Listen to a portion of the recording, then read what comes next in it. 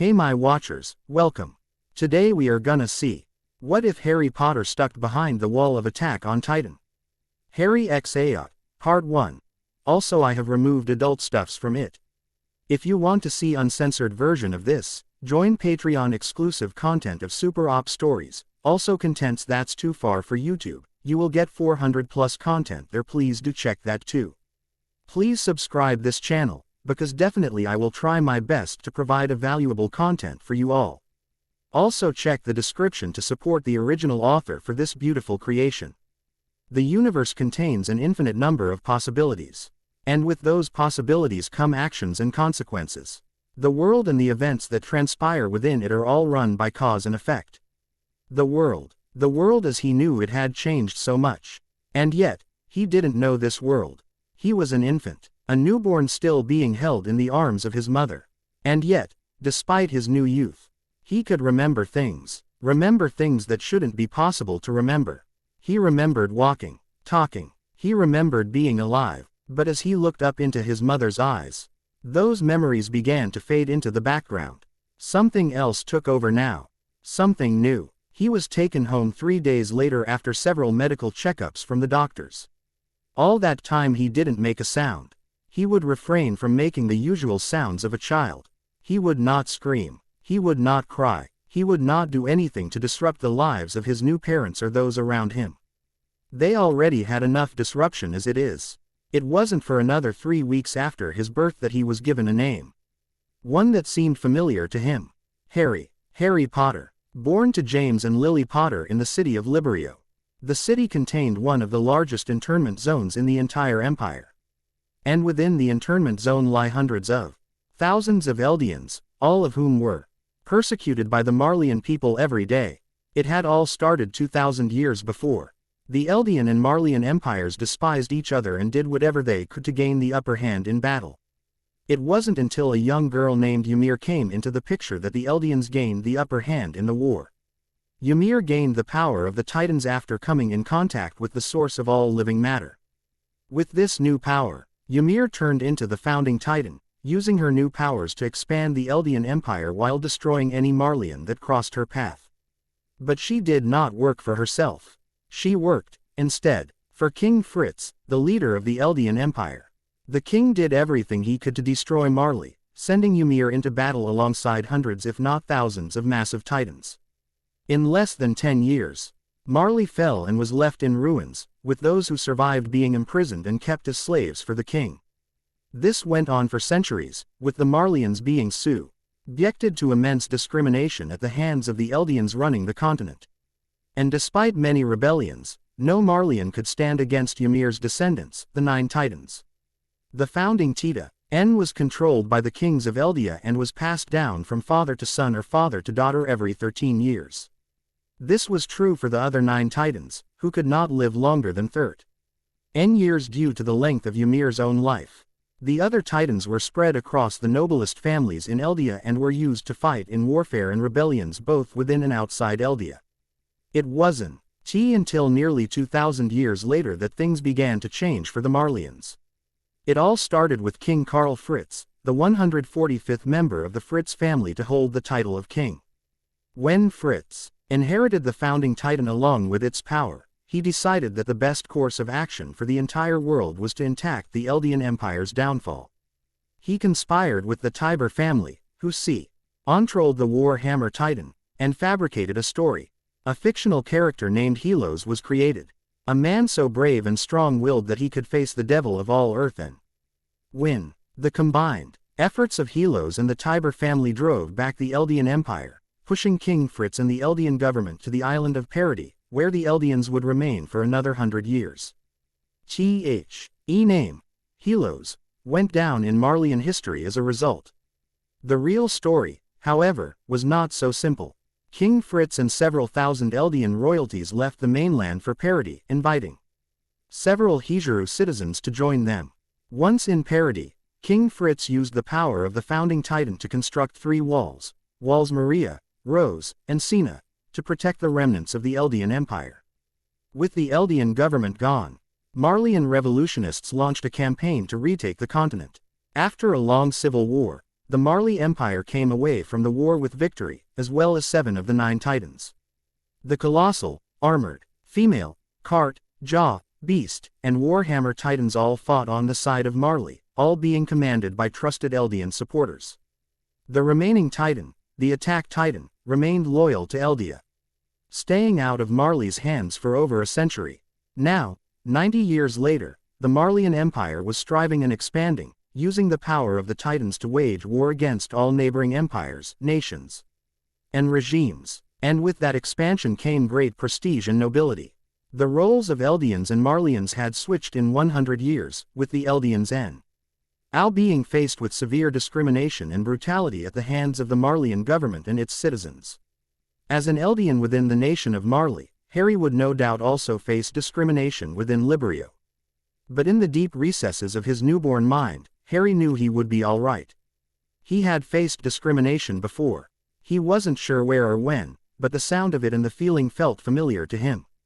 And so Harry would grow up in Librio alongside his family and friends for the next 6 years.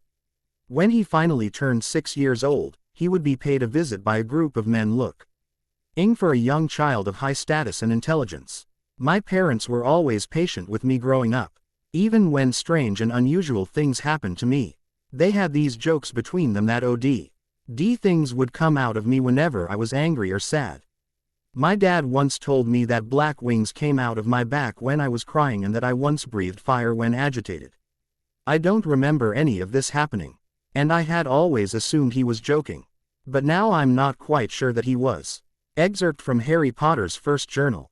Dated the 8th of February 840. On his 6th birthday in the year 839, Harry Potter sat in the living room of his family's home, going over several books that had been deemed by his mother as too advanced for his age. And yet he seemed to read them at a speed unmatched by people twice or even 10 times his age. He was taller, faster, and more developed than most kids his age as well, resulting in Harry skipping many grades in school quite early. His intelligence didn't go unnoticed by the higher-ups of the Marley government in Librio either. After much discussion, Harry would soon be deemed ready to enter the Warriors program.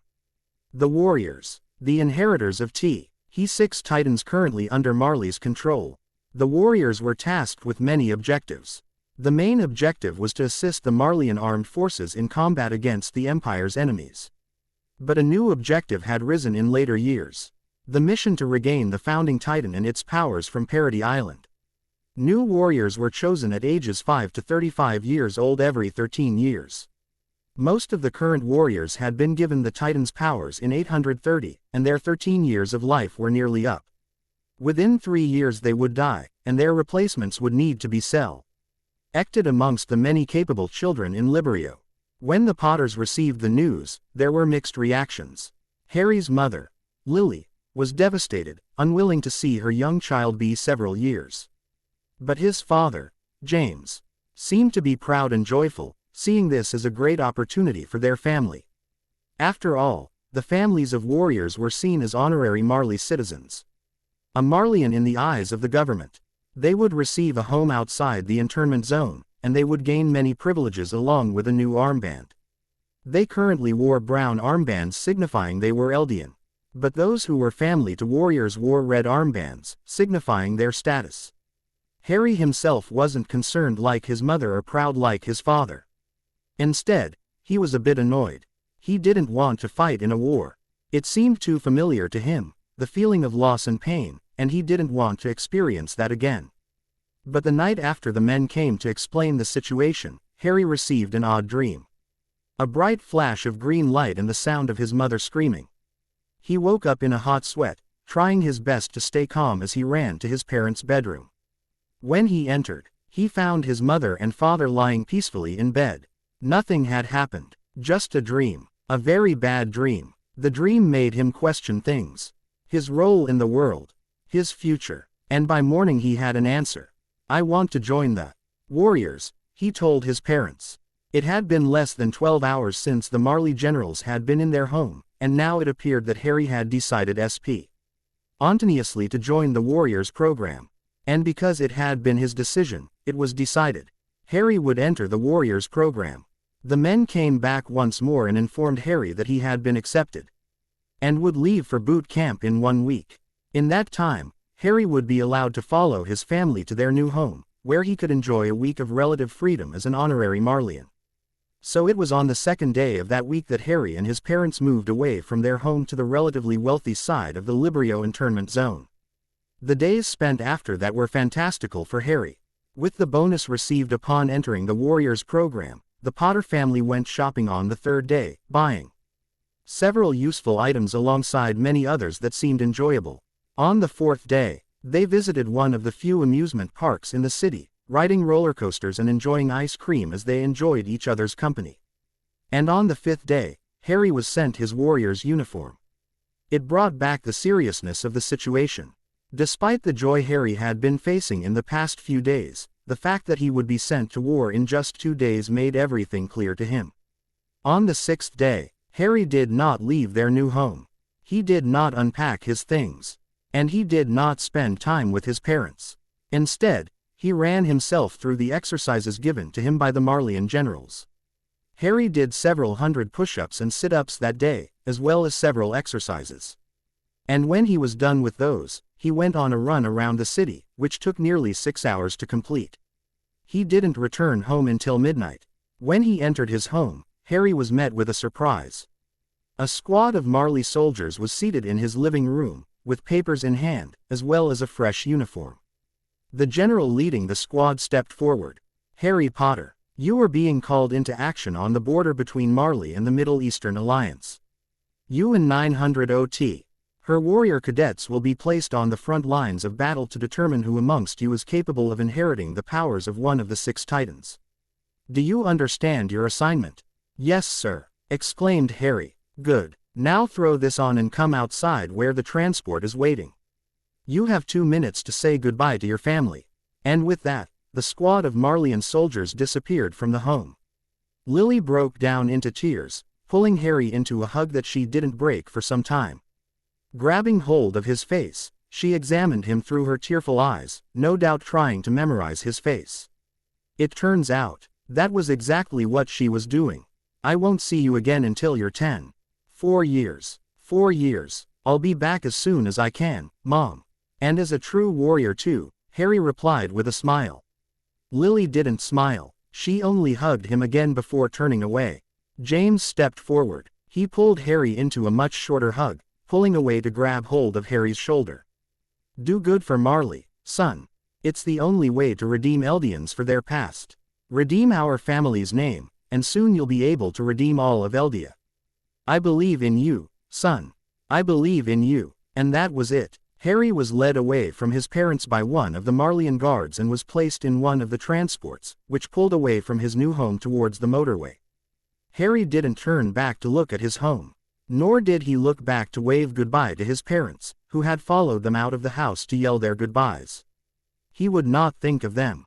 He couldn't. If he did, he would no doubt find tears in his eyes. Harry would not do that, or he would be deemed weak in the eyes of the Marleyan soldiers around him.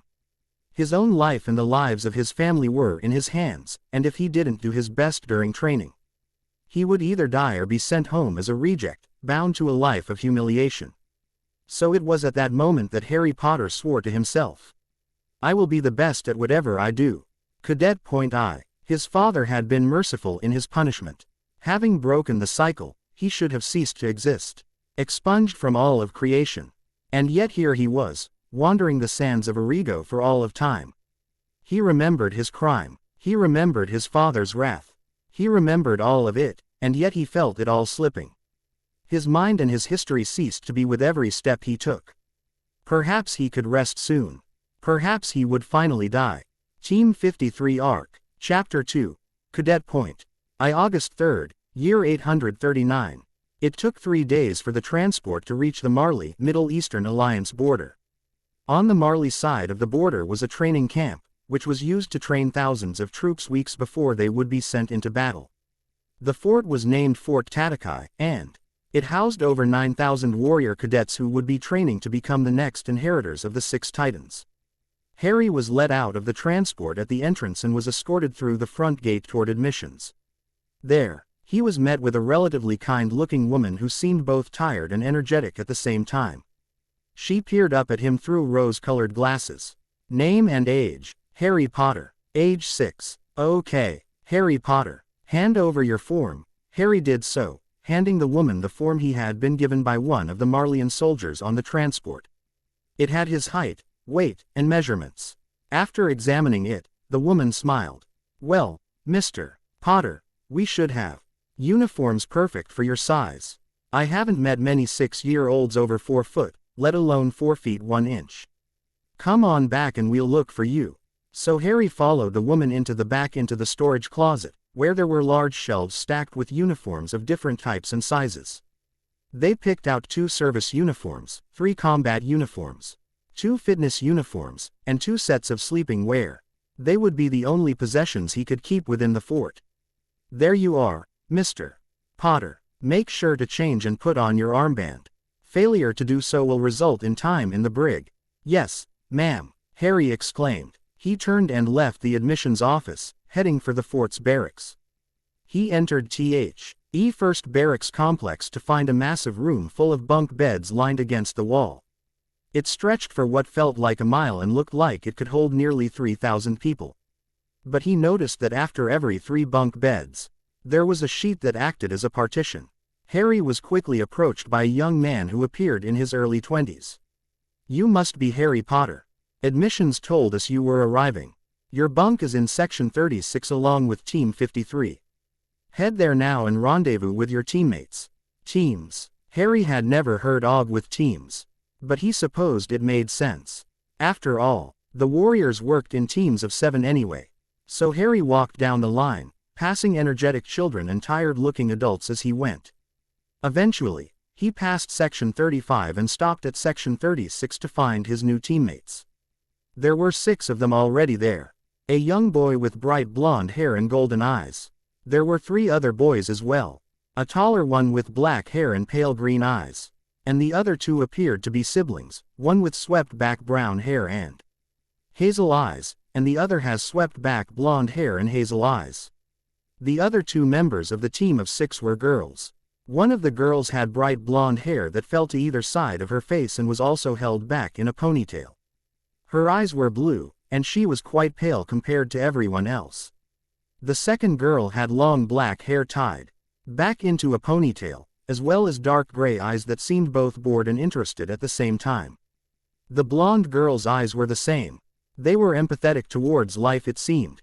And Harry wasn't sure what to think of this. The first blonde boy spotted Harry first and smiled. Potter. Yes, Harry replied with a shrug. The others had all turned to Harry now and were watching him with a mix of interest, surprise, and annoyance. The blonde boy's smile grew wider. My name's Braun. Reiner Braun. That's Berthold Hoover. He motioned to the tall, black-haired boy. Those are the Galliard brothers Marcel and Porco. Reiner pointed towards the brown-haired and blonde-haired boys respectively. That's Annie Lenhart. He motioned to the blonde-haired girl. And that's Peak Finger. The girl spoke, getting to her feet. She extended her hand towards Harry, who watched it for a single moment before deciding to grasp it in a gentle handshake. Harry wasn't sure what to think of this. This girl's self-introduction seemed to have been caused by something in particular. Perhaps a dislike of Reiner, or maybe a sense of self-entitlement.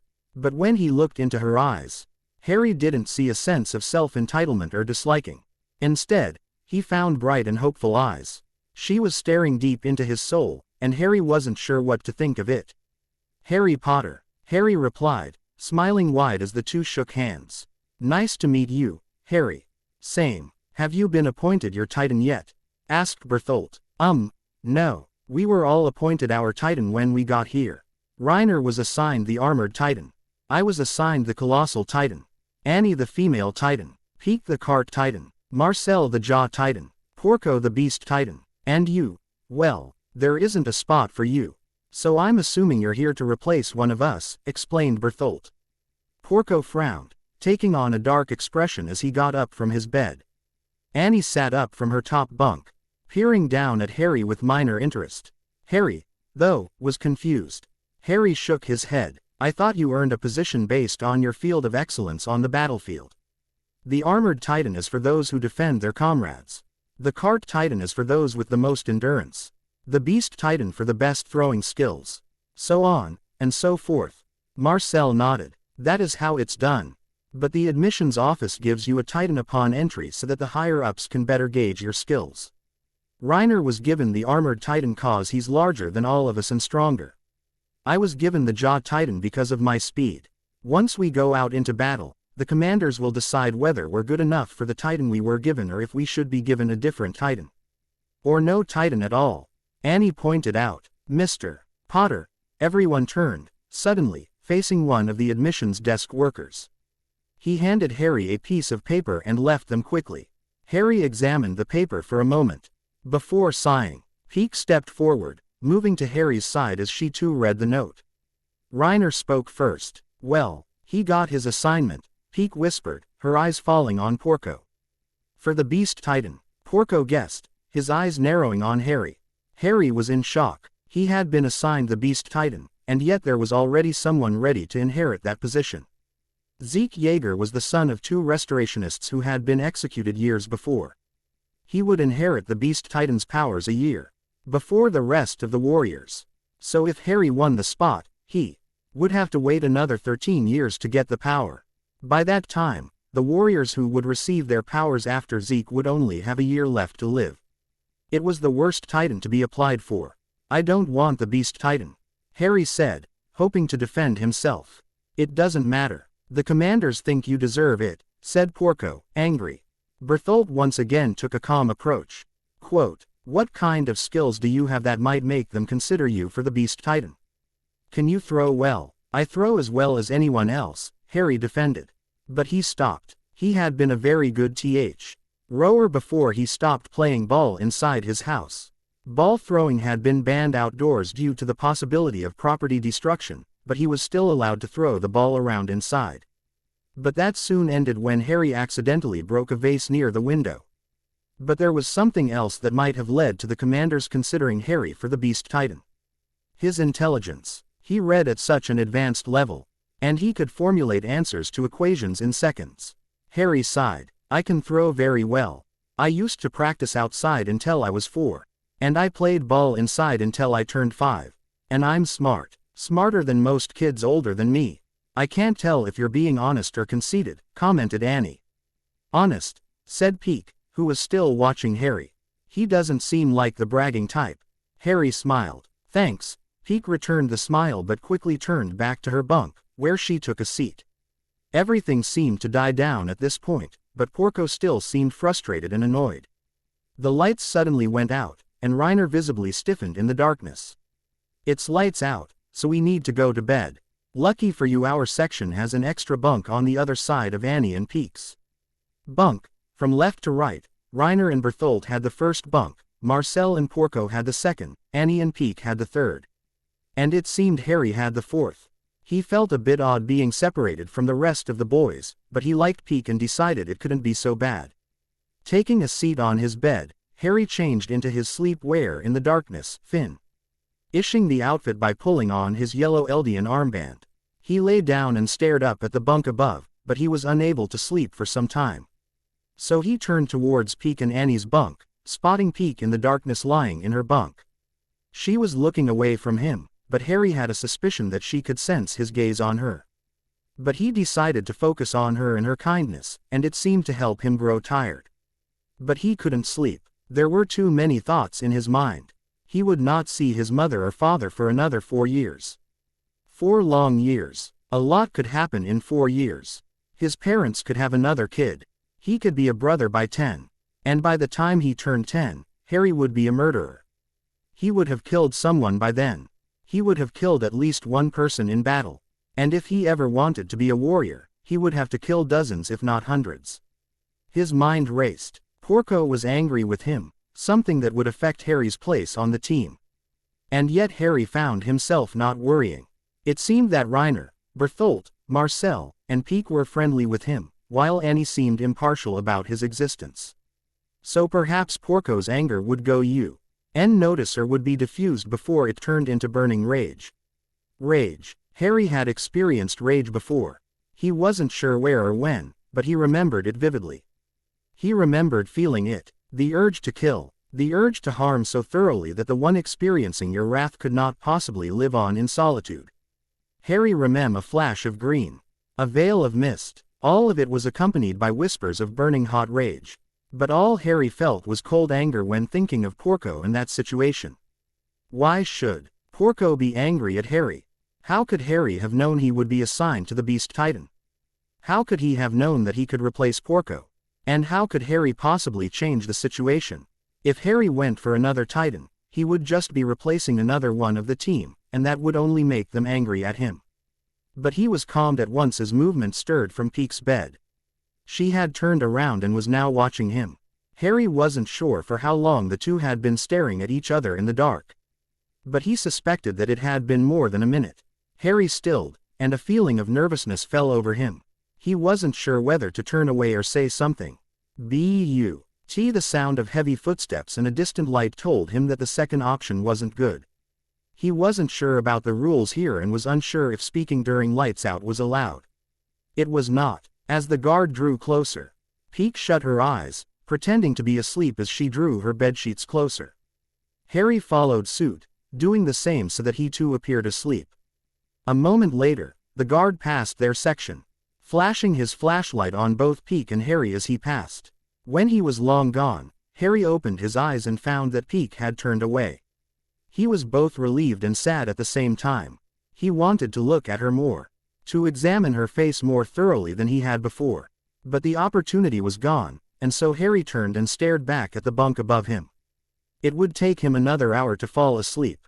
He took another step for the trillionth time. He had been walking the earth for eons and yet he had only moved up these stairs twice, this time included. The same time had been the last time he saw her. Her, with her silky brown hair, and chocolate-colored eyes. His thoughts shifted to the smoothness of her skin, the wetness of her lips. How much he regretted not kissing them when he last met her. But she was still here, even now, like him, forever drifting across this blue rock. August 4th, year 839. So, the newbie is running off of little sleep. Harry sighed. He was sitting in the massive meal center within the fort, having come back from his morning jog with one of the commander's group sessions. He was eating mashed potatoes and green beans along with a large glass of apple juice. And he was not looking forward to this inevitable confrontation with his teammate. Porco took a seat next to Harry, grabbing hold of his apple juice before taking a massive drink, depleting Harry's glass by nearly half. But Harry didn't react. He stayed calm, letting the cold anger he felt build inside him, growing cold and icier with each passing moment. That apple juice is good, newbie. Stop being a bully, Porco. It doesn't suit you, said Marcel, who snatched Harry's apple juice from Porco's hands before handing it back to a much appreciative Harry. Don't mind him. He's still angry about the Beast Titan assignment. I can tell, Harry remarked, receiving an angry sneer from Porco. Harry merely rolled his eyes at the boy, turning his attention back. CK to lunch as Reiner and the others took a seat at Team 53's table. Peek, Annie, and Marcel sat across from Harry while Reiner and Berthold were to Harry's right. Harry tried his best not to look at Peek as he ate. But it was growing quite difficult when she continued to pick green beans off of his tray. After several silent moments full of eating, Reiner spoke first.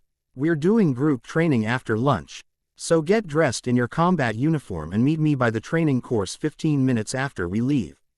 Understood, said Harry and Porco at the same time, with Porco sending another glare toward Harry. Everyone sat at the table collectively rolled their eyes, and Harry couldn't help but internally smile. So he had been right. Porco's anger was not felt by the rest of the group. He would not be hated by more than one of the team. Harry examined the table around him.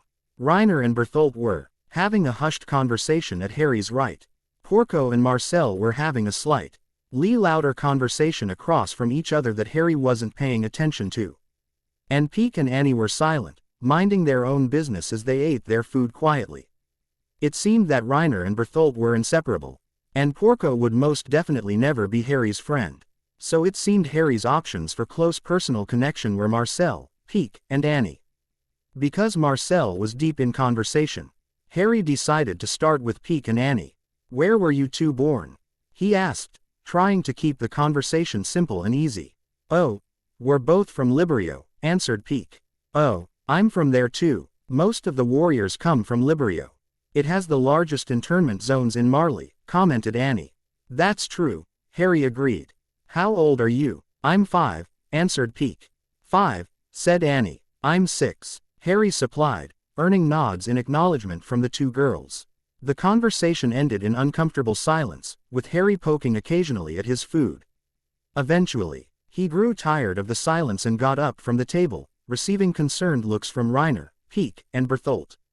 But he waved away their concern and left the cafeteria after dumping his tray. He entered the barracks and found his bunk easily. After changing into his combat uniform, helmet and all, Harry left the barracks and headed for the training grounds, where he would find the training course. Harry decided he would be productive, so he ran the course twice before he began basic exercises off to the side in the grass. 10 minutes after lunch ended, Reiner stepped forward in his combat uniform. You started early. Quote, yes sir, Harry replied. He knew that while Reiner was the same age as him and just a kid, but this kid was the leader of Harry's team. He deserved respect for his position. This seemed to brighten Reiner's mood, seeing as the boy's entire posture loosened and he smiled brighter than before. He then joined Harry in his exercise, doing rounds of push-ups, sit-ups, squats, planks, and jumping jacks until Peak, Annie, and Marcel arrived. Porco and Bertholdt could be seen in the distance sprinting towards the training ground, but they wouldn't make it within the 15-minute mark. So, Harry wins for attendance today, remarked Reiner with a grin when Porco and Bertholdt eventually arrived. Porco growled in anger while Bertholdt bent down to grasp his knees in exhaustion. Reiner continued, we're going to start with basic training like push-ups, sit-ups, and all of that. And then we'll run the training course 10 times or until we collapse. Did you just quote word for word what the commander said this morning? Asked Harry, who was grinning. Yes I did, replied Reiner with a matching grin. And so the 7 children did their basic exercises before running the training course. They all lasted for different variations of time. Bertholdt lasted the shortest, being able to only last for 4 laps around the course. Porco was second, finishing after 6. Then it was Marcel at 9, Peak at 11, and Reiner at 16. By the 32nd lap around the course, Harry was beginning to struggle, and so was Annie. They were breathing heavily at this point, and both of them were sluggish in their movements as they climbed, slid over under obstacles. It wasn't until lap 39 that Harry eventually collapsed at the end of the course. Annie won by a small margin, collapsing herself after another lap. That set the record for their age class. 40 laps on the course was unheard of for anyone under 16. Let alone a 5-year-old. Harry and Annie were sent off to the barracks to rest as the others went off to lunch. By the next day, the 7 would continue to train under the leadership of Reiner. I was given a journal to collect my thoughts roughly 3 months ago, and I have yet to touch it until now. It sat beneath that time collecting dust, unseen by the light until I became too consumed by those thoughts to think clearly. Training has been going well. Team 53 has yet to go out onto the battlefield, which I think has something to do with Bertholdt. He hasn't been doing well in his physical exams lately, and I think the commands might see him as a liability for our team out on the battlefield. As far as the rest of us are concerned, we're all ready to go. Reiner is more than prepared to pull Bertholdt's weight, and everyone else is physically able and willing to go. Annie and I are still at the top of our class in terms of martial arts and the training course. She's still ahead of me though, lasting nearly 76 laps before getting too exhausted to run. I can last 71, but it isn't a close enough margin to be the least bit proud of myself. The others have improved as well. Peak shot up above Reiner to 68 laps, only 3 below me, while Reiner could handle running roughly 58. Marcel and Porco were tied at 49, and Bertholdt was last at only 23 laps. Annie and I have been training a lot together lately, but she seems distant for a reason I can't explain. She's long been over her distant brooding attitude toward me, but she now seems to distance herself for another reason. A reason I can't possibly comprehend. So I train with her in the evenings, and then I leave her to do her exercises toward lights out. And Peak also seems conflicted about something. We've grown closer in the past 5 months. We talk regularly during meals now, openly discussing our lives before boot camp, our families, our friends, and our schools. And we get along very well, Peak and I. We train in the mornings together, and it seems she appreciates some of the help I give her in building her endurance. But despite our closeness the past few months, she too seems put off by something about me. Whether it's my existence on the team being a threat to her or anyone else, I cannot guess, so I decided I would just give her space when we aren't training or at meals. Reiner and I are fairly decent friends now. We confide in each other a lot, and I think Reiner looks up to me as a colleague as well as a friend. He even joked one time about me being his vice chief. Something that visibly bothered both Berthold and Porco. But Reiner is a good person. He likes a lot of the same things I do, and we get along in our love for training, for pushing ourselves beyond our limits so that we can be the best at whatever we do. But we could never be best friends. That title belonged to Berthold, and I wasn't going to get in between them in their friendship. As for Porco and Marcel, things could be going better there. Marcel is distant because he's worried I'll take the jaw titan from him. I'm faster than almost everyone on the team besides Annie, and he's afraid that might be considered a reason for me to be given the power of the jaw. And Porco has always hated me from day one, so there isn't much to say there. But he seems to have calmed down a bit, his anger cooling. How long that will last, I'm unsure, but I'm enjoying the moments of relative peace I get at mealtimes and during training. Excerpt from Harry Potter's first journal. Dated March 13, 840. March 22, 840. Team 53 received its first assignment. They would be joining the Marleyan armed forces on the front lines of the war, and the first tests would begin to determine their skills and prowess. It started at breakfast. Harry had gotten up early to join Commander Hoyt's training on the training course, and after taking a shower had gone to the cafeteria to get a much-needed meal. When he arrived, he found Annie alone, appearing slightly depressed as she took occasional bites of food. Taking a seat next to her, Harry took a bite of his food. Hash browns with slightly burnt eggs. Not the worst breakfast, so it was doable. They sat in silence for several minutes, with Annie seeming visibly uncomfortable while Harry tried his best to respect the fact that she wanted silence. But eventually, it became too much for him. And he spoke. "Is everything all right, Annie?" "Yes," was her simple reply. "Are you sure? You seem down today." Giving him the most annoyed side-eye Harry had ever received in his life, Annie mumbled, "I'm fine." Before Harry could push further in questioning her, Reiner approached the table, holding a piece of paper with a commander-approved stamp on the top right corner. Holding it up for Harry and Annie to see, Reiner spoke. "The commander issued us our first assignment." He passed it to Harry, who read it quietly while Annie continued to act uninterested. "We're going to the front lines in 3 hours.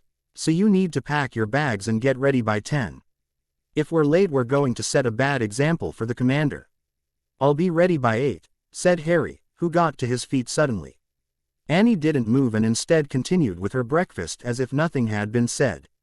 Reiner followed Harry out, accompanying him to the barracks where the others were already packing their things. It seemed they would be waiting for Annie on this one. "Should I go back and tell her we're leaving early?" "We can't leave early. We're just getting packed. The transport won't leave until it's scheduled to leave," said Porco in his ever-annoyed voice. Harry sighed, nodding in acknowledgement as he moved towards his bunk. Peak was at his side, facing her bun. As she packed her small bag with her uniforms and spare armbands. Harry didn't bother sparing her a glance. He figured she had more important things on her mind than to speak with him. So they stood in silence, packing their bags until everything was ready to go. With everything done, Reiner spoke. "I guess we can go to the training course. Or we can go to the cafeteria for lunch," Porco suggested. "We can only eat once." Harry wouldn't be able to get anything, Marcel pointed out. Porco shrugged. "So, how is that my problem?" "It's not. Go eat." "I'll be fine," said Harry. He knew that they hadn't eaten lunch yet, and instead had gone back to the bunks immediately to pack. He wouldn't refuse them a much-needed meal just because he had already eaten his. Marcel and Reiner, both appearing grateful, thanked Harry and walked with Porco toward the cafeteria. Harry left too, only he headed for the training course instead. He did a few warm-up exercises, a few laps around the course, as as a few climbs up and down the rock wall before he caught sight of Peak not far from him.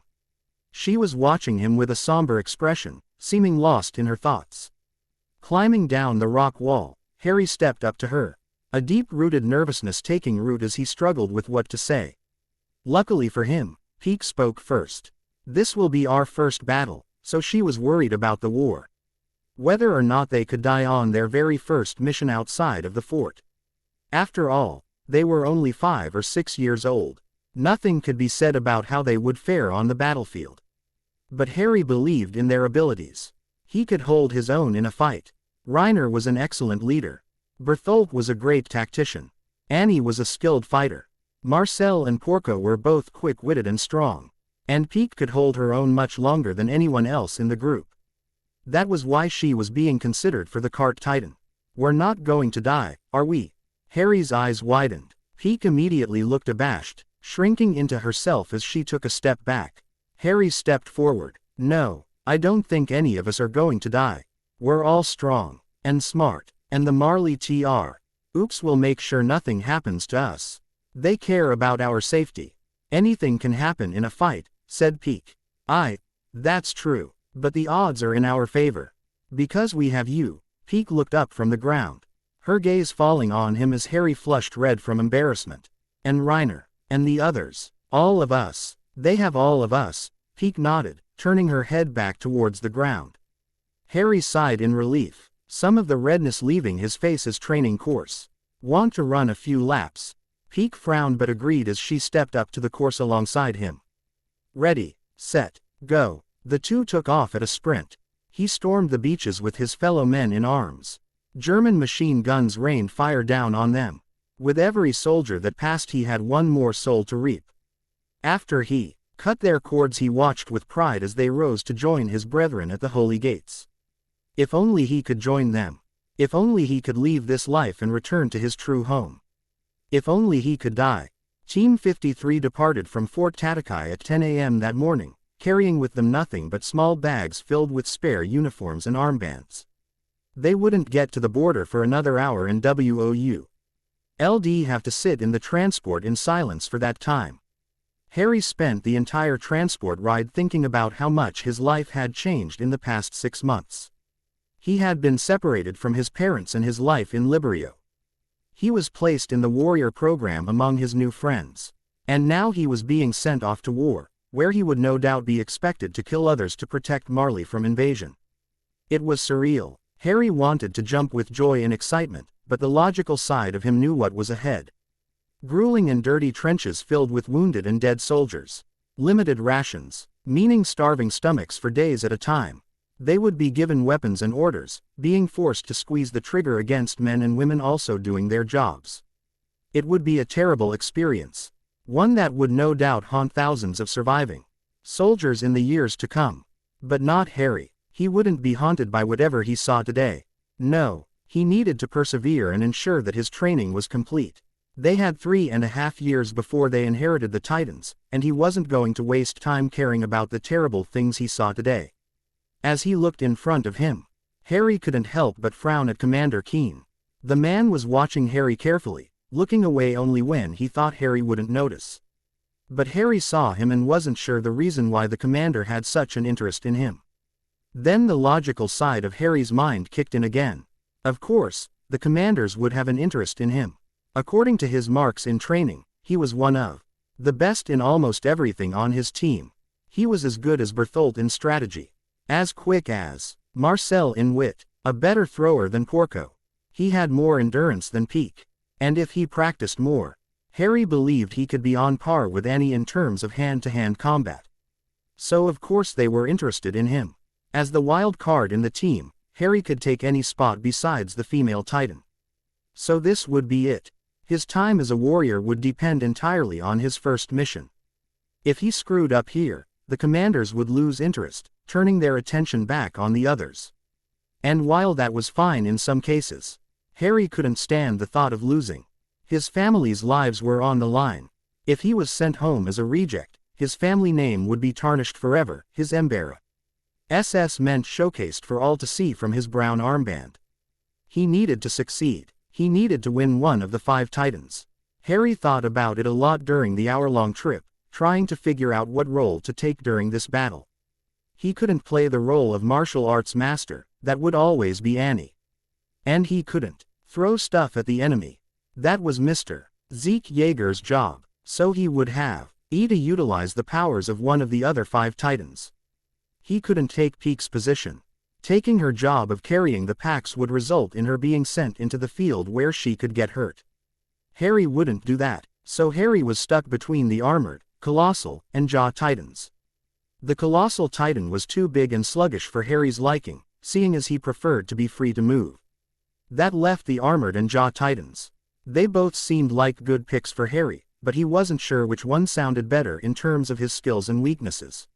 He was strong, yes, but not stronger than Reiner or Porco, who were both in line to possibly get the armored titan. So that left the jaw titan. Harry was fast, and while he was taller than everyone else but Bertholdt, he was very agile. It suited him well, but the only problem was Marcel and Porco. Marcel was also perfect for the jaw titan's power, and he would be offended and angry if Harry suddenly took the spot. And Porco would see this as a betrayal, using it as a reason to hate Harry more. But it was the only thing for Harry at the moment, so he would go for it. The jaw titan showed signs of great speed and agility, as well as great strength. Harry also showed signs of all 3 and felt confident in his ability to get the job done. His eyes fell on Marcel, and Harry felt a deep sense of guilt fall over him. It was very clear that Marcel didn't want Porco to be a warrior, and he was doing his best to discredit Porco to get him sent home. And here Harry was trying to sabotage Marcel's chance at the jaw titan. If Harry succeeded, the Galliard family wouldn't have anyone within the Warriors program. But Marcel and Porco could always wait 13 years to become their respective titans. Perhaps Harry was giving them a blessing. "Harry, are you coming?" The voice of Marcel snapped Harry out of his thoughts, his gaze falling on the younger boy. Marcel was peering down at Harry with a worried expression, his finger pointed towards the door of the transport. It was open, and the others had already left. "We're here, right?" The 2 exited the transport, joining the others just 200 yards from the Marleyan trenches. They could hear and see cannon fire in the distance, and Harry could smell death through his sensitive nostrils. He stepped to Rainer's side, examining the scene with interest. Harry was surprised when Commander Keen stepped beside him. Placing a shoulder on Harry's shoulder, the commander smiled. "What do you see here, Cadet?" Harry frowned. A trick question. This was a battlefield, a war zone filled with death and destruction that may never end. But Harry knew better. The commander was gauging Harry's knowledge and perception of events. This was a test. Harry formulated an answer immediately. The simple answer would be that this is a battlefield, sir. But you already know that. No. What I see is the future of Marley. Or more specifically the future of Marley's eastern borders as a whole. If the Middle Eastern territories break through even a fraction of our line, the entire border could be lost. If we don't protect it with everything we have, we would be risking several key cities in the region. "Good. Very good," said the commander. "And what would be the benefits of invading the Middle Eastern territories?" Another interesting question. It didn't take Harry that long to formulate his response to this one.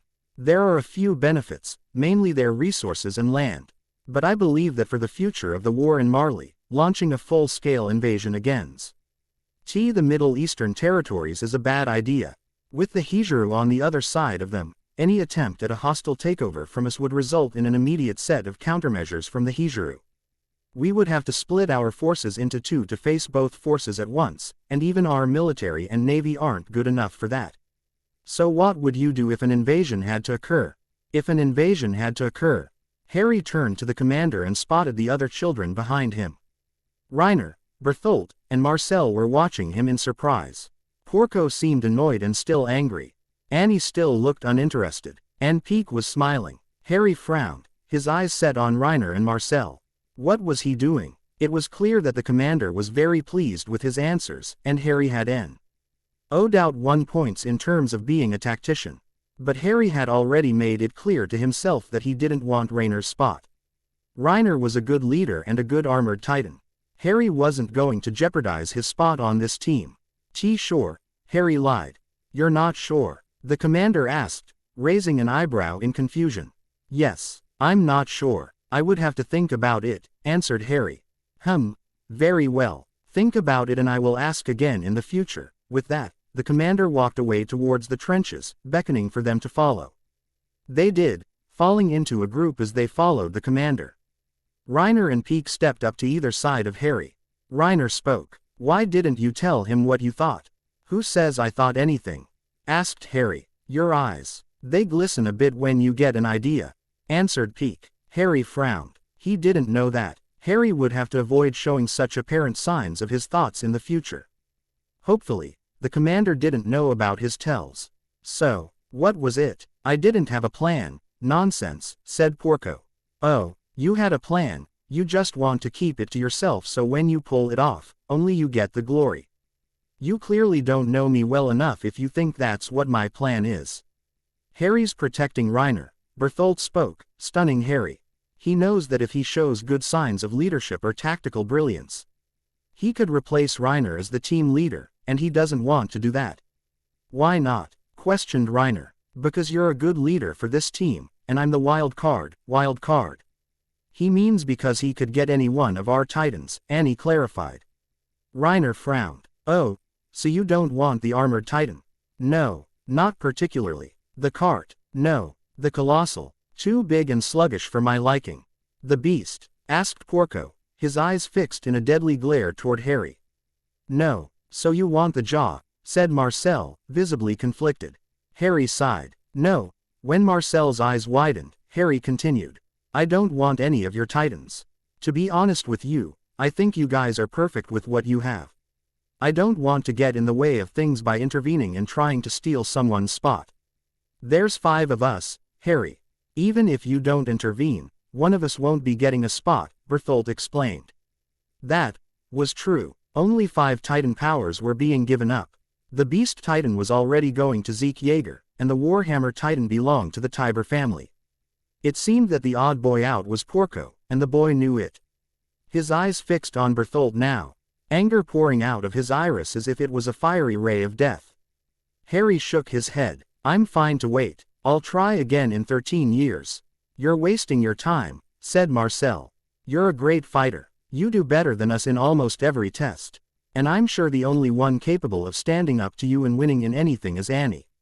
So to sit back and wait 13 years just to give us a spot doesn't make sense. I don't want any of you to hate me, admitted Harry, his eyes falling on the dirt in sadness. He didn't know why he had said that, but it was true. Despite the log-I-cal part of his mind telling him that he didn't need them to make his future, Harry still thought of them all as friends and cared deeply about their opinion of him. If anyone but Porco hated him, RRY wasn't sure what he would do with himself. He relied on them, perhaps too much, and they mattered to him. They stopped, and everyone turned towards him. You all are my friends. If you hated me, I don't know what I would do. Smiling, Marcel stepped forward. We couldn't hate you, Harry. Except maybe Porco and Annie. I don't hate him, said Annie, who was shuffling her foot across the dirt. Harry smiled at the girl, glad to know that despite her odd silence and rough exterior, she didn't hate him. Perhaps she disliked him, but the way she was hiding her face made Harry think she did like him.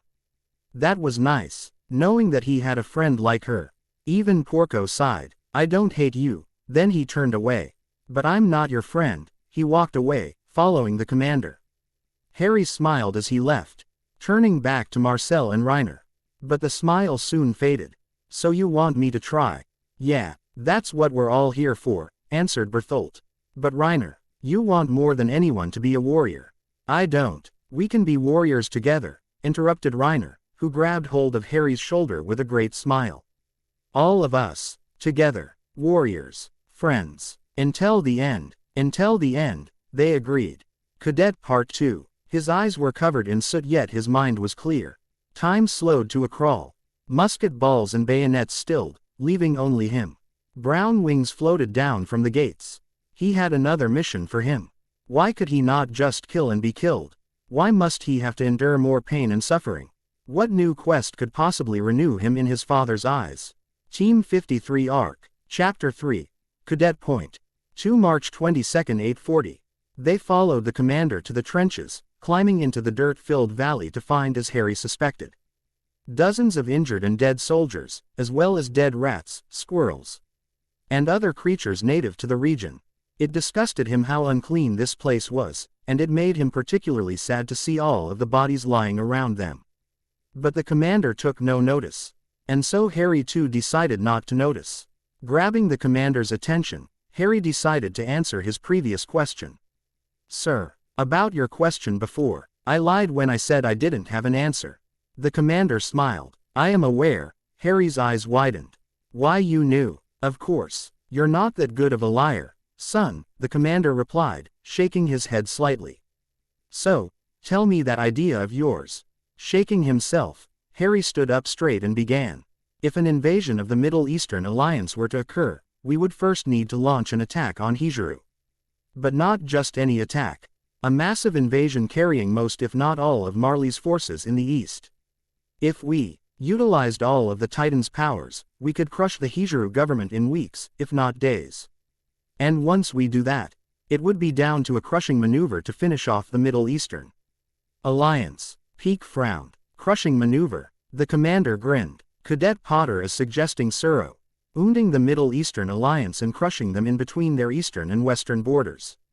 And what of their navy? The navy of both empires could be annihilated quite easily if the colossal Titan was used. With the use of a strategic distraction, we could lure the entire Hijuru navy into one spot small enough to be eradicated by the colossal Titan's transformation. The same thing could be done 2 or 3 times for the Middle Eastern Navy," Harry explained. "You've got a bright future ahead of you, boy," said the commander, who grabbed hold of Harry's shoulder and pointed towards enemy trenches just less than a mile away. "And what are your thoughts about gaining ground against them here?" Harry frowned. He took a step forward, moving out of the commander's grasp as he tried to examine the enemy trenches across from no man's land. "How many guns and soldiers do they have?" "They have roughly 72 heavy-barreled machine guns, 60 fast-loading cannons, 13 catapults, and 12 mortars. As for enemy personnel, their forces seem to range between 20 to 35,000, the commander supplied. Harry stared blankly at the enemy line, his eyes searching for something. Those were a good set of armaments, and it made him question if it was even possible to break through that kind of defensive line. But then Harry smiled. Turning back to the commander, he spoke. "A direct assault is impossible. No matter how much force we throw at them, they'll just retaliate quickly and effectively. No one would survive, so we need to be strategic. Sneaky. We need 2 things. A distraction, and an undercover force," Harry explained. His eyes glistened in the sunlight, his excitement visible on his face. "We could do it today. A select group of ALS could go towards the enemy line pretending to be captured refugees that escaped Marleyan grasp. Once they reach the trenches, they can throw in a bag of explosives.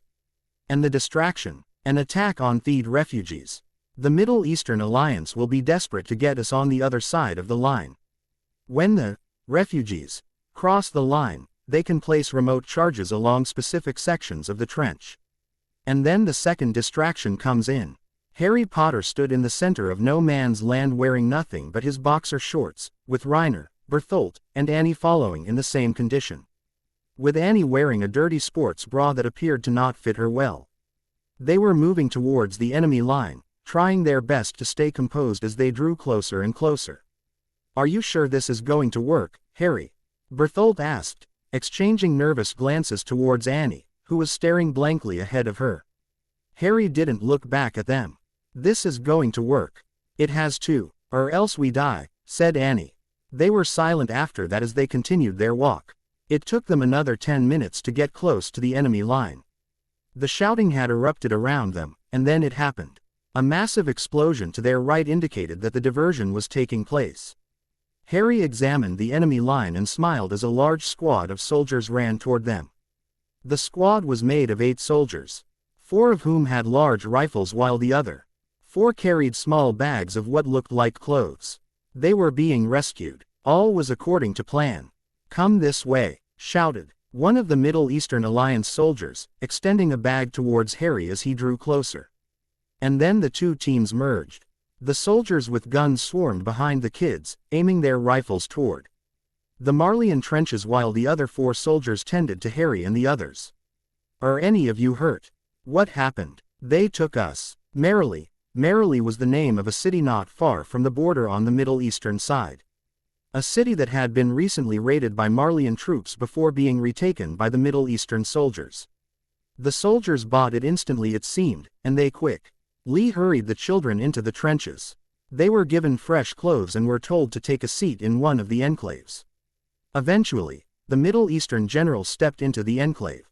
"You 4 are from Marleyan?" "Yes." Why yes. "Yes, sir," said Harry, his voice trembling as a cup of milk offered to him by one of the soldiers shook violently in his hands. The general's eyes widened as he examined them. Annie had her head rested on Harry's hunched back, her eyes half opened as she continued her mumbling. Berthold was crying in the corner, burying his head in his arms after pulling his knees up to his chest. And Reiner was staring blankly at the wall, his drink having been spilled on the floor. Harry couldn't be more proud of his friends. Their acting gained the immediate sympathy of the general, who apologized for the questions before telling them to make themselves at home. He left soon after. When they were alone, Annie whispered from her place against Harry's back. "How did they not notice the bag you were carrying?" Quote, Harry wasn't entirely sure. He had strapped it across his waist and had been hoping the entire time that they wouldn't question it or take it. But they didn't seem to notice the bag at all and ignored it just like he wished. The bag was filled with timed explosives, which would be used to take down the trench once and for all. Harry sighed, remembering his training as he turned to the others. Annie chose to instead lean on Harry's shoulder, something that Berthold didn't seem to appreciate. But Harry didn't bother to notice and spoke. "Remember the plan. We stay here for as long as possible to ensure we aren't suspected. Once I feel the time is right, I'll give you all the signals to start. From this enclave, Annie and I will go right. Reiner and Berthold are to the left. Understand?" "Yes," everyone answered together in hushed whispers. "Take this bag, Berthold." Harry pulled a smaller bag from the bag around his waist, handing it over to Berthold while holding onto his bag. Berthold studied the bag for a second, unsure what to do with it before tying it around his waist. "Remember the plan, and this should work," Harry whispered. He leaned back, resting his head against the dirt wall of the enclave while Annie sighed against his shoulder. She seemed tense, no doubt anxious about what was coming. Harry felt the same. The entire plan depended on their actions. If they didn't succeed, the rest of Team 53 would be left defenseless. Their entire team would be wiped out in less than a day. "This will work. It has to." Washington led the charge. Rochambeau led the charge. Cornwallis waved his flag. And yet here he was, running through the battlefield with his swords in hand. Fire danced around him as he jumped over bodies and ruin. Waves from the river flooded the fields while the rocks beneath their feet shifted with every step he took. His eyes glowed an emerald green as he took off to the sky, his eyes on one thing and one thing only. Death. After several hours of waiting, the first half of Team 53 took on a massive transformation in terms of mood and overall happiness. Within the first 2 hours, the fidgeting and whispering had stopped. And they took occasional sips of milk and tea in silence. After 4 hours, the group was openly talking, discussing their lives, and the experiences they had with the terrible Marleyan armed forces. They spoke of torture, horrible experiences that would haunt any normal person for their entire lives. And by hour 7, they were openly laughing, enjoying themselves. On occasion, a Middle Eastern soldier would join in on the conversation, laughing along with them before having to return to his post. It helped strengthen Team 53's appearance as just normal kids, and it made the mission seem even more of a success.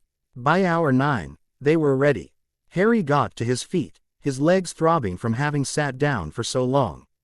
He grabbed Annie by the wrist, letting out a laugh. As he pulled her from her seat on the bench, she too lost her balance, her legs shaking before she finally stood. "Come on, let's explore the rest of the trench." He winked at Reiner, giving him the S. Ignal before pulling Annie out of the enclave. They ran down the length of the trench, laughing and pushing each other while onlooking soldiers laughed and smiled, enjoying the sight of children and good-heartedness. Something that wasn't seen on the battlefield. By the time they reached the end of that section of the trench, Harry pushed Annie against the wall of the trench, hiding them behind a lone pillar. Whispering so that only she could hear him, Harry explained, "I've planted most of the charges." Opening his bag slightly, he was able to prove that the bag held only the detonator and one last explosive. "I faked tripping a few times and drove my fists through the dirt. They're all planted along the trench. We're just waiting for the signal from Reiner." Annie's eyes widened. "So it worked. Our part of the plan worked. If Berthold succeeds, then we'll be done with our part," Harry answered, peering over his shoulder to see if any soldiers were nearby. "The signal should be coming any second now." Silence. Nothing but the sound of distant voices and the sound of occasional mortar fire. And then it happened. An explosion that was different from the sound of mortars. Berthold LDT had set off one of the first explosives early. "The signal. Now," Harry shouted, jumping onto the pillar as he climbed to the edge of the trench. Once he'd gotten over, he reached down and helped Annie up, pulling her away as they ran. Once they were far enough from the trench, Harry used the detonator he was carrying in his hand. The explosives detonated, with massive explosions ringing out from behind them as they ran. "The transport is on the other side of the river. If we can make it there, we should find them waiting for us." Annie nodded, running towards the nearby river where they hoped to find Reiner and Berthold waiting. From there, they would cross the river and wait for the rest of the team. After a while of running, the two made it to the river, pulled on their way and turned to Annie. "The bridge is lowered. I'll have to jump." "No, don't. You won't make it over," Annie said, peering down the river wall. It was a 40-foot drop, and if Harry fell, he wouldn't be able to make it back up. They had no rope or ladder to drop to help him, and there were 15 feet between them and the other side of the river. They had only ever practiced jumps on the training course, and those were only 5 feet. Reiner and Berthold made it, breathing heavily as they all turned back to the trench. Smoke was rising from their work. The entire trench had been blown to hell. The sounds of screams and war cries told them that the Marleyan soldiers had advanced. The trench was theirs. Turning back to Annie, Harry sighed. "I need to try. If this bridge doesn't come down, our forces can't cross into the enemy's camp." Annie shook her head. "It's too dangerous. Let me go. I can make it." "No. I'm the wild card. If I don't make it, nothing is lost. If I do make it, then all the better." Taking several steps back, Harry took a moment to examine the river in front of him. It wasn't too wide, and any normal adult could jump across it. But as a child, it would be harder for Harry to cross. So he needed to look at this from a geometric standpoint. The best place to cross. The best place to jump. How much power he needed to put into jumping. If he could make it work, Harry could cross the jump with ease before lowering the bridge. All he needed to do was jump. Jump. Jump. "Harry." It was Berthold. "Are you okay?" "I'm fine," Harry replied. He slid his left foot back, taking a running stance as he eyed the other side of the river. "Yes. Focus on that. Focus on the other side. Do that, and I'll make it." He took off at a sprint, his feet hitting the dirt with extreme force as he put power into each step. When he reached the ledge, Harry slammed his foot into the ground and threw himself into the air. Harry soared over the river, his eyes flashing with joy as their air carried him. He felt nothing but relief. His hair flew back as the wind pressed against him, and for a moment Harry felt free. Happy. Alive. But Annie saw something else. The dirt he had kicked from the ground flew after him. Dirt and sand gripping the soles of his shoes as he flew across the divide, as if it was carrying him. And then Harry hit the ground in a roll, sliding against the ground on the other side of the river. He'd done it. He made it to the other side. Reiner and Berthold were cheering in excitement, praising him for the jump. But Annie was watching him with her eyes wide. Harry turned to the bridge controls. Spotting the rope used to raise and lower the bridge, he grabbed hold of it, pulling it upwards so that the bridge lowered. When it was down completely, Reiner, Berthold, and Annie crossed.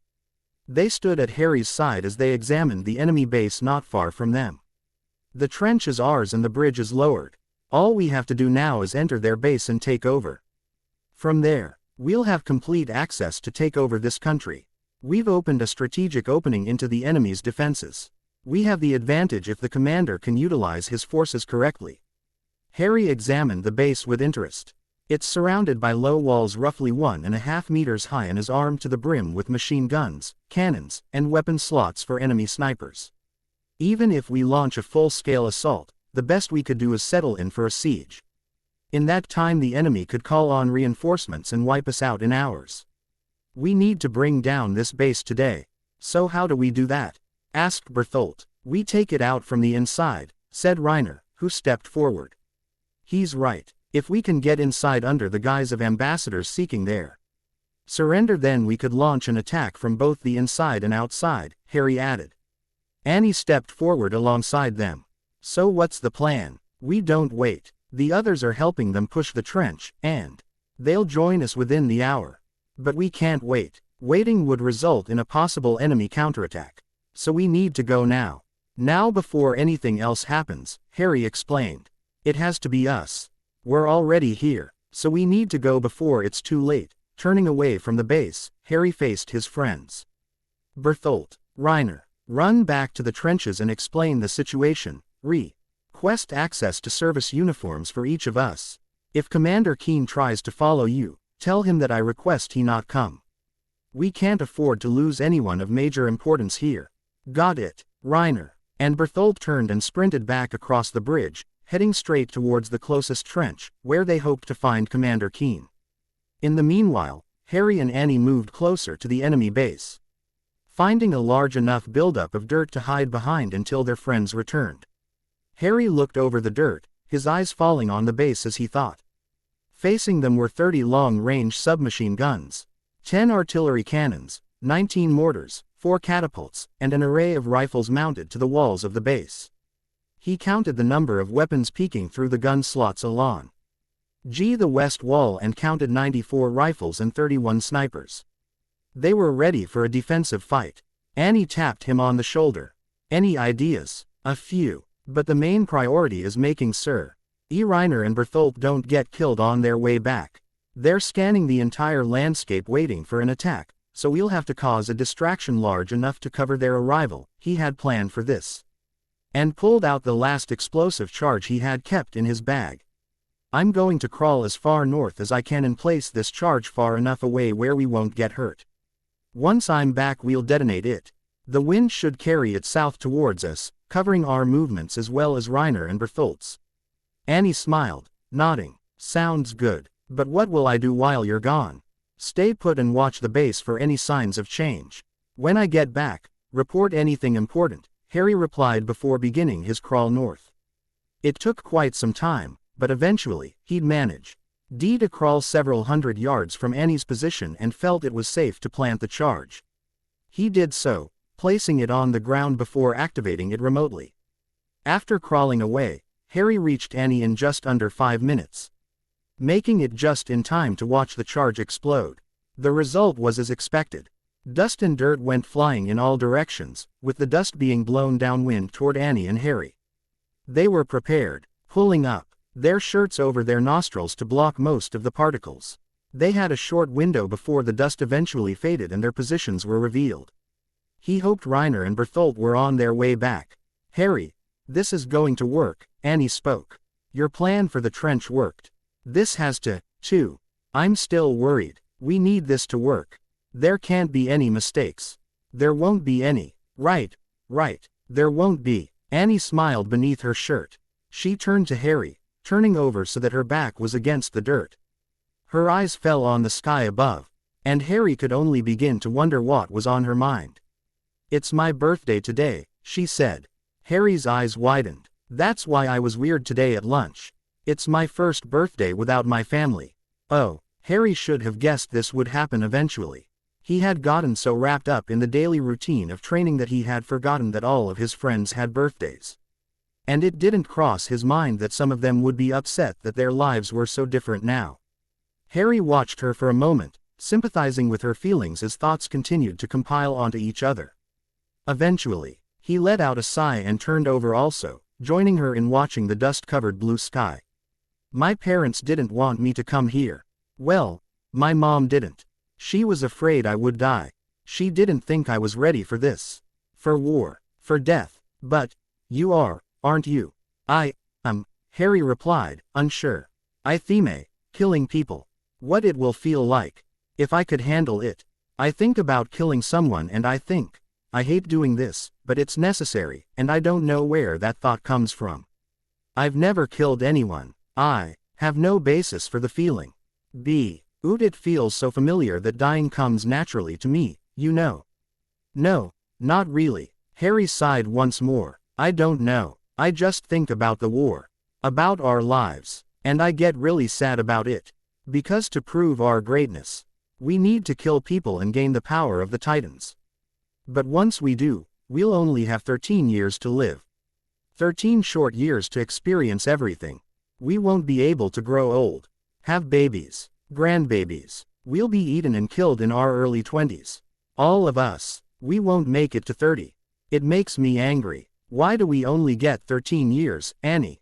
She didn't answer. When Harry turned to ask again, he noticed she was crying. Tears were leaking from her eyes and onto her shirt, making it wet. A feeling of regret washed over Harry as he looked at her. In voicing his thoughts, he had no doubt unleashed some of her fears as well. He'd been so stupid, fool, so he reached out, grabbing hold of Annie's shoulders as he pulled her into a hug. One she hesitantly accepted, but the hesitance disappeared almost immediately, and she grabbed hold of him before burying her head in his chest.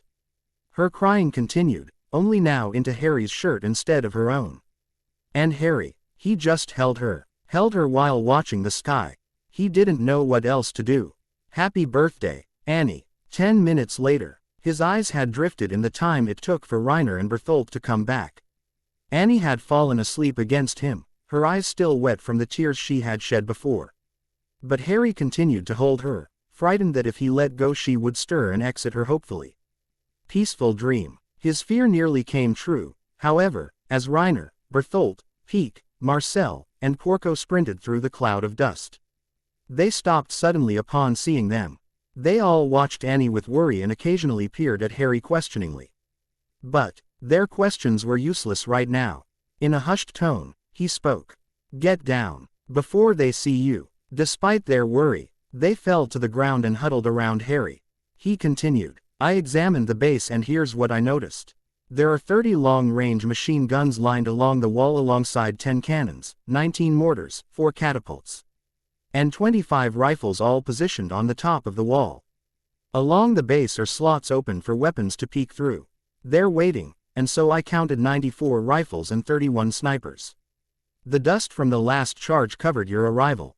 Did you get what I wanted? Reiner smiled, nodding as he held up 2 bags. We got uniforms and more explosives. Good. Put on the uniforms. But not the armbands, Marcel friend. Why not the armbands? Bertholdt supplied the answer. Because if we go in there with armbands, they'll know we're Eldians. They'll shoot us immediately thinking we're Titans trying to get inside. Exactly. They won't think that our superiors allowed us to remove them for the sake of the mission. They'll assume we're expendable Marleyan children sent in to ask for their surrender. They won't take us seriously, and that's what we're counting on, Harry explained. Annie, despite the hushed tones of her friends around her, woke up. Leaning back as she peered around, trying to gauge her surroundings. When she looked down at Harry, he smiled. Good timing. I was just going to explain the plan. You've got something for this too? Asked Porco. I was thinking about it just now while I was waiting for you guys to get here. I discovered several different entrances to the enemy base hidden along the walls and decided that all of them were useless. Everyone's eyes widened. So we're going to have to enter through the front door. And we can't do that with these. Harry motioned to the bag full of explosives. Reiner deflated, visibly disappointed by the news. But we can still use them. That's where you come in. Peek. At her name, Peek perked up, her eyes falling on Harry with interest. You're the smallest of any of us. And you're the best at crawling under mostly anything. The training course proved that. So your job will be to remain outside the compound, placing these charges along the west wall beneath the gun slots. Once you're done, You'll run back to the trench to inform the commander that he should prepare to fight. Understand? Yes, right. While you do that, the rest of us will enter the enemy base to force their surrender. But they will not surrender. They've spent too many of their resources here to do that. So they'll likely attempt to capture us or hold us captive. That's all right. If they capture us, we'll break free when the charges go off, giving us enough time to take out as many of them as we can during the chaos.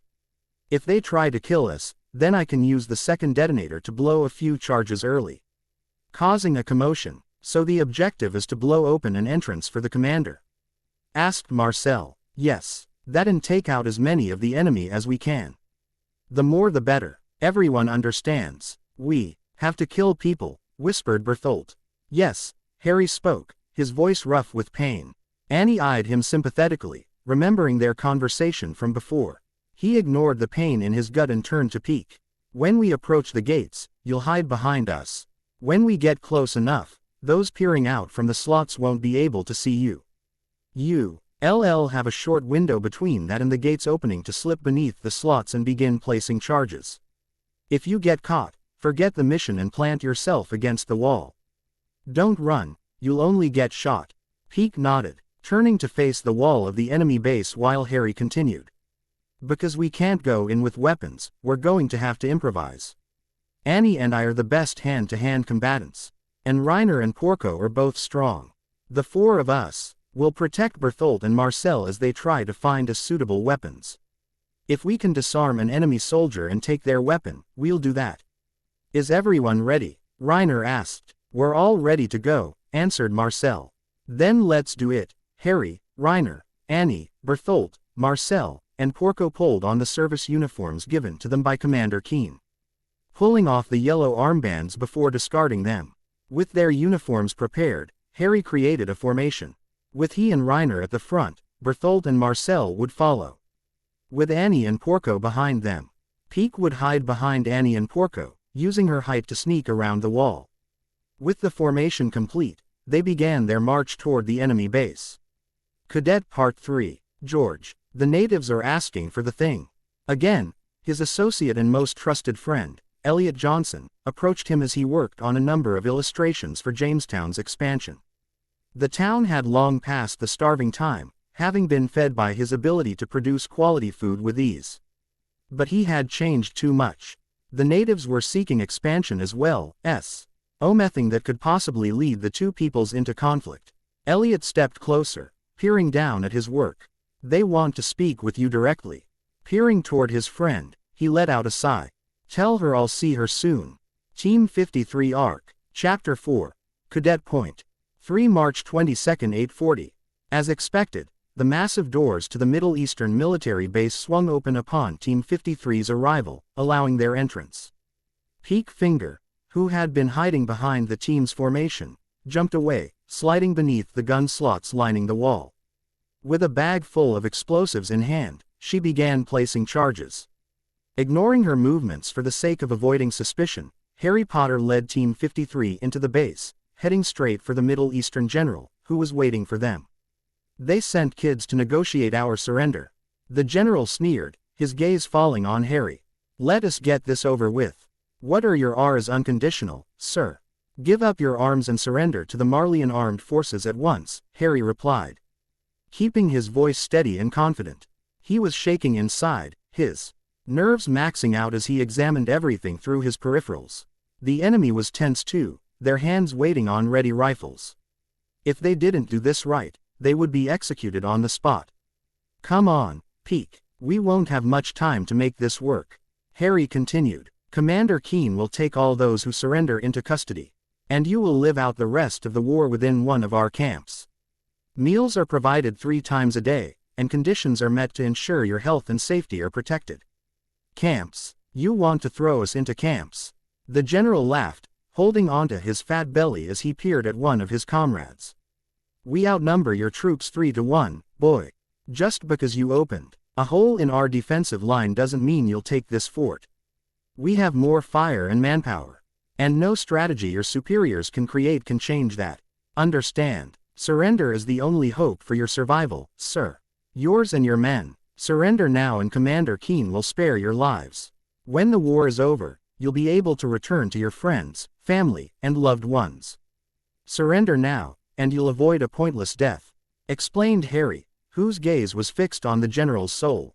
This man was born with arrogance and selfishness and would be unable to see the truth behind Harry's words. This man would die today, whether he knew it or not, merely because he was unable to accept Harry's words as fact. It made Harry angry, thinking about how avoidable some of these deaths were going to be. They would all die, all because of their self-entitlement as Middle Eastern soldiers. The general was staring down at Harry now, his fists clenched in anger. "Who are you, boy, to tell me what to do? We won't be surrendering to the likes of Marleyan scum. Cowards who won't bother to send real men to do their dirty work. They have to send children." The feeling of cold rage seeped in to Harry once again as he stood up against this man. The general was acting foolish, caring more about his self-image instead of the current situation. Within 10 minutes, the entirety of Commander Keen's forces would be crossing the river while launching a full-scale attack against this fort, and in that time, the general would be babbling about how important he was and how evil Marleyans were. It made Harry want to scream. But he kept his composure, freezing the rage inside so that all he felt was numbness. Complete stillness. Complete peace. "Well, boy, what do you have to say?" Harry decided to be truthful. "You all will die within the next hour. With your defensive line destroyed, Commander Keen will no doubt be preparing an offensive attack to take over this fort. With you inside, why attempt to defend will result in your immediate death at the hands of either myself or someone else. So I say once more, surrender now. Give up on your mission of defense. Give up on the war. Protect your own lives and surrender so that you may live to see another day. Everything else isn't worth it. This war isn't worth it." Those in the room had all adopted wide eyes at his words. Those in Team 53 widened their stances, ready to attack. Those who served under the general raised their rifles, aiming them toward Harry and his friends. Reiner and Porco both gasped in shock, but Harry chose not to react. The general expected weakness from him. They all saw him as a child, and rightfully so, but Harry was more than a child. He was a warrior. One chosen to possibly inherit one of the 6 titans. He and his friends' futures rode on this day. They had already made history with the trench, but if they could successfully take this fort, Team 53 would have won a huge victory against the Middle Eastern Alliance. "Are you threatening to kill me, boy? You and what weapon?" "I don't need a weapon, sir. I'm trained in hand-to-hand combat," Harry replied. "Ha, you, kids, are probably the spawns of some generals in the Marleyan army. Too young to change your diapers. Don't talk to me about hand-to-hand combat." Harry bowed, lowering his head only enough so he could still see his surroundings. Several soldiers had lowered their rifles after the general spoke, but there were still some who were uneasy. That was good. He needed all of the rifles to be down when the charges blew. If they were still trained on the team, one quick soldier could kill one of them in a single well-placed shot. Grinning, Harry straightened his posture. "Very well, you're right. I'm Commander Keen's nephew. He sent me hoping that you would respond kindly to our ages. But it seems he was wrong. Now, why is that?" As he spoke, Harry stepped around the general, extending his arms outward to ease tension. "I don't negotiate with children. They have no place on the battlefield, nor in diplomatic affairs. It was a waste of time for your commander to send you," the general replied. The calm tones of both Harry and the general seemed to ease many people's consciences, as more and more soldiers began to lower their rifles. The general continued, "But now that you're here, you're in our hands. We can either capture you or hold you for some ransom, or we can tie a few loose ends and kill you where you stand. That's true. Our lives are in your hands. But killing us wouldn't do you any good. Killing us would only fuel Commander Keen's rage toward you, resulting in a much heavier attack on your base. But kidnapping you would do the same. He would be desperate to get you back. That is true. But you fail to see the difference each situation has on the human mind." Harry was now pacing around the general, forcing the man to turn to keep up with him. Team 53 was watching Harry with interest while LSO maintaining their readiness in battle. Killing us would fuel the commander's hot rage, making him irrational and insistent on your destruction. Do not take this as him becoming foolish.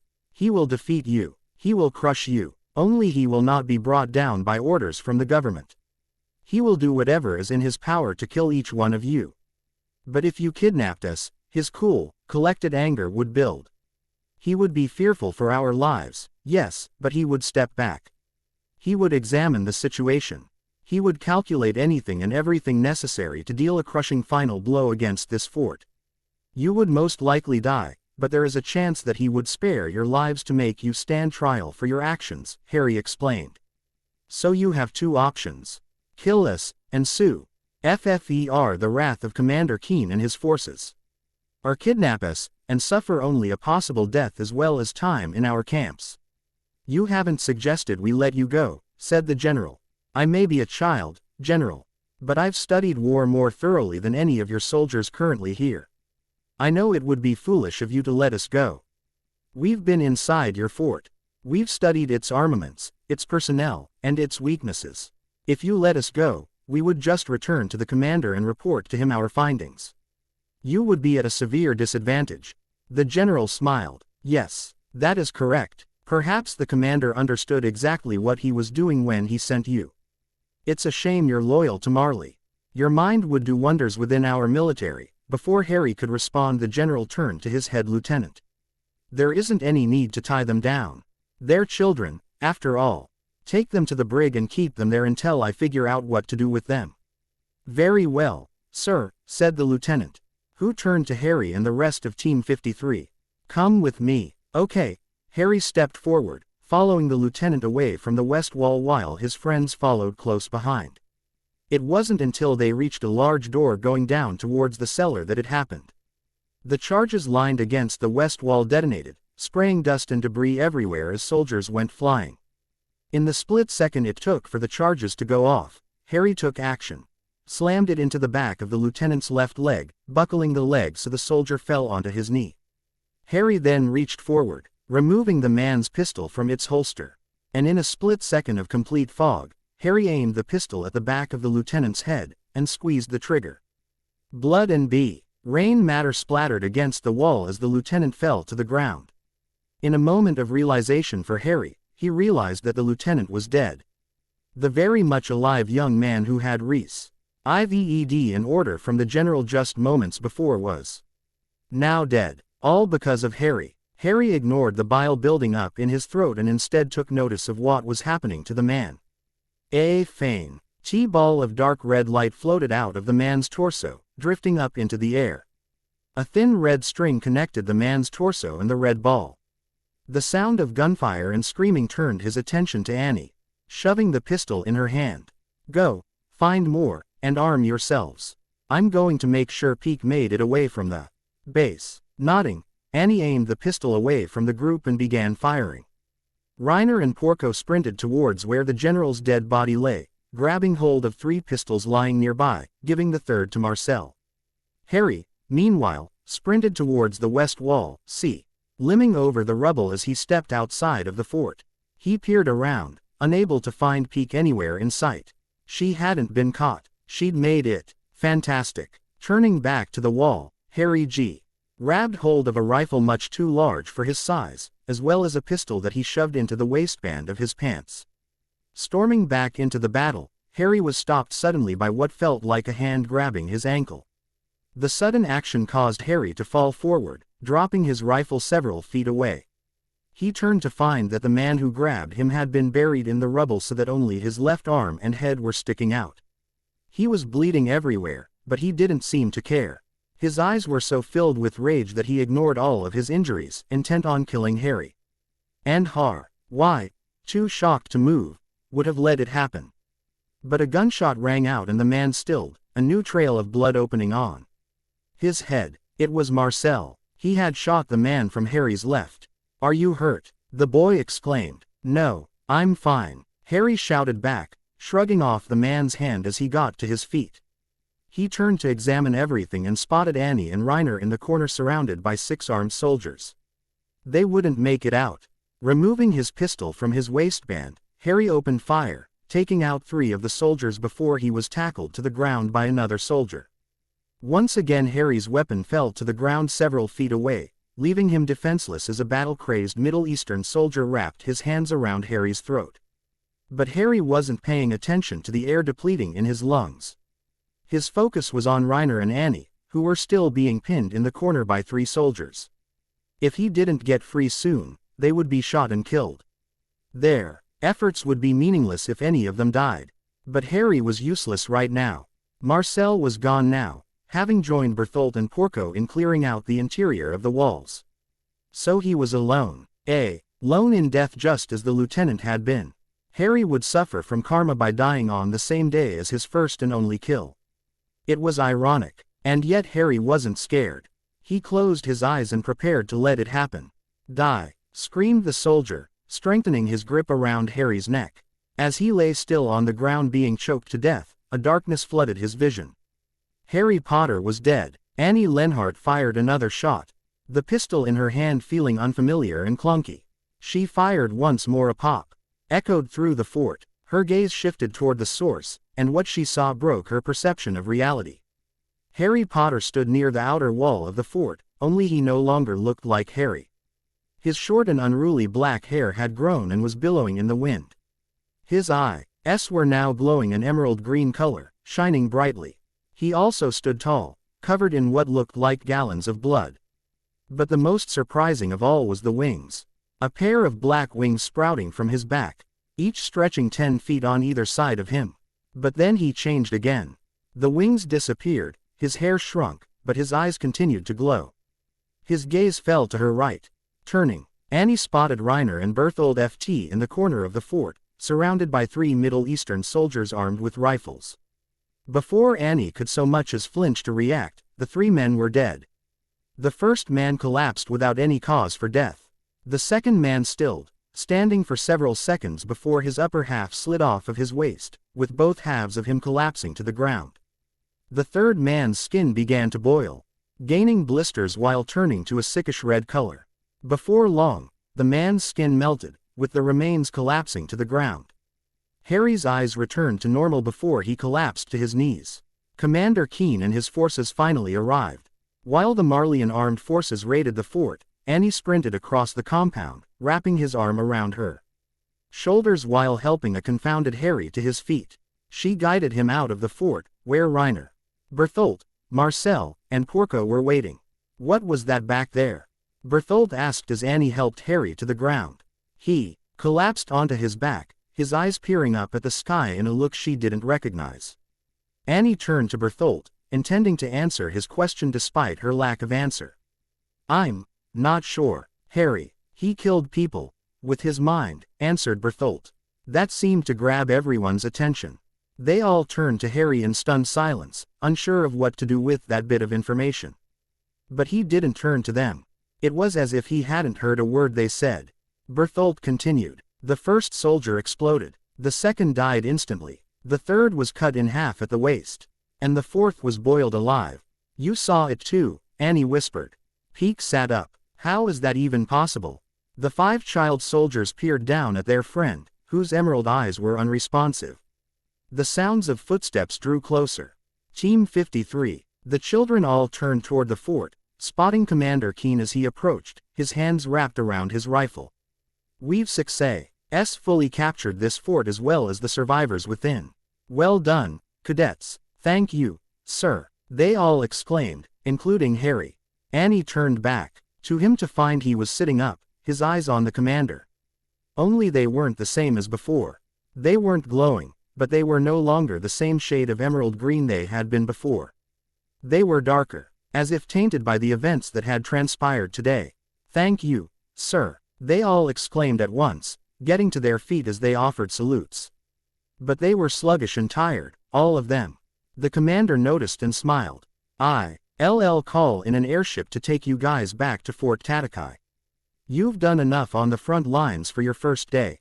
Rest. I'll send someone to wake you when it arrives. They all exclaimed their Hanks before collapsing once more onto the dirt. Annie took notice of how Harry rested his head against Peek's leg.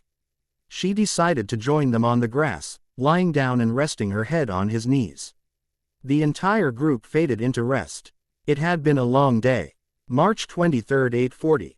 Harry Potter and the rest of Team 53 were greeted with monstrous applause and cheer when they returned to Fort Tatakai. The news of their victory had spread so quickly that many in Librio even knew. But among those who congratulated and praised the team, many looked upon them with severe scorn and jealousy. Harry was not sure why until the team was called to the planning room by Commander Hoyt and General Bonzen. Upon entry, Harry knew instantly what this was about. It was apparently due to the sketches seen on the table. They were here to discuss the murders committed by. His mind took him back to the events in question. Harry Potter was dead. His eyes shifted and something overtook him. Harry shot to his feet. Right through the man that had been situated over him. He stepped right through the man, feeling as his muscles and bones broke and shifted around him. Covered in blood, felt a strength he had never felt before. A sense of weightlessness and strength washed over him as he peered toward his friends. Reiner and Berthold were surrounded by 3 men with rifles.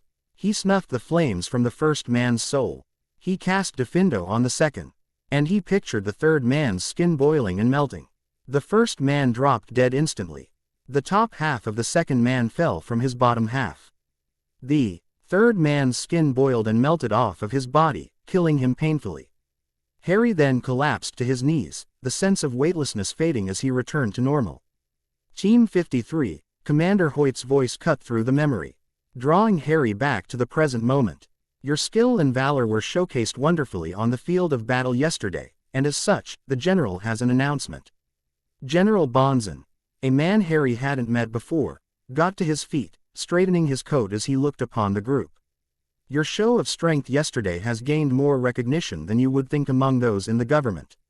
The king has taken notice of you and has given you his recommendation. The children present in the room all took on shocked expressions.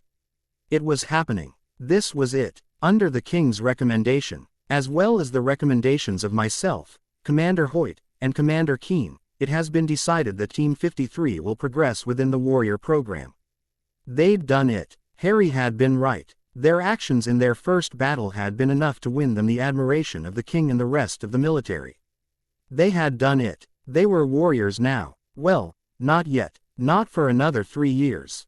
But their place in the warrior program was concrete now. They would inherit the powers of the Titans.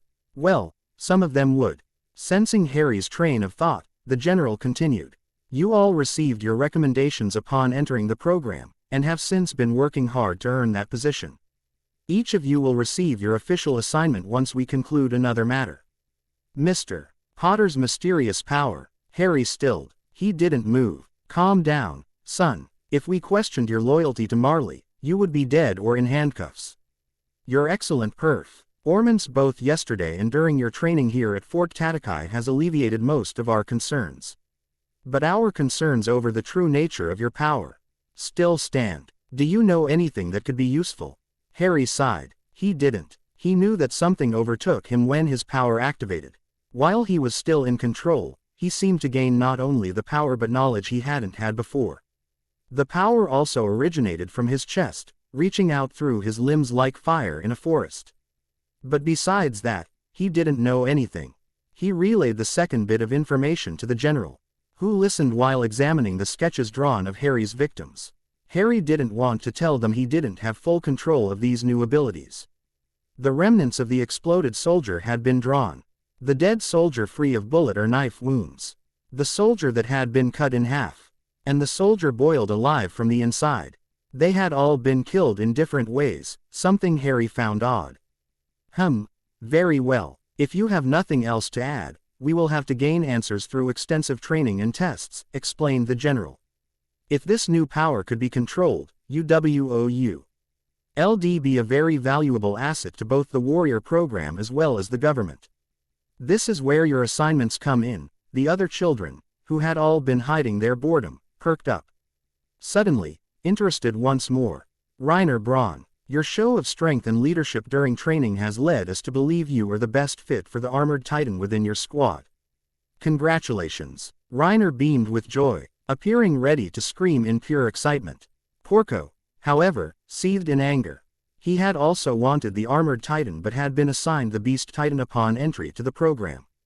The general didn't seem to notice Porco's anger and continued. Berthold Hoover, your show of intelligence and resourcefulness leads us to believe you are the best choice for the Colossal Titan. Well done, Annie Leonhardt. Your skill in hand-to-hand combat, as well as defensive fighting, has made you the only sensible choice for the female Titan. Annie didn't react and chose to instead maintain her expression of pure boredom. Harry grinned. He knew that inside, she was shouting in joy, only she was too reserved to show a hint of that to anyone. Marcel Galliard, your show of bravery, quick wit, and loyalty in the face of danger has led us to believe you are the perfect fit for the powers of the Jaw Titan. Congratulations. Peak finger. While your role in the battle yesterday wasn't as exciting as those of your friends and teammates, your job was the most important of all. You gave your team the distraction necessary to gain the upper hand within the fort, as well as created an opening for Commander Keen and his forces to enter the enemy fort. For your resourcefulness and outstanding ability on the field, you've been deemed perfect to gain the Cart Titan. Peak smiled joyfully, nodding her head in thanks as the general moved on. That leaves the Beast Titan. Porco Galliard, congratulations. Porco, who had appeared angry the entire meeting, suddenly looked up towards the general, his eyes glistening in joy. He'd done it. He'd gotten the spot. However, the powers of the Beast Titan will be inherited by Zeke Yeager within the next 2 years. This will mean you will have to wait another 15 years to acquire the power. In that time, you will assist your team as a soldier. Understood. Porco's excitement had died instantly. He would not receive his power until all of his friends and his brother were dead. He would have to wait 15 long years. Turning to a confused and slightly disappointed Harry, the general smiled. As for you, Harry, your assignment will remain secret until the time is right. For now, you will act alongside Porco, assisting your team as a soldier. In time, we hope you will be able to assist your teammates with the use of your unique abilities. But for now, your leadership and tactical skills should be more than enough to help your team. Does everyone understand their assignment?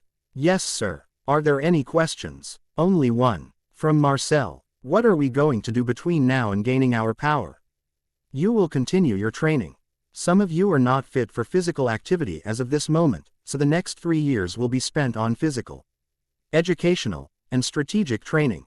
You will continue to go out into the war from time to time to test your abilities in a less controlled environment. But from now on, you will continue to remain in Fort Tatakai.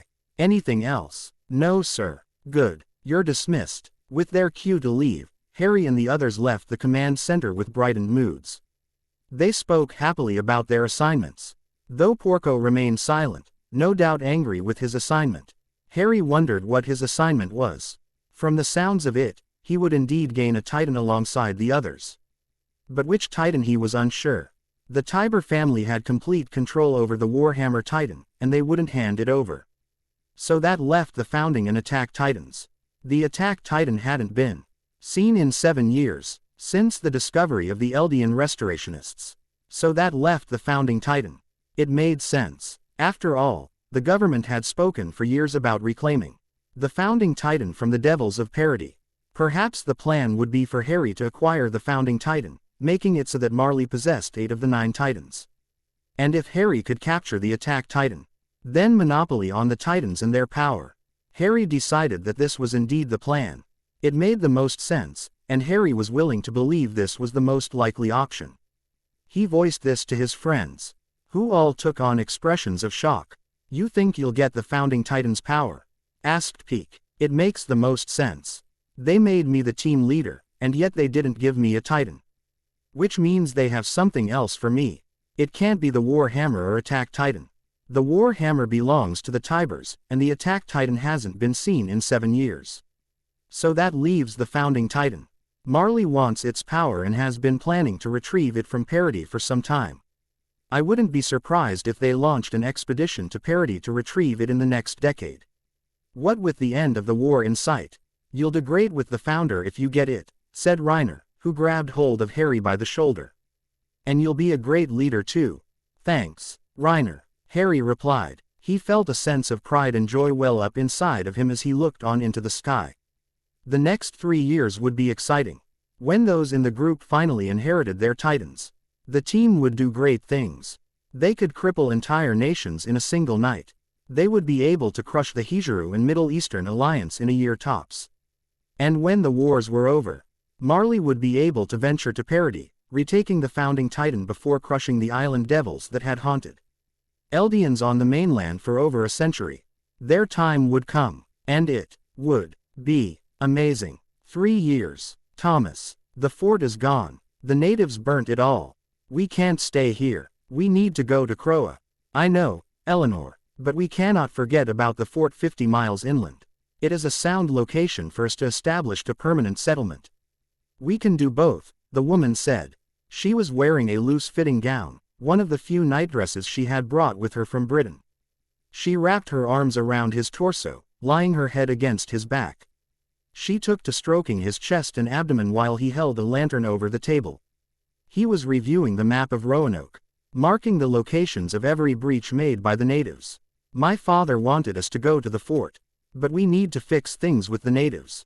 We cannot possibly grow here without their support. The man she called Thomas turned around in Eleanor's grasp, pulling her closer by the waist. He kissed her eagerly, something she hungrily returned. He pulled away, leaning his forehead against hers as he tried to think. Eventually, he came to a conclusion. We will do both. John will take the eastern side to the Croatoans. You and I will lead the western side to the fort. Once we've established the fort, we can reconvene and establish a more permanent settlement. We can start a new life here. Thomas took a deep breath. He had lived a very long life. And the last time he had heard that, it didn't end well. Marley Hijru War Arc. Chapter 5. 3 years. September 3, 843.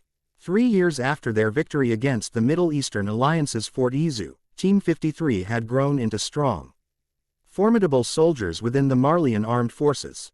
Despite being between the ages of 9 and 10, the children on Team 53 were some of the best soldiers the Marleyan armed forces had ever seen. Under the leadership of Harry Potter, the team undertook severe physical, mental, educational, and tactical training, pushing themselves to the limit every day to ensure they were the best at what they did. Each member of the team undertook different training regiments to better prepare for the powers of their respective training. Rainer Braun trained in the art of strength, endurance, and speed. 3 key factors belonging to the armored titan. He was now the largest of them all, having built a lot of muscle weight. He had trained in endurance by being repeatedly beaten to a pulp, lasting much longer after each beating. Rainer could now be beaten for nearly 4 hours before he gave up for the sake of rest. And for speed and more endurance, he ran 30 miles every day. 10 before breakfast, 10 after lunch, and 10 after dinner. He was very fast now, but he was outranked easily by Harry Potter, Annie Lenhart, and Marcel Galliard. Berthold Hoover specialized in strength and agility, needing extreme control of his body and its functions. He worked out every morning, evening, and night, building muscle and strength that would go towards strengthening his titan. And for agility, he ran a training course several dozen times a day, gaining speed and agility with every lap. Berthold had come far in his time training and was no longer considered the worst on the team. He could hold his own in a fight now, and no longer needed Rainer's help in most situations. Annie Lenhart had been appointed to the female titan, which required her to be strong, fast, and agile. She needed maximum endurance. She trained the hardest out of all of them, training nearly 16 hours a day so that she was at the top of her form almost all of the time. And when she wasn't training, she was eating her meals, sleeping, or spending time with Harry. The two of them had become great friends in the 3 years that had passed, and they seemed to rely on each other more than anyone else. They often walked out of the fort to the nearby forest after dinner, finding their spot beneath one of the largest trees. There, they spoke for hours about anything and everything, on-fitting in each other about their thoughts and feelings about the past, present, and future. But the feelings Harry did not share with her focused on Annie herself, and his feelings of attraction towards her. Yes, he was only 10. But Harry had been experiencing strange feelings of attraction towards both Annie and Peek, though more towards Annie than Peek. The feelings only sparked when he saw her do something he liked, which seemed to be everything she did. But he became particularly happy when she smiled, something Harry saw rarely. But it made him feel special when she smiled, mostly because she only did it around him. When the others were around, she remained stoic and apathetic, but when they talked privately, she was herself. Happy and free. As for Peak Finger, she had received the cart titan. She practiced mostly her endurance, running hundreds of laps a day while trying to build her stamina and speed. It seemed to be working well, seeing as she lasted longer than anyone in the whole fort on the training course. Harry spoke with Peak almost as often as he did Annie. When Annie was off training or resting, Harry was training, eating, or talking with Peak. While Harry and Annie were best friends in private, Harry and Peak were considered best friends in public. They were inseparable, and they only separated when Harry went off to hang out with Reiner, Bertholdt, and Marcel. Marcel Galliard was to receive the powers of the Jaw Titan, and as such needed to work on his strength, speed, and agility. Porco, Marcel's younger brother, did the same exercises, only he added in throwing practice. This way, he could inherit either the Beast or Jaw Titan powers, being ready for a switch if one were to come. And Harry, he did everything. He ran laps around the track. He ran the training course 100 times or until he passed out. He did the same exercises as Reiner, Marcel, and Annie, and he was the hardest worker on the team in terms of physical and mental training. Harry studied strategy and tactical formations with General Bonzen every day before lunch, and he was allowed to run training drills alongside Commander Hoyt in the mornings. He was the youngest corporal in the armed forces, having been promoted due to his successfully co-leading a massive invasion against Hijuru in 842, resulting in Marley seizing roughly 2/3 of the enemy nation. RRY had even been awarded several medals to go along with the victory. A crowning achievement that could one day award him the title of War Chief among the warriors. But despite the heavy workload basic training, something else had been thrown into the mix. Magic training was what it had been dubbed by some of the higher-ups. They had Harry training in the evenings trying his best to hone his abilities. Something that had evolved quite significantly in the past 3 years. His powers had expanded beyond senseless murder, and could now be used in an array of applications. He could repair broken objects with a wave of his hand, make things invulnerable to damage, and he could reproduce resources, doubling or even tripling them if need be. But he had yet to work out controlling the 4 elements or unlocking the wings Annie and Bertholdt said he had. When the knowledge of his abilities eventually got out, the people of Marley suffered from mixed reactions. Many believed he was the spawn of the devil of all Earth, having come down to smite the Marleyans for their actions against Eldia. But others believed in his loyalty to Marley and considered him one of the best military assets Marley had ever possessed. So Harry Potter had become one of the busiest people in the entirety of Fort Tatakai. By the morning, he was eating breakfast after training new cadets alongside Commander Hoyt. Once he was done with that, he trained on the training course until he was ready to pass out. But he didn't pass out. Since his magical awakening, his abilities wouldn't allow it. And so he continued with his day, reading books on strategy and tactics alongside General Penzin until lunch. He would eat with his teammates, acting like the child he was before going off to train more. In the evenings he did nothing but train, training for hours until dinner time. During and after dinner, Harry continued to read his books, studying and taking notes to better understand some of the best tactical leaders of the past and how they thought. It wasn't until a few hours before lights out that he had any free time. Most of the time he spent it with Annie, going to their tree in the forest nearby. If she was busy, he hung out with Peak, running the track with her as she trained. And if they both were busy or he wasn't in the mood for more training, he spent time with his third best friend, Marcel. The two were closer than ever before, with Marcel being Harry's closest male friend. They spoke often about their future, and the lives they wished they could live if it weren't for the 13 years they would have after inheriting their titans. Harry spoke of moving to a remote island to the west, living out the rest of his days in solitude alongside his wife and children, and dying at the old age of 145. But he laughed off that dream, and instead listened to Marcel's dream. Marcel dreamed of returning to Librio to find his wife, and grow old with her in his hometown. They would be worshipped due to Marcel's warrior status, and the lives of his children and grandchildren would be the happiest they could hope for. So while Harry got along with Reiner due to their need to be the best, Harry got along with Marcel due to their hope for a better future. A non-existent future, but a hopeful one. So it was leaning against his favorite tree on September 3, 843, with Annie lying against his shoulder. That Harry Potter thought about his future. How he would look and act in the next 5, 10, 20 years. How people would think of him. What he would be doing. Whether or not Annie would be there with him. Annie spoke, whispering because she was so close to Harry's ear. You don't believe the general, do you? And what he says about Eldians? It was an odd question. One that caught Harry off guard. But he thought about it. General Bonzen was a Marleyan at heart and believed wholeheartedly in the fact that Eldians deserved the pain they underwent to pay for their sins. And he tried instilling these thoughts in Harry. Trying to turn him into the perfect Marleyan man. But Harry didn't believe him. Harry believed that everyone deserved a chance to be happy, no matter their race. No, I think what he says is blatant propaganda surgically implanted into his brain. It's all stupid anyway. Everyone deserves to be happy. It was a fairly new philosophy Harry had adopted.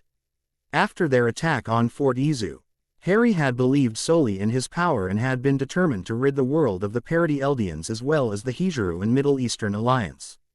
But after 3 long years of studying and growing his mind, Harry was able to understand people much better, understanding their purpose and needs. But he had another reason for changing his minds. He had been having dreams, visions, glimpses into what felt like past lives. Lives where he had different names but the same face, with slightly different hair length and facial hair. But he learned quite a lot about himself from them. What it meant to be good and evil. He also learned about his powers by seeing himself use them. But it was in these discoveries that he found out his true purpose in life. It wasn't to inherit the founding titan and bring death and destruction to billions. No, his true purpose was as a peacemaker, bridging the ancient gaps between Marley and Eldia so that everyone could one day live in peace. He dreamed that one day he could live in a world without discrimination. Without hate, without pain. A world filled with love for your neighbors, no matter their race or the color of their skin. That was his dream, his hope, the hope of a better world. He told this to Annie, and her reaction was unexpectedly great. She remained silent, for several minutes thinking, and then she turned and kissed Harry on the cheek. Annie turned away, flushing red from embarrassment as she examined the skyline. But Harry wasn't embarrassed. She had given him a gift. Something he would carry with him always. He wanted to repay her.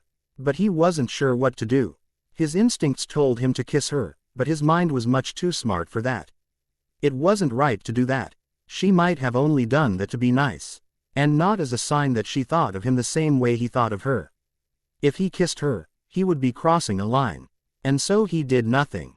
He merely watched her with a smile, his thoughts occupied solely by her. But Harry was pulled out of those thoughts by a sudden movement nearby.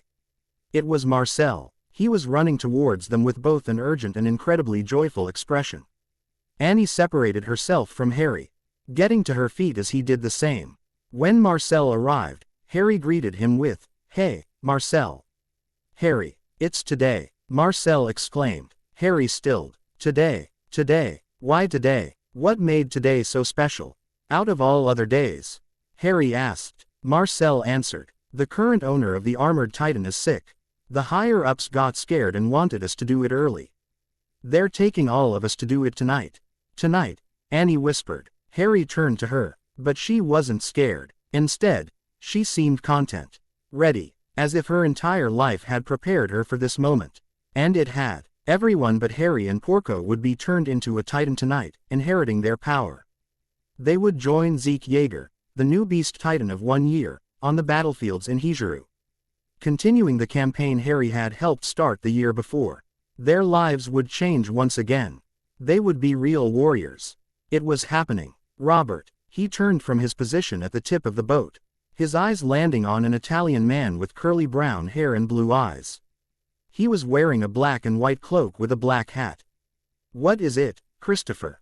"We found land. We've reached the east." He smiled. How naive of the navigator.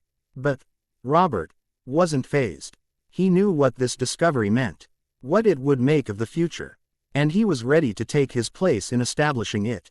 Despite the buzz of the inheritance ceremony surging through the warrior candidates, Harry Potter couldn't help but feel a bit disappointed that he wouldn't be receiving his titan tonight. The 5 current inheritors of the armored, colossal, female, jaw, and cart titans were all present in the chamber. Among those present were General Bonzen, Commander Magath, County Current War Chief and Beast Titan Zeke Yeager. They all welcomed the warrior candidates into the chamber, leading everyone but Harry and Porco into the inheritance chamber. Those who would be observing were led inside through an R door where they were lined up against the wall. Harry was positioned between General Magath and Zeke Yeager, both seeming interested in witnessing the events that transpired today. Harry was wearing his service uniform, which was now filled with earned awards for honor and bravery, and it seemed Mr. Yeager noticed. "Mr. Potter, I've heard a lot about you from Commander Hoyt over in Hijiru. He speaks highly of you and your abilities on the battlefield. Is it true that you single-handedly captured Fort Izu on your first mission as a warrior cadet?" "Not single-handedly. It was my team. We took it together." Yeager smiled. "I'm impressed. 6 months into my training, I was struggling to run 4 laps around the training course. But you 7, you seem to have something within you all that I've never seen before. It makes me believe that this set of warriors will be the strongest in its history. It just saddens me that you won't have such an active role in it for some time." "Yes, not until the operation," said Harry. Yeager's eyes widened, and Harry couldn't help but let out a soft chuckle. "Oh, I'm aware of the plans for that operation, and I'm aware of what it might entail. Trust me, sir, I'm willing to wait." Yeager frowned, turning away from Harry as if he was digesting what was just said.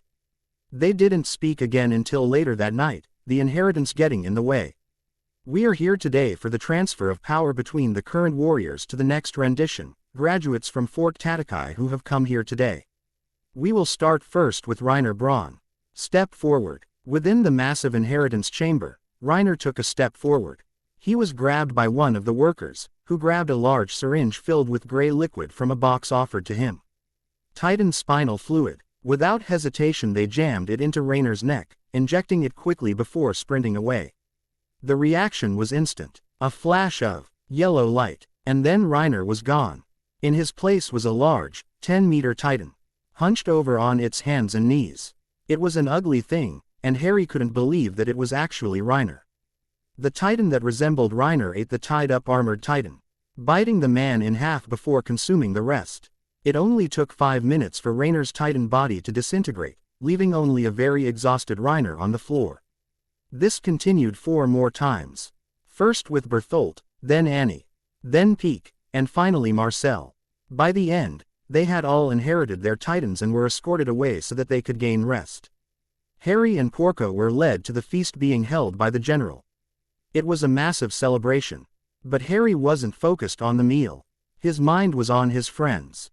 Annie, Peek, Reiner, all of them. They were Titans now, and in 13 years they would die the same way as the past inheritors had died tonight. They would be eaten, their power being transferred over to the next inheritor. He wanted to see them, to visit their chambers to make sure they were fine, that they were alive, but he couldn't, he wouldn't. Harry would stay with the main group, chatting uselessly with Porco and the higher-ups of the government. All the while, something else was on his mind. His magic stemmed from his core and his blood. If he gained the power of the Titans, Harry wondered if he could use magic while in his Titan form. It would be an interesting test. And if it worked he would be ecstatic. After all, 2 powers were better than 1. Mr. Potter, it was Zeke Yeager. He was accompanied by General Magath and Commander Keen.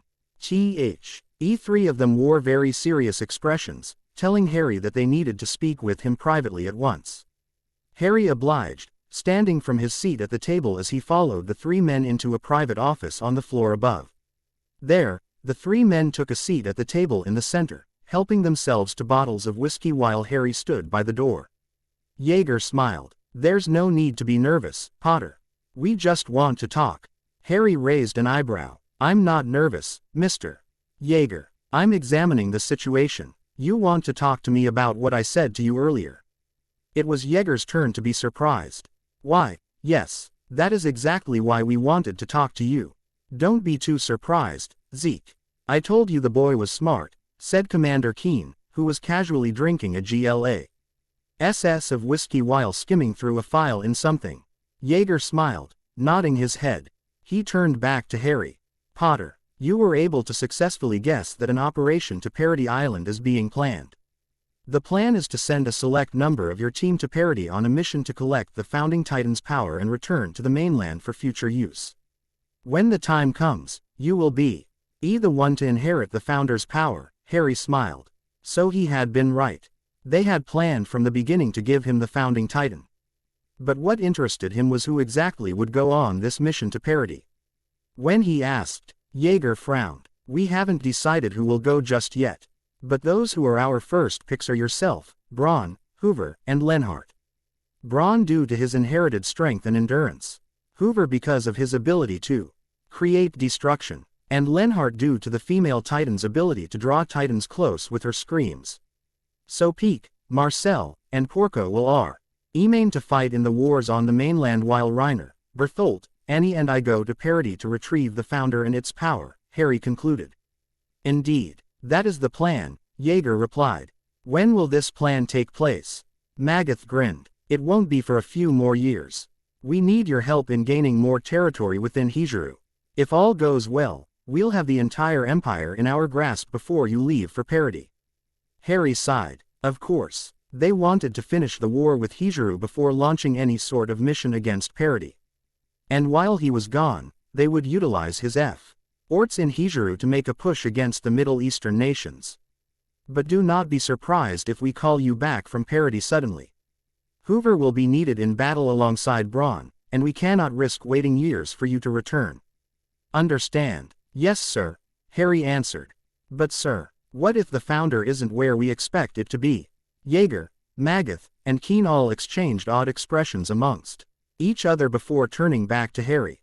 He continued, if one from outside looked at Marley, they would see the monarchy and assume the country was run by the king and his cabinet. But those of us in Marley know the truth. That this country is truly run by the Tiber family, who have chosen to hide in the shadows. What if Eldia chose to do the same thing? What if we reach Parody and discover that the king doesn't possess the Founder? Quote, then search for the true Founder. But do not run off on assumptions. Pursue the king first and then anyone else you might suspect to have the Founder, Magath explained, appearing annoyed. And if you discover that the Founder somehow isn't on the island, you'll return to the mainland immediately and report it to either myself or your war chief, he added, motioning to Jaeger. And what will happen if the Founder isn't on Parody? Questioned Harry. Keen spoke this time. Then we will act accordingly. Harry knew what this meant, of course.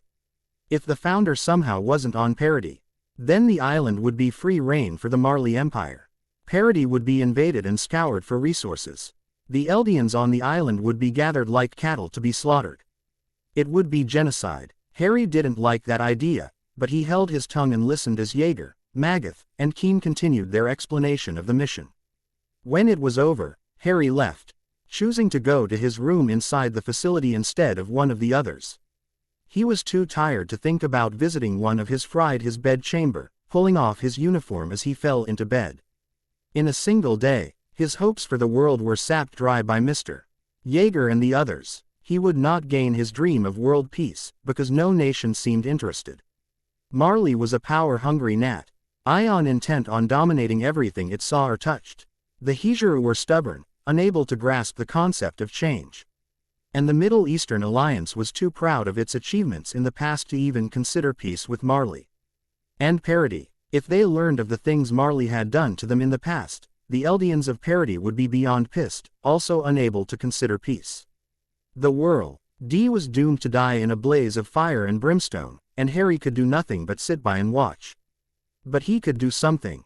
With the power of the Founding Titan, Harry would have supreme control over every single Eldian in the world. He could control Titans, creating and controlling them at will. If he wanted, Harry could create his empire built from nothing but Eldians and an army of colossal and pure Titans. The Rumbling. The Rumbling was an idea created by King Fritz nearly 100 years before. The use of the Parody Wall Titans against the rest of the world, using the colossal Titans inside to trample everything living outside of Parody. The idea interested Harry for exactly 2 minutes before he decided that genocide was not the answer he was looking for. So what was his answer? He could create his own empire. Sure, but what would that do besides giving Marley another enemy it would want to conquer? No, Harry needed something else. People with influence inside the other empires would be open to peace and would be able to help him gain it. But he couldn't think of a single person in any of the empires that would help him. Once again, everyone was too selfish in their attempts to gain power that they all seemed to blend as one. Harry wouldn't find help for a long time. The thoughts storming his mind made him quite tired. And so with one final yawn, Harry fell into a deep slumber. Battle for the fortress. He dragged himself from the mouth of the volcano, his bottom half gone. He pulled himself over the ridge, his black wings emerging to carry his upper half the rest of the way. But it didn't stop there. His exit had set off the volcano. Balls of fire erupted from the tip, soaring through the air before crashing into the cities surrounding it. He could only watch as those around him were crushed and burned. A single tear fell from his eyes as he watched the destruction surrounding him. He had done it. He had done it again. Marley Hijuru War Arc. Chapter 6. Battle for the Fortress, February 8, 845. It had been a year and a half since the new warriors had been chosen to inherit the power of the 5 remaining Titans. Harry Potter, now 11, was a sergeant within the Marley Armed Forces. As a sergeant, and the current interim vice chief of the warriors, Harry was in charge of assisting War Chief Zeke Yeager to lead the warrior unit into battle. And, as one of the leaders of the warrior unit, Harry was one of the few required to enter the battlefield on almost every occasion. He ventured out into battle nearly every day, utilizing his strength, resourcefulness, wit, and magic to defeat his enemies. And when the battle was over, he used his magic once more to repair the battlefield, returning everything to normal. This led to some significant changes. The warrior unit was given a massive amount of freedom in terms of their operations as well as their daily lives outside of the military. In battle, the warrior unit was free to act outside the supervision of Commander Magath and sometimes Zeke Yeager, something that led to much greater success due to their creative freedom. And outside of battle, the warriors were given more freedom to harm any other Eldian or honorary Marleyan in the entirety of Librio and Marley. They could sleep, eat, and train whenever they wanted. They could visit the shops and restaurants in Librio without supervision. And they could leave the internment zone to visit some of the sites that had once been blocked off from them. The warriors themselves were praised highly for their success on the battlefield. The warriors had led a crusade against the Hijuru lasting over a year and had pushed the nation back across the Middle Eastern Alliance's eastern borders. Marley had conquered the entire east and west sides of the globe. All that was needed was the Middle East, and Parody.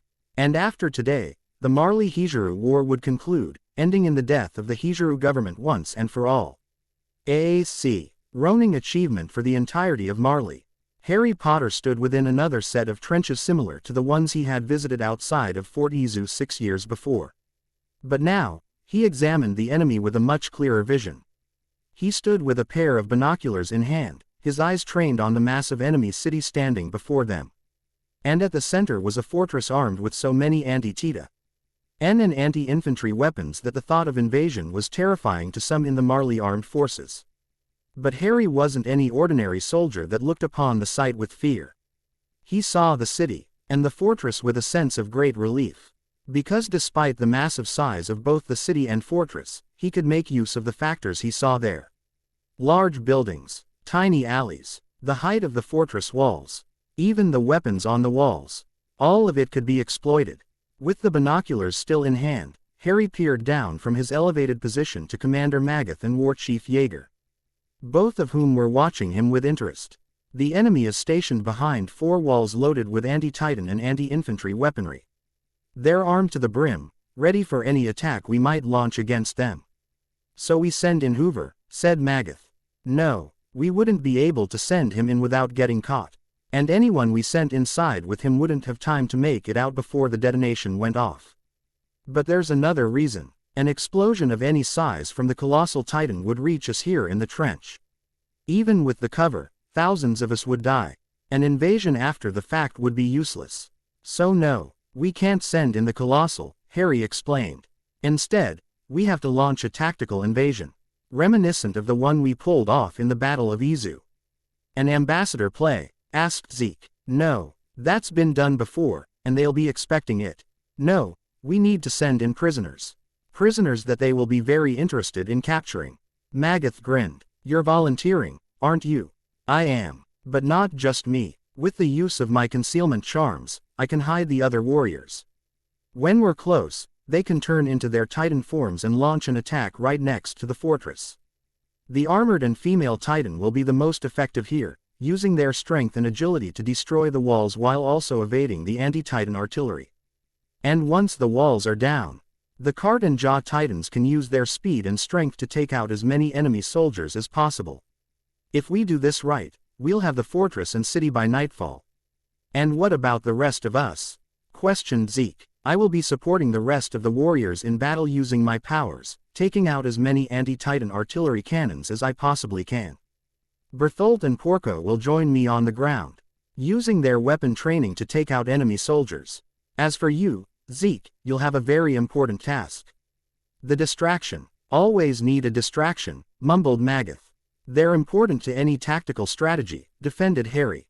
But the point is, I've already taken steps to ensure this succeeds, dumping massive loads of your spinal fluid into the water system.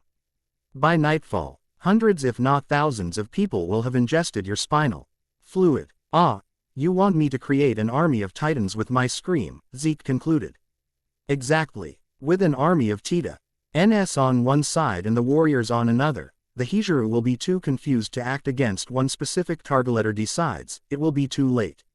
The walls will be gone along with their artillery, and the fortress will be ours. Harry explained. Once we have the fortress, the Hijuru Empire will be ours, leaving only the Middle Eastern Alliance in our path. And what of the Hijuru high officials? Who have already fled behind the Middle Eastern borders? Asked Magath. We'll deal with them when the time comes, Harry replied. Good, good. We'll relay this information to the rest of the army.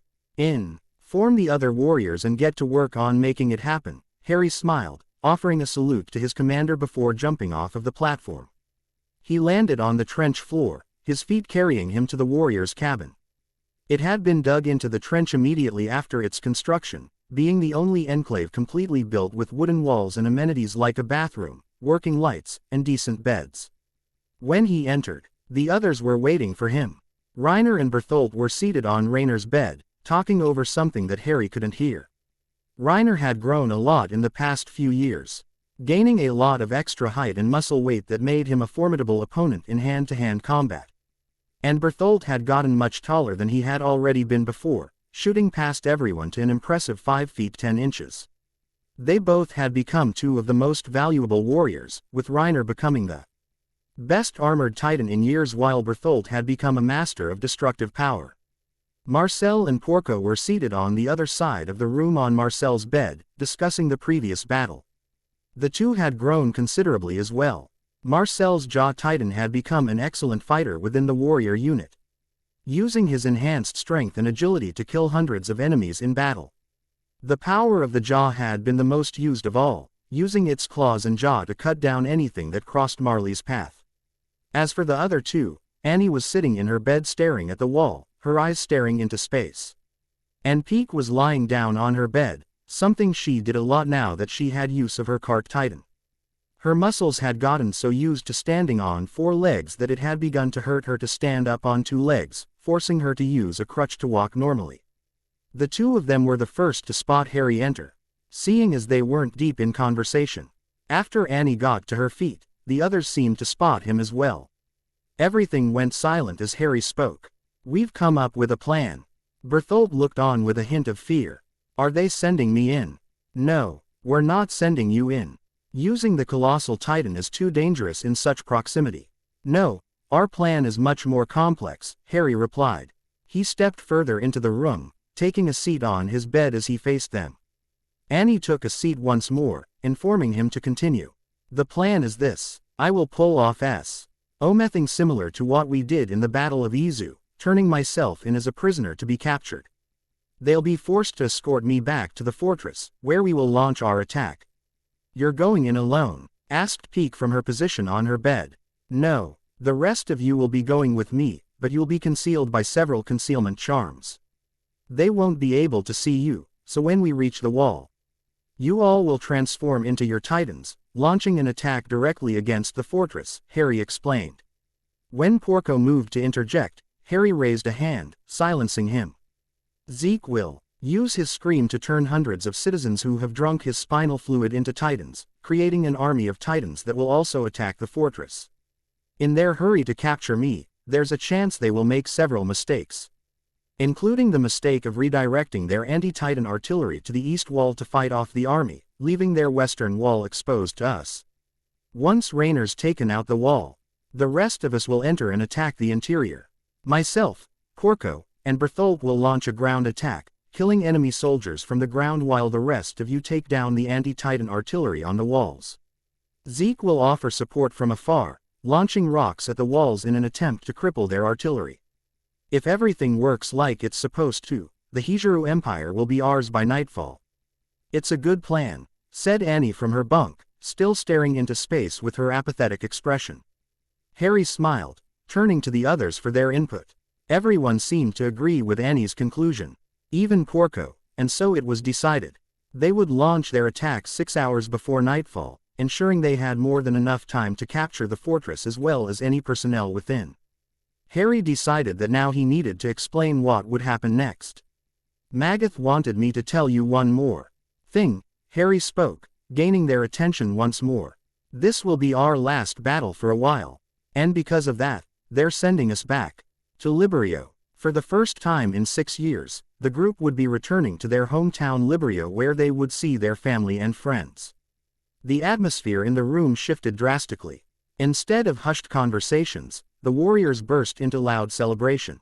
They were going home. Even Annie managed to break out of her shelf for a moment, smiling gratefully as she watched them.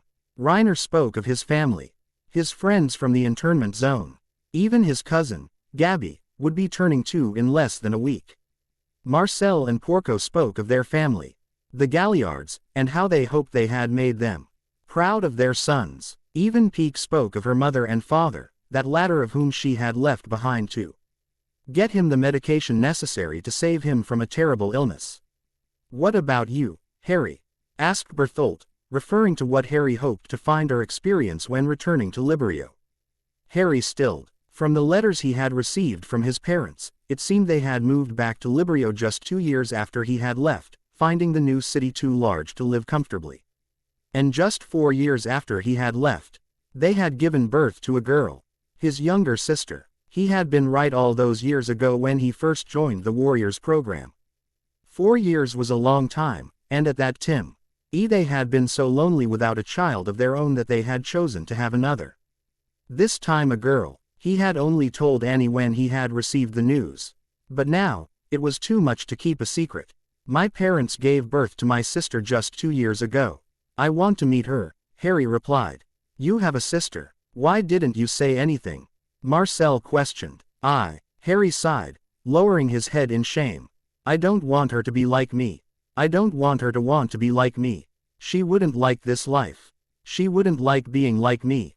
Oh, yes. I'm sure she would hate being one of the most famous honorary Marleyans in the entirety of Marley and one of the most important military assets in Marley's history, said Porco. That's my point. I'm an asset, only to be used when I'm useful. I don't want that for her. I want her to grow old in Librio or anywhere else she wants to live. I want her to be free to make her own choices, not to be ruled by the military that I've served under for half of my life. Harry explained. Everyone was silent at this. No one, even Annie, had known about Harry's opinion of the military. They had known for a long time that he wasn't the happiest in their situation. But they had assumed up until this moment that he was content. But to find out that he was far from content and happy was a surprise to them all. It shattered their confidence in their situations. Harry immediately regretted speaking. I'm sorry, I didn't mean to bring down the mood. He got to his feet, stiffly walking to the door. Harry, Annie spoke, attempting to get his attention. But Harry didn't stick around to hear what she had to say. He left the cabin, moving down the trench within his thoughts. Why had he spoken up about his true feelings? It had been a truly foolish thing to do. Because none of them would understand. Sure, perhaps Anand, maybe even Marcel. But the others, Reiner and Porco, were knee-deep in the pro-Marley propaganda being fed to them by Commander Magath and Zeke. And Bertholdt, bless his soul, was too timid to go against anything they said. Marcel was too young to understand anything Harry said, and Annie and Peake were too sympathetic for Harry to be comfortable telling them too much. And so for the longest time, he had remained silent about his true thoughts. His deepest desires. But now they had seen a small fraction of what he had hidden. And Harry could already feel the seeds of doubt in his leadership planting in their souls. Harry hated himself. As one of the smartest people in the entire Marley armed forces, Harry found himself doing some of the dumbest things anyone could imagine. He couldn't trust his judgment sometimes, resulting in several casualties in most of his battle plans. But the higher-ups didn't seem to care. They saw the low number of casualties and the huge successes and deemed him a tactical genius, not caring that if he had been a tad bit smarter in some aspects, the people who had died might not have needed to at all. So it was on those nights following some of the worst battles that he lay alone in his bunk, crying so softly that no one could see or hear him move. He would cry alone until he heard movement. And then he would jerk ever so slightly, becoming completely still while his eyes dried out. He couldn't afford to let the other warriors see him as weak for crying. Harry needed their full support, and for that to happen they needed to see him as a leader. Someone who could be relied on in any situations in the future. He could not cry. He would not cry. Not in front of them. Not where they could see or hear. Potter, it was Zeke. The man had followed Harry down the trench. For how long? Harry wasn't sure. He didn't care. Have you informed the others about your plan? Yes, sir. They've been informed. And Librio. I informed them of that, yes. Good, good. I wanted to make sure. I heard a commotion from inside the cabin and saw you walking away looking dejected. Is everything all right? Harry stilled. He kept his face neutral, his eyes searching Zeke's for only a moment before he came to a conclusion. Zeke Yeager could not be trusted. This man had turned his parents over to the Marleyan government at the age of 6, entering the warrior unit after that to become the Beast Titan. If that didn't gain some questioning looks from most people, then Harry wasn't sure what would. Everything is fine, sir, Harry replied. Zeke frowned, before bursting into laughter. You are a horrible liar, Potter. But if you don't want to tell me, then, by all means, that's all right. I just wanted to make sure there was nothing wrong within the unit. Infighting could be disastrous out in the field of battle. I'm aware, sir. And trust me, there's nothing wrong within the group, said Harry. Very well. We have only a few hours before we carry out your plan, so I would get ready. Yes, sir, Harry exclaimed, offering Zeke a salute before stepping past the man. He moved towards the equipment room, stepping inside to find the equipment manager. At his appearance, she stiffened slightly, her hand reaching up to her brow in a salute. Harry didn't smile. He returned the salute out of respect. Before stepping forward, my weapon and uniform, please. Right away, sir, she exclaimed, rushing into the back of the enclave to where the warriors' uniforms and weapons were located. Within seconds she had returned with Harry's uniform along with a large wooden staff. She placed both on the counter before saluting once more. Harry sighed, grabbing hold of his things before leaving the room. He changed in one of the meeting enclaves, tossing his old uniform aside. Gripping his staff, Harry examined it with interest.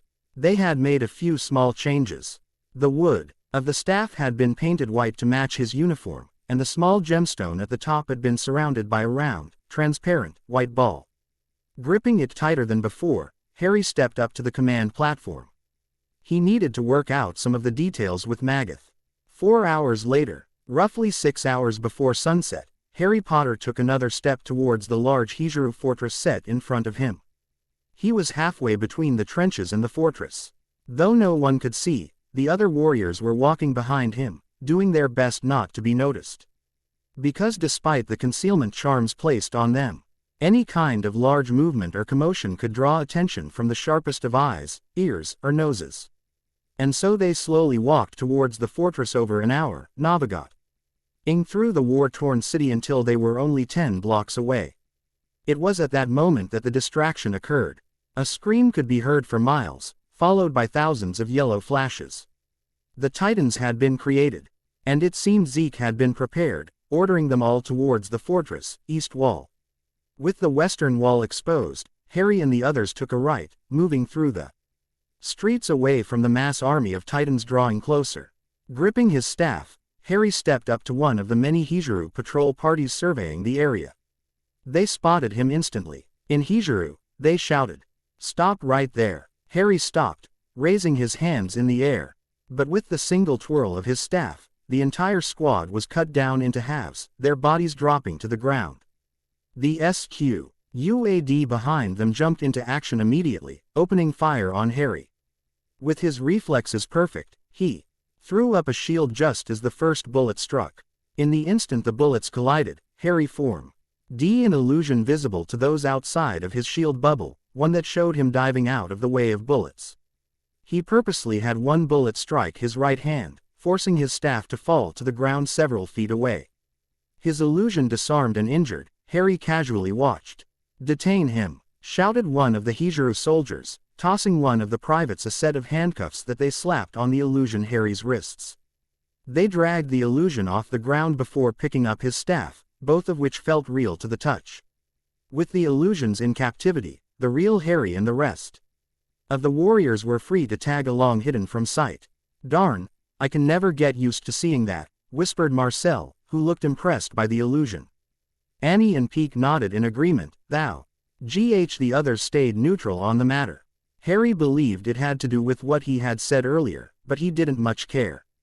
They needed to stay focused on the mission. After tonight, they would be going home. Harry would be able to see his sister. Reiner could see his cousin. Everyone would see their families again. It would be the best few months of their lives in the military.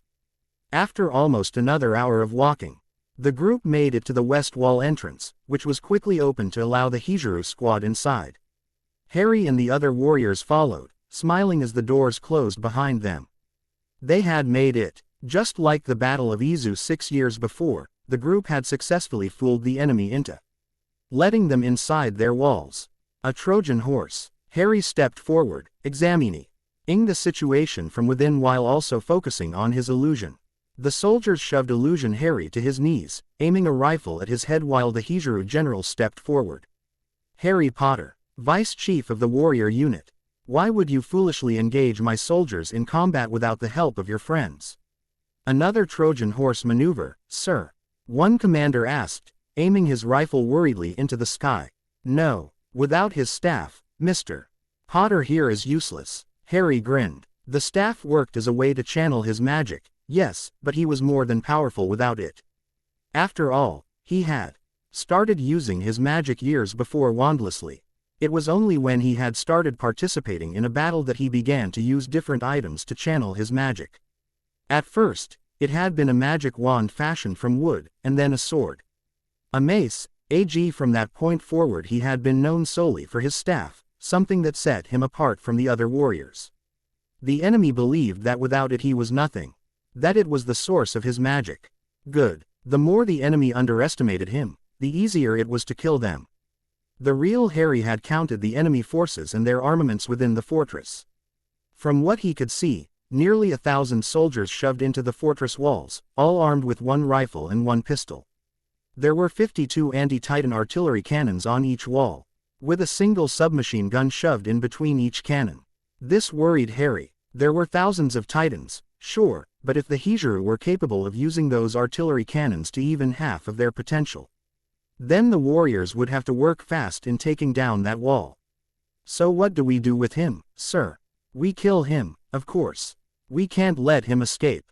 If he does, he'll return to their line and report his findings." "Coming up with a master plan to take us down?" "No, we kill him and focus on our defense against the new Titans," the general decided. He removed a pistol from his waistband and without hesitation shot the illusion Harry. Harry, who had done enough planning now, didn't bother with the illusion of him dying. He merely ended it and jumped into action. With a CNGLE thought the general collapse underneath his own weight, the atmospheric pressure around him increasing tenfold until he was only a mound of flesh, blood, and organs on the ground. The Hijiru sold eyes around to witness his death suddenly froze from pure shock, unsure of what had just happened. But then they turned towards the source of the curse and spotted Harry and the others standing there. Now, Harry shouted, and then it happened all at once. Reiner, Annie, Peek, and Marcel all bit their hands, transforming into the armored, female, Cart, and Jaw Titans. Porco and Berthold readied their rifles, opening fire on the shocked men while Harry began firing spells and curses at any soldier he could find. Eventually, the Hijiru soldiers got out of their daze enough to turn their cannons on the north and south walls inward. But by that time Reiner and Annie had done their work, slamming through the right and left sides of the west wall. It crumbled to the ground, crushing dozens of soldiers trapped below. Peek climbed up the north wall, batting away any soldier that crossed her path while crushing cannons along the way. Marcel did the same on the south wall. On the ground, hundreds of Hijiru soldiers had survived and were surrounding Harry, Porco, and Berthold. They were surrounded, and Harry's shields were beginning to loosen. If he let even a stray bullet in, Berthold or Porco could be hurt. And then it happened. The shield broke. Porco and Berthold, who had both seen Harry struggle to keep it up, dropped to the ground instantly, taking cover behind the rubble as bullets flew around them. A scream of pain ran through the air as Harry was struck twice. Once in the knee, the second in the upper arm. His arm fell to his side as he fell onto his good knee. His scream of pain was amplified tenfold as it echoed through the city. All eyes turned to the source. But instead of spotting a young boy carrying a staff, they saw death. Harry's hair had grown again, his eyes glowing bright green as he began to vibrate. His entire body moved in a blur before he began to levitate, flying into the air above them. The Hijiru soldiers concentrated their fire solely on him, but nothing happened. Instead, it only seemed to fuel his rage. Soon, the soldiers saw nothing but the elements. Fire was swirling around the three warriors in a ring of blue flames. Water D jumped over the rubble of the north wall, drowning soldiers as it swirled around. Dirt and rocks were being flung around at high speeds, hitting soldiers left and right causing catastrophic damage. And the wind had picked up considerably, knocking down structures while blowing men off of the remaining pieces of walls. Harry himself was surrounded in a ball made up of each element, his green eyes perking through the veil of colors. The whole thing was a disaster. The warriors who had turned into titans were quick to take cover from Harry's wrath, hiding behind Rainer's armored titan while pure titans invaded the interior. In the center of it all was Harry, who slowly lowered back toward the ground as he stared blankly at the carnage ahead of him. There was nothing on his face. No pain, no anger, no emotion whatsoever. His mind was somewhere else. Somewhere better. A haven for his mind that had not been unlocked before. And he wanted to stay there. He wanted to stay in this haven forever. But someone else had other plans. It was Annie. She had jumped from her female titan right into the center of the maelstrom of his mind. In the span of a second, she pulled him by his feet back to the ground and was hugging him from behind, burying her head into his shoulder. Harry was still lost. His mind was elsewhere. Harry, we need to get back to the Tard. The brunette woman speaking to him faded from view. Being taken over by a man Harry did not recognize. A man wearing white robes. His hair was long and white with a white beard to match. His eyes were green like Harry's, only he had a lightning bolt scar on his forehead. The man smiled. My son, Hadriel, my hand. It is time for you to wake up. It is time for you to complete the CYC.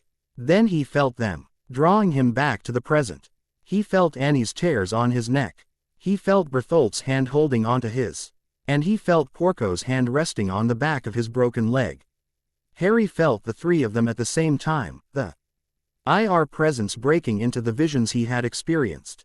Then another one pulled him into a hug. It was Peek. Her voice pierced through his mind in a sharp slash. Harry, come back to us, she whispered to his right. His eyes dimmed slightly as the people and voices in his mind faded. The wind around them calmed and the fire slowed to a stop. The water flooding the fortress retreated towards the ocean hundreds of miles away. And the rocks flying around them dropped to the ground. It was over. The battle was over. Harry was back, but the pain proved too much. He cried out once more, falling forward into Peek's embrace while Annie clung to him even tighter. He was crying now, both from the pain and from the sheer carnage he was witnessing in front of him. The pure titans created by Zeke had entered the fortress and were ripping apart any survivors, tearing them in half before gulping down the blood. Reiner had been torn to shreds by Harry's rock storm, his armor having been pummeled repeatedly by giant rocks. His titan was on its knees, its neck open to reveal Rainer's exhausted body. Marcel had been hit several times and had been flung off behind the debris from the west wall. Peek's cart titan was several feet away, burned to a crisp from Harry's whirlpool of blazing fire. And Annie's female titan had taken the brunt of it, seeing as she had stepped up next to Harry and the others, making it easier for her to jump down next to Harry. Her titan form had lost everything from its knees down and had also been burnt to a crisp alongside Peek's titan. It was terrible. He was terrible. It's all right. It's all right, whispered Annie. Harry was done sobbing into Peek's shoulder, the sudden pain being gone and replaced by more constant pain. His leg cramped slightly, forcing him to fall over away from them. His eyes burned with tears as he peered down at his wounds. A scattershot had sent 4 bullets through his left knee, and a pistol round had been shot into his left arm. The bullets were still inside. Through gritted teeth, he reached down with his right hand. Without much precision at all, he ripped the bullets out of his knee, causing him to scream in pain once more. But it had worked. The pain was less now, and that was good. He did the same to his arm. Here, Peek reached down, ripping a large section of her coat before tying it around the wound on his knee. Annie did the same that around the wound on his arm. With the pain alleviated slightly, Harry whispered through gritted teeth, "Marcel, Reiner, go see if they're okay." Annie and Peek didn't move. But Berthold and Porco both shot to their feet, running towards Reiner and Marcel respectively. Harry hoped his friends were all right. He hoped he hadn't hurt them. And if he had, he hoped they weren't suffering from as much pain as he was right now. Potter. Harry turned his head enough to see Zeke Yeager running through the war-torn fortress. The pure titans that had been running through the fortress had all been killed with a single command from Zeke, and everything was now still. There were no survivors, no screams of pain, no war cries, no gunfire, nothing. Absolute silence. All had filled the air were Harry's muffled cries of pain. When Zeke arrived he fell to his knees, examining Harry with worry. "Can your magic fix this? Can you undo the damage?" I don't know," Harry ground out, struggling to think. The images and voices were still buried deep in his mind, and he was still seeing them. A name came to his lips. Hermione would know. He wasn't sure exactly who Hermione was. But the name sounded familiar, and he knew that she would indeed know what to do. But besides those two things, he didn't know why he would say such a thing. "I can't think. It's okay. It's okay. Sleep. Rest," hushed Annie. She looked the most concerned of all, with sweat building at her brow as she examined him for any other wounds. Peek was deep in thought about something. Zeke had something to say. "Who's Hermione?" "My best friend." And with that, Harry fell over onto the ground, his mind spinning as he fell unconscious. The last thing he saw was the looks of shock spread across Annie, Peek, and Zeke's faces. But they weren't looking at him or his eyes. Only slightly above his hair, his head. Had he hit it before? Harry didn't care. He merely faded into darkness as the world around him fell into a soft quiet. Mistakes. Marley Hijuru War Arc. Chapter 7. Mistakes. Harry Potter has been unconscious for roughly 2 weeks, and he is just now showing signs of recovery. This morning, he woke up for roughly 10 minutes in a daze, appearing to hallucinate as he recited 3 names over and over. Hermione, Ginny, and Ron were the names. But when we sent a letter to his parents questioning the existence of these friends, they explained that he had never had many friends before joining the Warriors unit, and he'd never been so close with any of his friends, to the point that he would recite their names in a hallucinatory state. And so we must conclude that Harry Potter is no longer fit for duty, and must be sent home to receive psychiatric help, Zeke Yeager concluded, reading off of the medical papers offered to him by one of the medical staff. "It won't happen," said Commander Theo Magath. That boy is too powerful to be sent home over such silliness. Sure, he's whispering names in his sleep, but he also hit his head several times during the battle and is suffering from a severe concussion. These things take time to heal. Besides, did you see the amount of damage that kid did to that fortress? He was so angry that he pulled water from the ocean just to drown it all away. Not the river just a mile away, but the ocean 200 miles from here. The kid could be more powerful than the founding Titan itself if that's the kind of destructive power he can reach. Commander Lean Keen spoke, clearly disgusted by Magath's words. This isn't about the boy's powers or even his standing in the military. This is about his health. He won't be useful to us if he's a living vegetable. We should send him home and postpone the operation. We've been waiting this long anyway. We can afford to push it back a few more years. Or at least until he recovers. We can't afford to push the operation back further, countered General Bonzen. We've pushed it back several times in the past 10 years, and the consequences of that are showing. The Middle Eastern Alliance has created anti-Titan artillery strong enough to rip through 100 Titans, as well as the armored Titan's armor. If it wasn't for Potter's magic, the warrior unit would have been turned to dust within that fortress. He's the most valuable asset we have, and with the founding Titan's power, he'll be able to win Marley the entire world. And as for his physical and mental health, he's a strong kid. Stronger than most men I know. He'll push through the pain no matter the cost. There are several problems with your view on Mr. Potter, said Zeke. Firstly, his left knee was crippled by pellet fire, and the nerves around it were ripped to shreds when he ripped the pellets out. He won't be able to walk without a cane or a crutch for the rest of his life.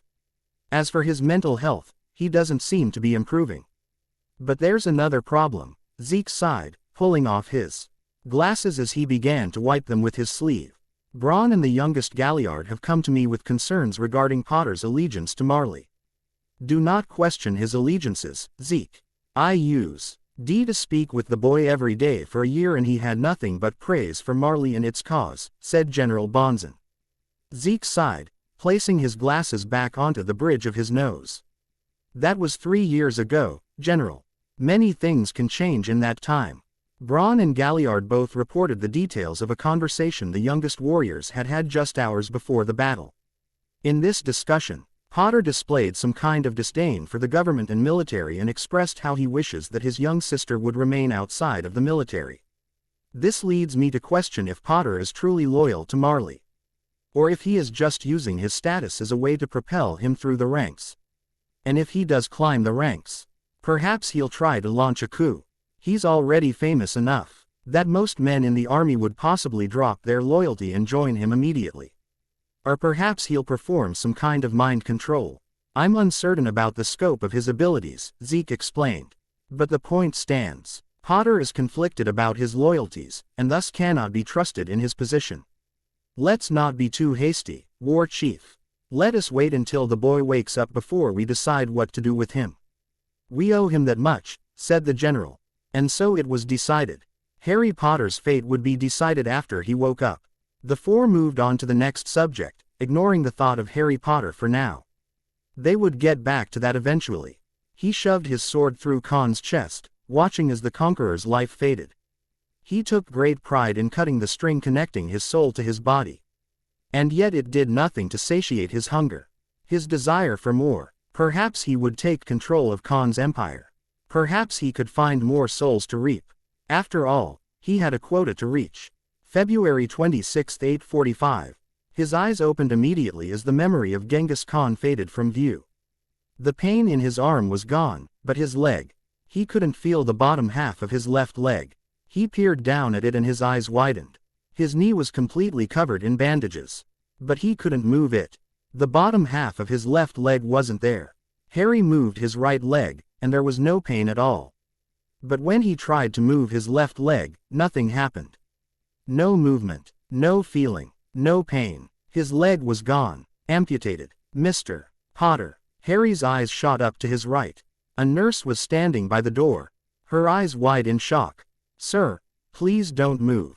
You've been badly injured. Your knee was shattered and you're suffering from severe nerve damage. After you were infected, the doctor had To amputate your leg, so you're still suffering from the procedure. Please don't try to stand. You'll only fall. What does that mean?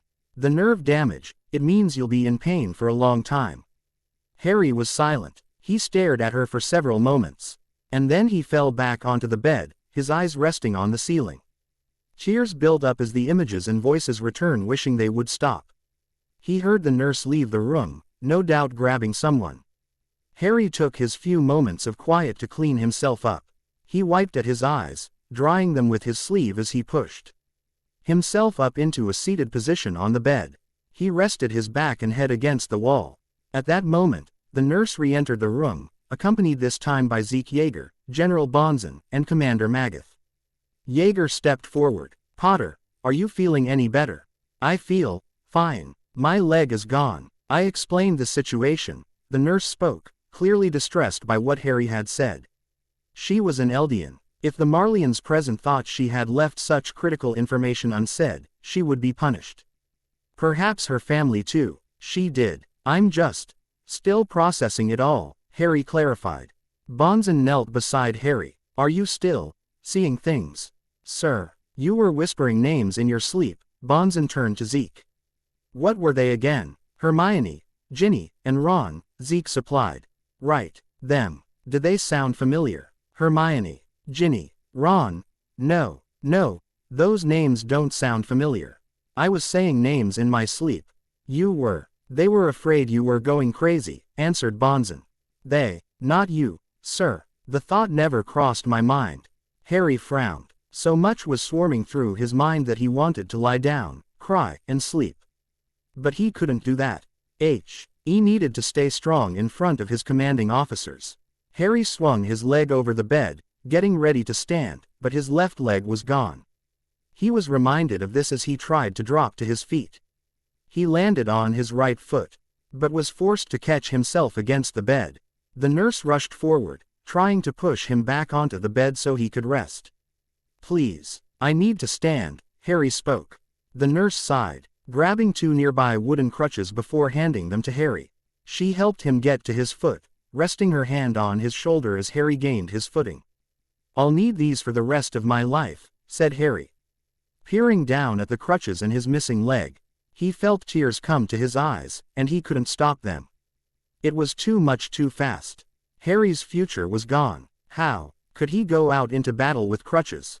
How could he run his new empire without the use of his leg? His adolescence was gone. No longer could he run around the training course or play with his friends. He would be forced to sit on the sidelines. He would have to watch his friends play. He would have to watch them train.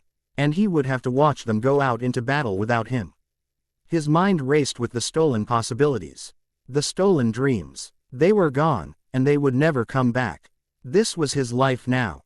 The life of a cripple. Forced to live in such a state that he couldn't help himself. Anger built up inside of him as he thought of all he had lost. But he bit it down. He forced it so far within himself that everything went numb.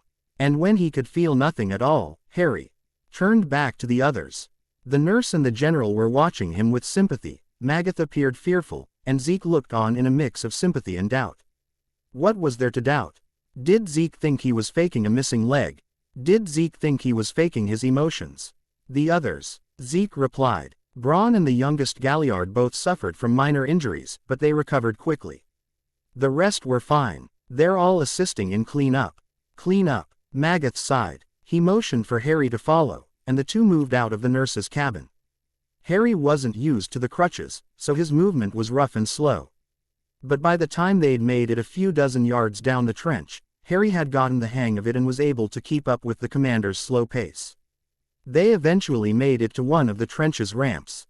Moving up to the ground level. There, Harry saw the full carnage he had unleashed. The entire north side of the landscape had been tarnished by a massive tsunami that had washed in from the ocean.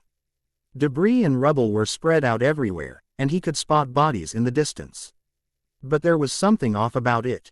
The devastation had come in widespread from afar. But it had condensed down to a cone near the fortress. Harry had done this. He remembered it now. The rage, the pain, the devastation, the burning, the air, the shrapnel. The cold water reached up to his waist. Harry had flooded the entire fortress with water, washing away bodies, blood, and debris. He had pulled it in from the ocean. Why the ocean? The river's right there. Wait. You don't remember doing it? Magath asked. I remember pieces of it.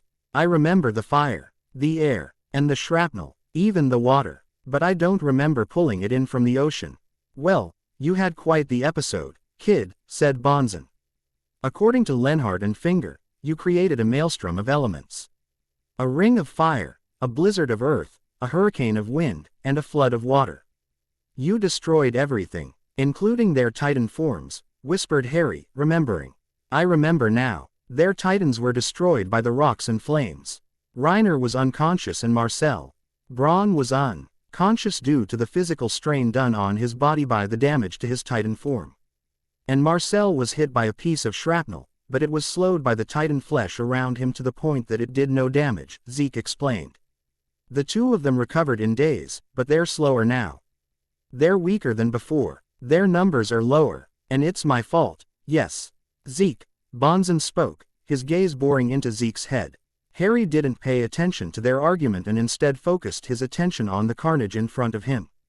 The flooding had been so destructive that Harry doubted its old ever be fixed in any meaningful amount of time. It would take decades to repair all of the damage he had done. 200 miles of flooding and destruction, and they had only cleared bodies within 10 square miles. Harry stepped forward, moving down the hill towards the city. After some commotion, Zeke and Magath joined him in his walk. Harry spoke first. What's the situation with the Hijiru? Only 4 soldiers survived the battle. 2 were killed in a struggle and the other 2 surrendered and are in custody. The troops that were outside the fortress were either eaten by Titans or escaped to the west across the border. Magath explained. The Middle Eastern Alliance has strengthened its border and is ready for an attack. They haven't moved to fix the damage you did across their border. I'm assuming this is because they don't want to risk sending soldiers off away from their stations on the border. Harry frowned. They'll strengthen their borders anywhere they think we'll attack. They'll separate their navy to avoid the same fate as the Hijirus, being destroyed in one shot by the colossal Titan. They've separated their navy so that no 2 ships are close to each other. It isn't possible to defeat them all in one go, even without the colossal Titan, said Zeke. We don't need to defeat them in one go. All we need is a precise and devastating number of strikes that they can't calculate. They will be forced to pull in their navy for support if we launch an attack on several key naval ports. Even if they don't call every ship back, we could take out several dozen ships. Harry could sense Magath and Zeke exchange a look from behind him. He smirked. If they thought he would lose his ability to brainstorm tactical advances, they were sorely mistaken. And if they chose not to send ships, then we win their naval ports. We'll be cutting off their inter-alliance trade. And because most of their ports are linked to rivers going inland, we could cut the alliance into 3rds, 4ths, and 6ths. They'll suspect we'll try to take the Gleis and Orglos ports, seeing as those 2 are the closest ports to the west and east borders, respectively. But if we launch 4 attacks at once, we could draw their attention away from 2 ports near the center, leaving the alliance's center open to attack. When we invade the center, but to send the rest of their navy in for a counterattack. Their outer ports will be ours, and we'll be free to push their borders with their supply lines cut. Someone's feeling better. It was Commander Keen. He was standing on the outskirts of the city. His eyes on Harry. He was smiling. You're still too darn smart for your own good, Harry. Perhaps he is, Zeke mused. Harry couldn't tell if he was winning over Zeke's trust, but he didn't care. Zeke could trust him or not trust him, that was his problem. Harry was too focused on thoughts of the war. Any other thoughts, Potter? Harry frowned. He couldn't think of anything else at the moment regarding the war. But as he examined the sight of destruction ahead of him, Harry couldn't help but reach toward it. Closing his eyes, Harry reached out with more than his hand, feeling for the fallen debris. When he found it, Harry felt it. The image. The precursor. How it had been before it was all destroyed. He yearned for it to return to the way it had been before, and when he opened his eyes, Harry was met by a wonderful sight. Stretching over 100 miles, piles of rubble lifted off its place on the ground, hovering in place for a single moment before reforming into its past shape. Walls, roofs, floors, homes, streets, towers, all of it was rebuilt exactly the way it had been before. There were a few instances of holes or deformed structures, no doubt caused by pieces of the rubble being carried back with the ocean weeks before. But this was alleviated by flashes of green that left the holes or deformities repaired. "You fixed it," Magath whispered, awestruck by the sight. All of them were, Harry thought, looking on in disappointment. Sure, he was impressed by his power and ability to repair such damage, but he was saddened that he could not repair the rest of it. Half of the damage, 50% of the damage was still there, with torn down buildings and washed away debris still piled up on the destroyed roads. He had done a lot there, but there was still so much to do. It would take several days for him to repair the rest at his recovery rate. There's still so much more to fix. Yes, but what you did was more than enough for now, said Kane thankfully. Go get some rest, Harry. The others went back once they heard you were awake. They must have passed you, Harry frowned. How was that possible? But then he remembered. One of the commanders had been running drill, having his soldiers run in a straight line back up to the trench opposite of Harry and the others. The other warriors must have gone up the hill on the other side of the commander's unit. Unlucky, but it made sense. I'll stay here and help for a bit. Go and see your friends, Harry. We can handle the rest here. That's an order, said Magath. Harry sighed. He didn't want to see them. The embarrassment from before still lurked in his mind. First, he exposed his true feelings about Marley's government, and then he injured his friends. It was too much. He didn't want to see them. But an order was an order. So Harry turned and began his slow walk back to the trench. All the while his eyes burned with worry and fear.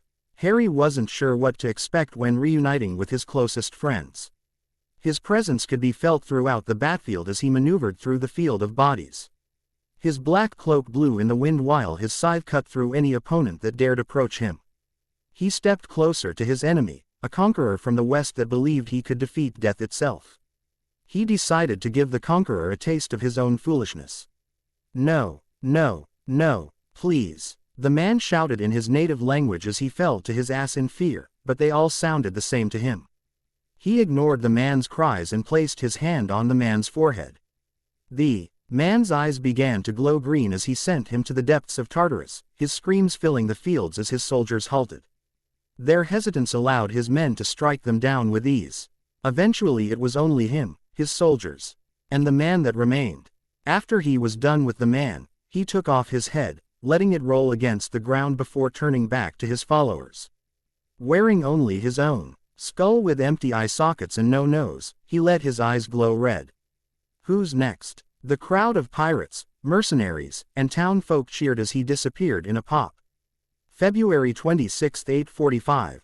With his crutches and a mind full of worry, Harry Potter made his way back up the hill towards the trench. His friends would no doubt be waiting for him within the warrior cabin. He kept his eye on his surroundings to make sure they didn't pass him again. Harry's pace was slow and tedious, but the speed he was going proved almost too much. He was already building sweat on his brow, and his right leg felt tight and sore. The labor done on his body during and after the battle had been hideous, reversing months of hard work in training his body to perfection. I'm weak now, I'm crippled, I'm useless. Rye's stolen dreams echoed through his mind as he stepped down the ramp, moving toward the warrior's cabin. Those who passed him gave him mixed expressions of awe and pity, something that bothered him very much. He didn't deserve their awe. He didn't want it, and Harry sure as hell didn't want their pity. His situation had been self-inflicted. He was too weak to keep the shield up. He had been too slow to drop to the ground along with Porco and Berthold. And he had been too irrational in removing the pellets from his wound himself. If any of these weaknesses hadn't been there, then perhaps his situation would be different. Perhaps his leg would be healed. Perhaps it wouldn't have been shot. But Harry was quick to chasten himself. His injury had nothing to do with his reaction time or his healing abilities. It had been the person who shot him's fault. Harry was the victim in this scenario. His life had been ruined by one lone Middle Eastern soldier. In that moment of realization, Harry's eyes burnt with rage towards the soldier that had done it, as well as the Middle Eastern alliance itself. Once again, he corrected himself. The soldier had been doing their job. They were defending their fortress, following orders. They fired at Harry with the intent of saving their friends and fellow soldiers. They had seen their shot and they took it. Harry knew deep down that, despite their differences in country or race, every soldier was the same. They all followed their orders. They all took their shot when they saw it. Harry's rage cooled into self-pity as he thought of the soldier. He had been killed immediately after, eaten by a pure Titan. Harry pictured their death, tried to find joy in the memory. But he couldn't do it. It was too much. It was too horrible of a thing to imagine. And so he emptied his thoughts, stepping up to the warrior's cabin with his worry beginning to fade. With a burst of strength he didn't know he had, Harry opened the door. As suspected, the other warriors were already inside. Reiner and Marcel were asleep. Porco was lying on his bunk staring at the ceiling. Bertholdt was reading a book. Peek and Annie were playing a game of chess together on Peek's bed. At the sound of the door opening, the four of them all turned to face him. Their reactions were all different.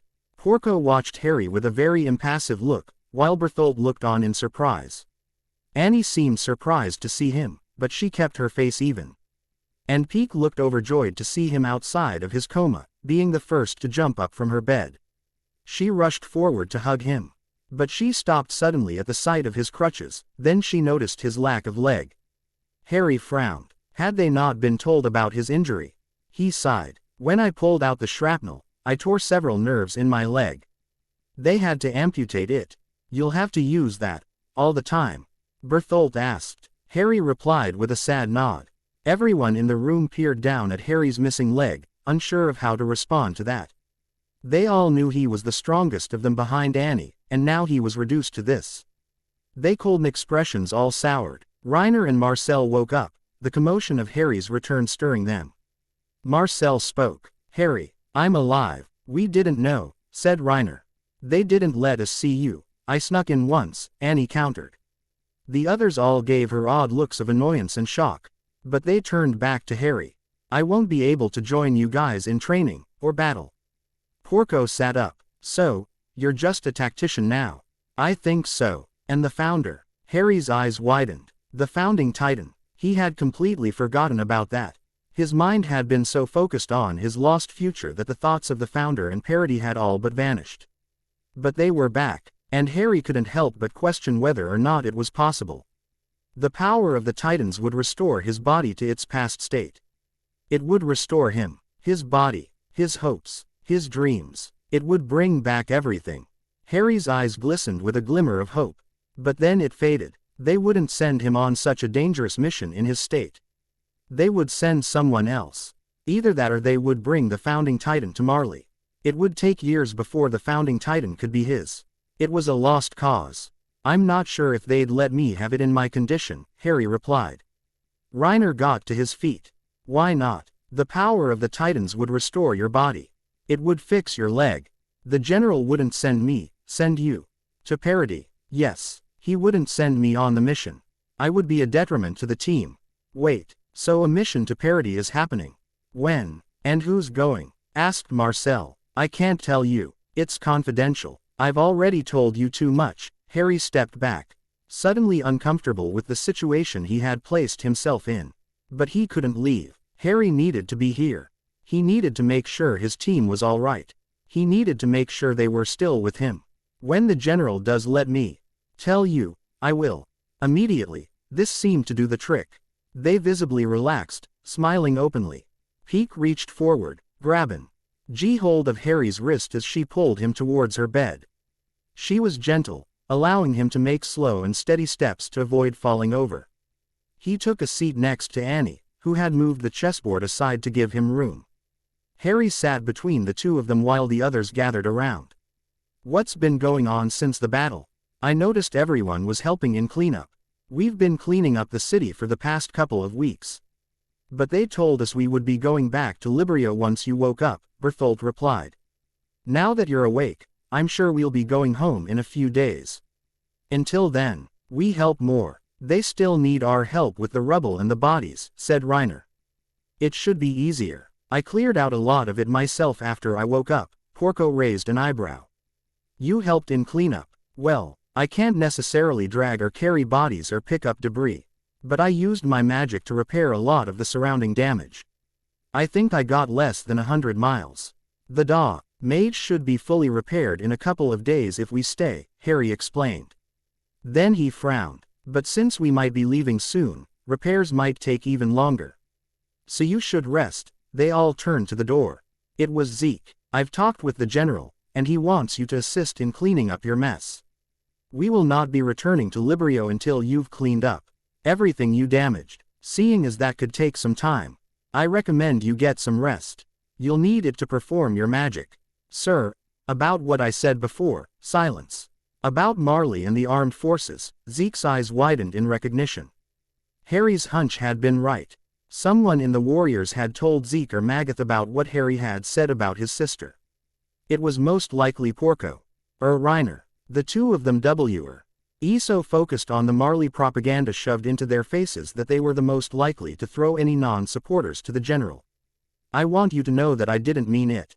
I was very tired on the day of the battle. From stress. I have nothing but love and loyalty for Marley and its armed forces. Zeke's expression softened so slightly that Harry was sure he was the only one that noticed. I understand. I will relay this to the general. Now sleep. You will be needed tomorrow. He left, leaving the other warriors alone in the cabin. Reiner was watching Harry curiously, and Porco was already climbing into bed. Harry tried to stand up, but something was wrong. The bed was too close to the floor. He wouldn't have the strength to stand up on his own. Slightly embarrassed, Harry whispered, I can't stand up. Can someone help me? No one offered. Reiner, Berthold, and Marcel had all climbed into their beds to sleep. And Annie seemed too comfortable against Harry's shoulder to register that he had even said anything at all. So it was Peek that whispered back. You can sleep in my bed. I'll take yours. Harry smiled gratefully. After a half-hour of silence, Peek got to her feet and moved towards Harry's bed, lying down on it so that she was facing him. Annie too got up, moving over onto her bed as she faced the ceiling. With the bed to himself, Harry laid down, and in an hour he was asleep. You will continue to walk the earth for eternity. His father shouted, his anger boiling as he peered down at him. His eyes hardened as he peered up at the man wearing white. His father, you have interfered for the last time, Hadriel. If you do so again, you will return to complete the cycle. Father, a voice cut in. He turned and saw one of his many brothers, Michael, stepping forward. Hadriel was only trying to protect Mother. Perhaps you are acting too harsh. Silence. Their father shouted, drawing silence throughout the heavens. His father's eyes narrowed on him again. Return to earth, Hadriel. And do not return. I forbid it. Without another word, he felt himself be pulled through the floor, falling through the clouds before slamming into the ground. He was once again on earth. A feeling of rage overtook him as he relived what just happened. His banishment. He let it all out, allowing his powers to lash out in its destructive power. He no longer cared about the humans or their fragile lives. If his father was willing to choose them over his own family, then perhaps he would show his father just how weak they were. How fragile. He would kill all of them. He would conquer them. He would rule this planet as if it were his own, and when he was done with it he would kill his father once and for all. March 1st, 8:45. For 3 days, Harry did nothing but fix the mistake he had made during the battle. He woke up every morning at 6 a.m., leaving the warrior's cabin for one of the many cities he had destroyed. Harry would repair the cities he destroyed in increments of 20 miles. Taking a few hours of rest in between, Harry was eventually able to rebuild everything he had destroyed in the battle for the fortress. All the debris between the ocean and the fortress had been reused to repair buildings in respective cities. And the bodies littered all over the countryside had all been displaced into a single spot where they could be retrieved. On March 1st, the restoration process was complete, and the warriors were gathered within their cabin by War Chief Zeke Yeager. With the restoration project complete, the general has given us the green light to return to Librio. Pack your bags. We will be departing in the morning. Without another word, Zeke left the cabin in silence, leaving behind 7 excited children. The warriors were in a rush, seeking their things at the speed of sound in an attempt to speed up the process. But it didn't seem to help. With their packing done, the warriors were left with nothing to do. And so they decided to get some training in. Harry followed his friends outside into the trench, his slower pace evident in how much further his friends were along the trench. But he wasn't alone. Like always, Harry still had his thoughts. His mind, the instrument of his genius, his power, his fame, his pain. His mind reeled realities, of futures, of events, of unlikely scenarios bound to him by fever dreams and lost hopes. But he didn't just fantasize. He also planned. With the information he knew was true, Harry planned for every scenario that was possible. He thought about his powers and how he could evolve them. He thought of Librio, his parents, his sister. They would be waiting for him when he returned the next evening. But would they welcome him as their son, the boy who had left them so many years before? Or would they welcome him as a warrior, as the Hijuru dubbed, boy who killed? Would they see him as their son, or just the reason for their elevated status in the world? And what would his sister think? She was just 2, yes. But would she know who he was? Would his parents have told her about him? How cute he had been as a child. How he loved space and the stars. How every night his parents read him books to help him fall asleep. Did they remember these memories now, 6 years later? Would they remember him? Of course, they remembered him. They remembered the way he had been. The genius little boy who had been chosen from early on to be recruited into the Warriors program. They remembered the young boy without any friends, a social outcast who had been so displaced from his life outside of home that leaving to become a warrior hadn't been a second thought. They would not remember him for who he was now. They would be repulsed by him if it wasn't for the status he brought them. They would see him as a murderer, as a freak with abilities unimaginable to even the subjects of Ymir. No, he was giving them too little credit. He could barely remember them, let alone their flaws. Why could be the most perfect parents in the world, caring for him despite his abilities and the countless murders he had caused. They could love him so much that they whispered prayers for him every night before they slept. They could love him so much that they showed pictures of him to his infant sister every day, just so she would know the face of her older brother. Yes, he focused on that future. The future in which his family loved him. Because family was the most important thing in anyone's life, whether your family was blood or not. Friends passed and went, disappearing into the void of life as they carried on with their adventures. But families ventured into the darkness together, hand in hand as their faith in each other shined through the darkness. Harry had faith in his parents and his family. He had faith in his fellow warriors as well. He had faith in Annie, in Peek, in Reiner, Berthold, Marcel, and even Porco. He had faith in them all, that one day they would fulfill their destinies and bring light back into the darkness of the world. Whether they brought the light in, or they helped someone else do it, Harry didn't doubt that they would all have a contribution. And yet Harry had no faith in himself. The wells of faith and love in his heart had been spent on his family and dearest friends, leaving him empty and dry inside. He didn't believe in his abilities, his fame, his destiny. What was his destiny now that he was a cripple? How could the universe make use of him now that he was useless to his cause? How could he overcome the hurdles placed in front of him if he couldn't even run to gain speed? How could he focus on a single task with all of these thoughts rummaging through his mind all at once? How could he improve his powers if he had no understanding of how they worked? And how could Harry live with all of this pain dwelling in his heart? The questions in his mind went unanswered for the duration of their walk. It wasn't until he reached them at the drill field that he began to wonder. When the warriors left for Parody, there were 2 outcomes present. He would be on the boat traveling to the island, or he would be watching the others leave without him. But the second outcome wasn't entirely bad, seeing as he could always sneak on board. So once he arrived on Parody, he would either have to help the others find the founding titan, or he would have to find it himself. Without the help of his friends, Harry would get the founding titan's power one way or another, and he would be returned to the form he had once lost. His life would be returned to him, and when it did return, he would carry out the endless number of plans he had formulated within his mind. So it was decided, Harry would go to Parody. He would find the founding Titan.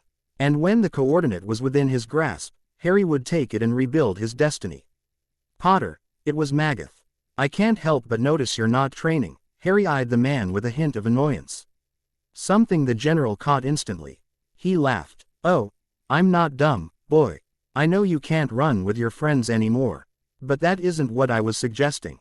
I was insinuating Hat you could perhaps use this time to build upon your magical abilities. Meditation seemed to help when you were training at Fort Tatakai. His eyes widened, and Harry realized that the man was right.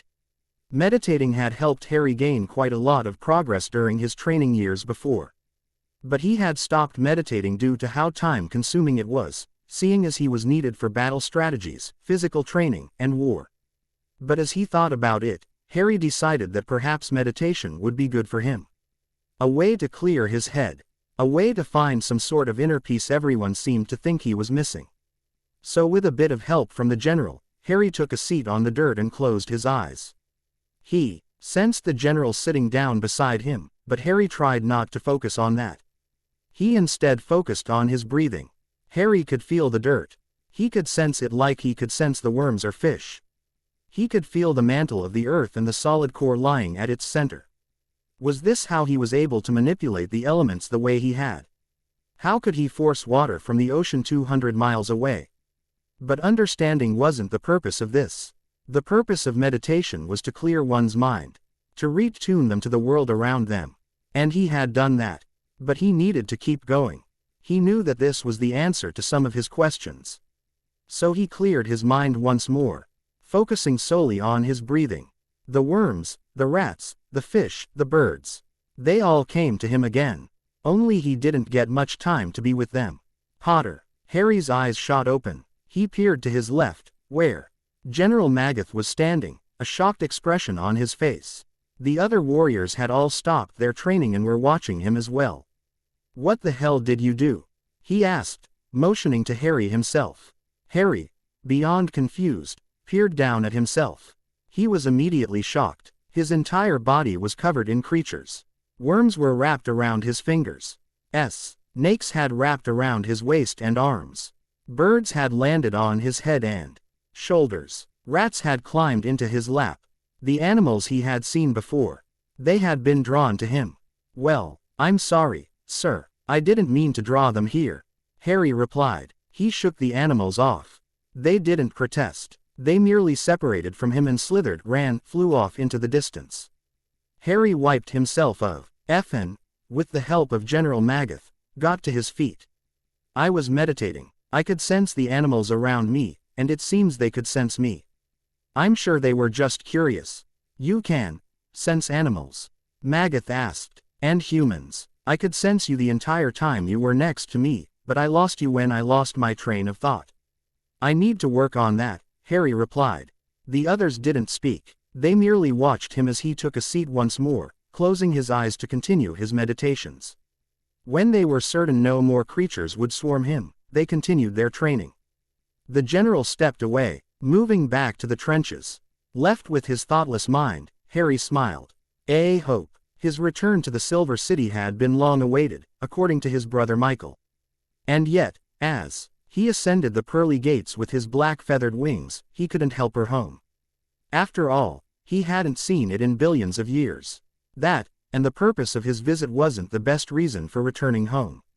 An argument between his father and mother had been destined to happen for eons, and yet here they were, with father having finally caught mother in the act of killing humans. And now she would be killed. He needed to stop it. Homecoming Arc. Chapter 8. A Hope March 3, 845. Within the internment zone of Librio, the Marleyan Eldian officials all crowded together within the city's center to prepare for the warriors' homecoming. After 6 long years, the 8 warriors would be returning to their hometown of Librio. They would be reunited with their families, who had all returned to the inner depths of the city for this monumental event. Those among the crowd were the Braun family, Mr. Lenhart, the Fingers, the Galliard parents, Mr. Hoover, and the Potter family. The Potters and Brauns were seated beside each other. Lily Potter and Eloise Braun themselves were seated beside each other, each holding their infant baby girls, Gabby Braun and Willow Potter. The crowd continued to gather in the city square as the celebrations continued. Music echoed through the open city streets as vendors sold citizens food and merchandise. By sunset, the entire population of the city was gathered in the city center, with people beginning to crowd into nearby buildings just to witness the event to come. And by dusk, it began. Generals Theo Magath and Geneth Bonzen stepped out onto the central stage, drawing applause from the crowd as they waved and smiled.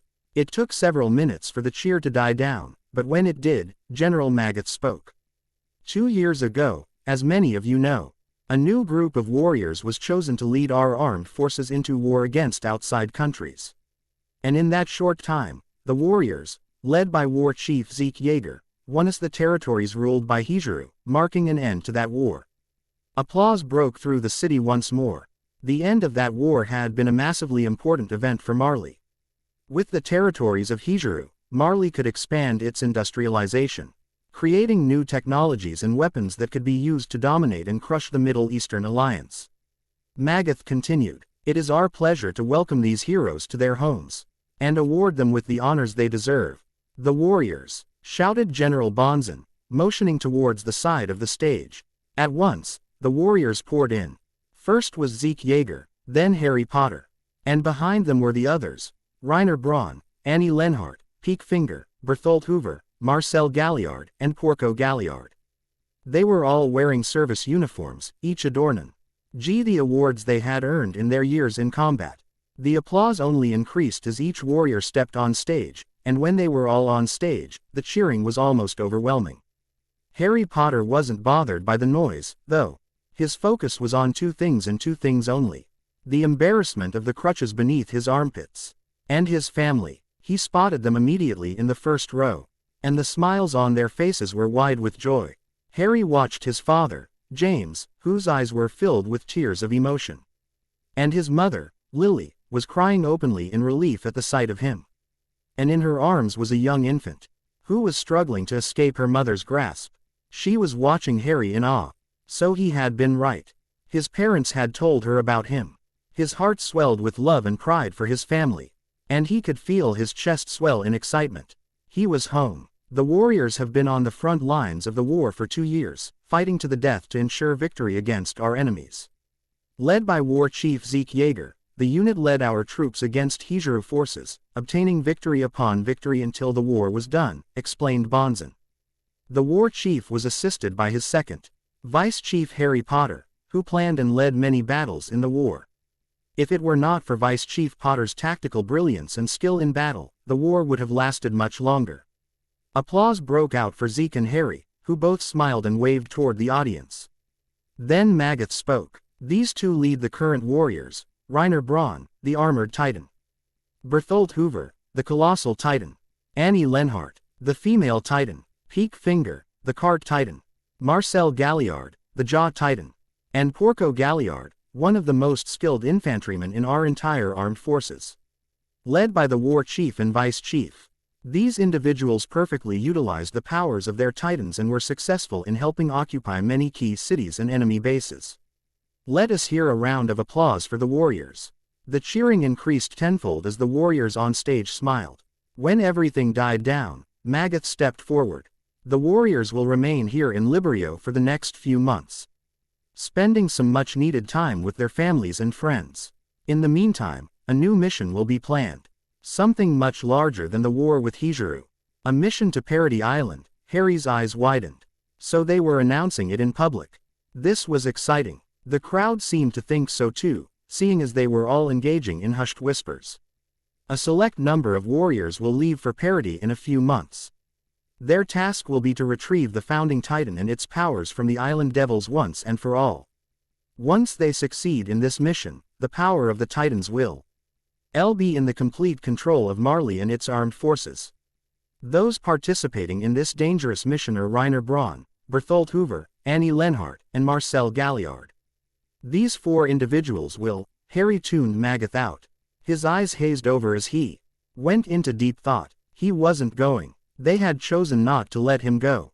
He had suspected this would be the case, but for it to happen was surprising. The sound of his name drew Harry back to the present moment. They bring back the coordinate and its power. it will be bestowed to Harry Potter, who has been preparing to receive it. So that was the plan. Reiner and the others would retrieve the founding titan from Parody, and deliver it to Harry here on Marley. Harry smiled, but within his mind, he knew the truth. He would be going to Parody. He would find the coordinate. Harry would gain the powers of the founding titan as soon as he could. And when he did, Harry would come back to Marley. He would set his plans in motion. This mission will launch on August 10th, giving the warriors over 5 months to spend with their families. Bonzen spoke. As for the rest of the warriors, they will be sent off once more to continue the war against the Middle Eastern Alliance. If everything goes as planned, Harry Potter will have the coordinate within the next 2 years. After that, the war will be ours to win. So let us celebrate our future. Let us celebrate our victories. And let us celebrate Harry Potter, the future founder. A new, more enthusiastic round of applause began, with the crowd jumping to their feet to cheer. Harry smiled the entire time as they descended from the stage. But they weren't allowed to visit their families in the crowd. Instead, they were led away toward one of the armed forces barracks. "You won't be coming with us," said Reiner, a sad expression on his face. Harry smiled. Even though Reiner had most definitely outed Harry to the generals, it seemed that his friend was at least sad at the news. Reiner continued, "But don't worry, we'll get the coordinate, and when we bring it back you'll have the Founder's power. You'll be able to finish the war with the Alliance." Among other things, Harry mused. "Like what?" asked Marcel, his curiosity piqued. "Perhaps I can use the Founder's power to persuade the Alliance to go for peace. Maybe we can resolve our problems peacefully." The others all turned to him in shock. As if it was the craziest thing they had heard in their lives. The Alliance, peace, those things simply didn't go together. We've all been at war with each other for thousands of years. And nothing's changed. Over the other and oppresses its former oppressors. First, it was the Hijuru. Then the Eldians. And now the Marleyans. It'll keep going, until we find a way to live in peace with each other. We need to find a balance. A common interest. What kind of common interest? It was Bonzen that spoke. "I don't know. Technological and industrial evolution. Here's so much we could learn from each other's cultures. The Hijuru have a way of life that has made them the healthiest human beings on the planet. And the Alliance has made huge strides in technology and machines dealing with electricity and power. Marley itself has come a long way in developing aerial and sea vessels. Imagine the possibilities of combining our technologies and cultures to become one single nation. A single people, all united for one common goal. Expansion." Magath laughed. "Expansion. To the west. We've already conquered a large sum of land in the western continent." "Yes, but I'm not talking about the expansion here on Earth. I'm talking about up there." Harry stopped, his head tilting upwards to the sky. He raised his hand and motioned to the stars shining through the retreating sunlight. The others all stopped, taking a moment to follow his gaze toward the stars. An endless number of possibilities lie in the stars. Infinite power lies in the sun. So many planets are fertile for colonization. And even with our knowledge of the solar system, there is so much left to discover. The whole universe is waiting for us to end our wars and exit the door to our tiny home. Because outside of our home is an entire world waiting to be explored. Silence echoed through the small alley they stood in as the entire warrior unit and its guards stared up at the sky in awe. Harry's words had reached their hearts in some way or another, and he couldn't be prouder of that. He dreamt of one day reaching the stars. He dreamed of touching the moon. But he understood that such dreams were impossible with the level of technology humans had reached. They still had hundreds of years left until space travel would be possible, and it could take nearly 1,000 years to reach Luna. Harry would never touch the surface of the moon, but perhaps he could lead to a future in which someone with the same dreams could make it possible. A world where all of the world's sciences were combined into one massive culture. In which a group of talented geniuses could produce the methods necessary to leave the Earth's surface. "Power in the sun?" asked Marcel. Smiling, Harry nodded. "The sun is the birthplace of all of the energy on our planet. The heat you feel on you during the day comes from the sun. The plants you see in the fields are fueled by the sun. Everything is fueled by the sun. It gives things heat. It gives things energy. If you can find ways to harness that energy, we could do great things. How can we harness it? Well, Harry reached for the bag on his shoulder, opening it to reveal several journals and books he kept with him at all times. He removed one of the journals from his bag and opened it to 2 pages near the back. The pages were labeled, Solar Sheet. On the pages were diagrams of a solar sheet Harry had developed himself. Everyone gathered around to take a look while Harry explained. The solar sheet is something I created when I first thought about how to harness the energy of the sun. The sheet uses something I call photoelectric cells to convert sunlight into what I call direct current electricity, or DCE. But then I ran into a problem. How could I turn this DCE into usable electricity? That's what I've been trying to figure out. Flipping the page, he continued. I decided to come up with a middleman to my middleman. An inverter. A device attached to each solar sheet converts the direct energy currents into alternating energy currents, which can be used to power things. But then I ran into another problem. Harry turned over another page, which was covered in scribbles of numbers and equations. At the bottom of the page was a number, which had been circled a dozen times. The solar sheets only work during the day, meaning that at night they would be effectively useless. So if we wanted more power, we would have to find another solution. We already have power grids. We use it for our lights. That's true. We've been using grids to power light bulbs and other electrical appliances for years. But that's it. If we add anything else to the system, it wouldn't be as efficient. We only use coal factories to produce power. And while they're effective, they are not only bad for the environment but also produce the lowest amounts of energy. I've crunched the numbers, and several alternatives to coal could be used to produce large amounts of energy. Natural gases, hydroelectricity, geothermal energy, wind energy, petroleum, and other bioliquids. I've run through all of these. Biofuels like petroleum and solar energy produce the most energy. Though solar energy would be healthier for the environment. How so? Well, solar energy, hydroelectricity, geothermal energy, and wind energy all use natural occurrences here on Earth to produce power. Solar energy creates usable electricity. Hydroelectricity uses water-propelled turbines to produce usable electricity through motors. Geothermal energy is produced through geothermal steam turning another turbine. And wind electricity is created by turbines spun by the natural wind. All of these methods do not affect the planet, and instead, use the planet's natural processes to harvest energy. This is opposed to other forms of energy, like petroleum, greenhouse gases, and coal.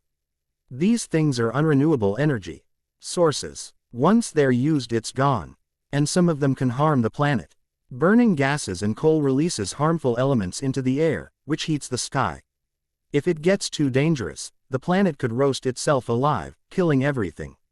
You learned all of this from those books? Asked Porco, who seemed genuinely impressed. I learned a lot of it from self-study, but the books helped me come up with a lot of theories and ideas. I've been drawing sketches of devices that could help us draw more energy from the planet and the sun.